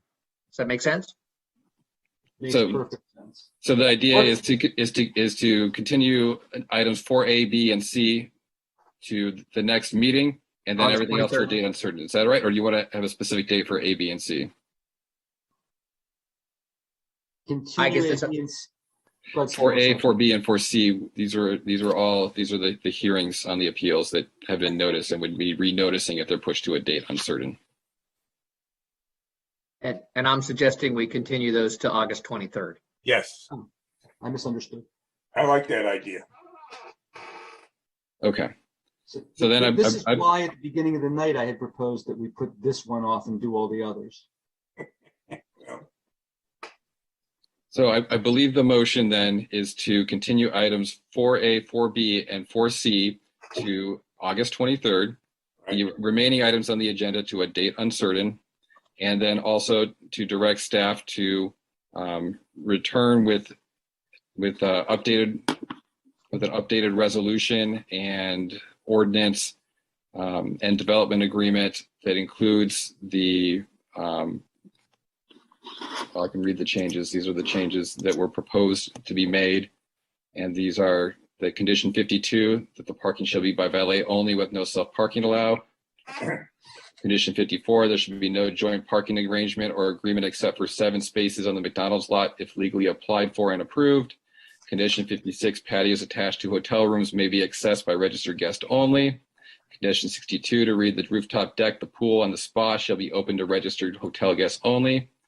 Add a condition stating that all hotel employees and independent contractors working at the property are prohibited from parking off-site in Malibu while working on the property.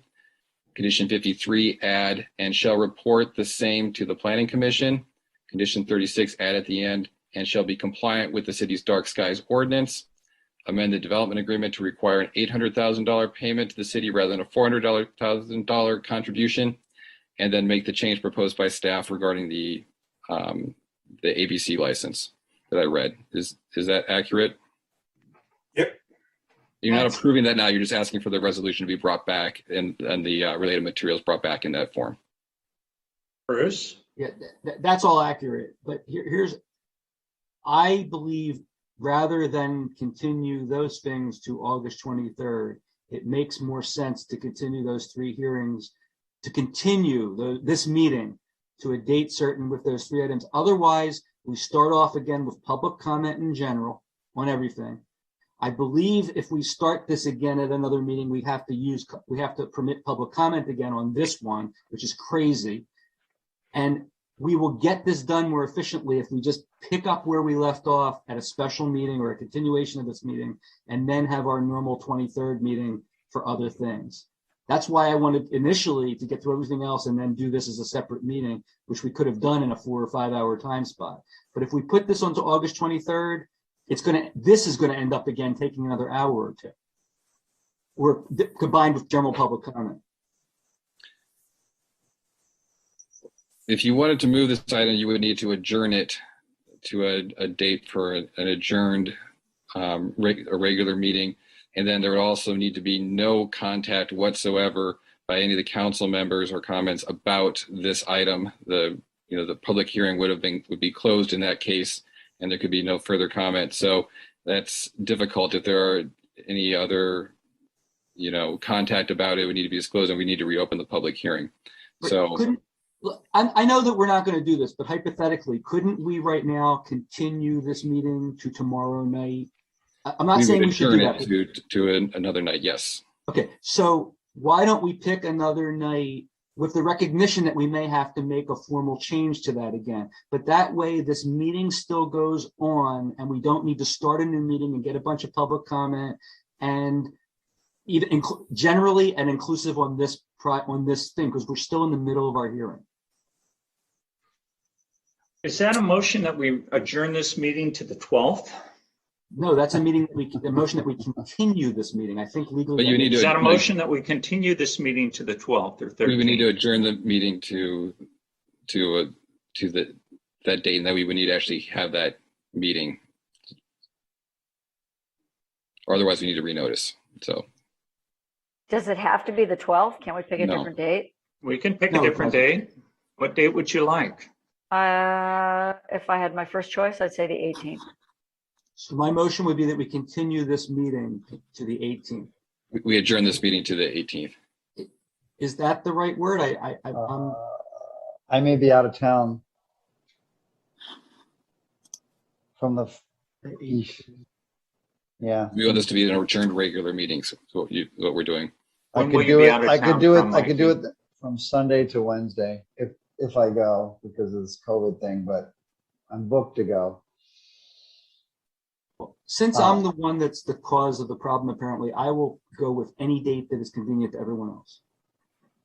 That week I can do the 19th, which is Thursday, or I can do this week later.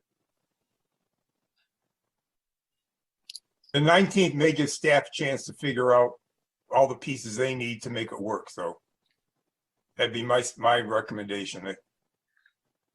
Works for me. What time on the 19th?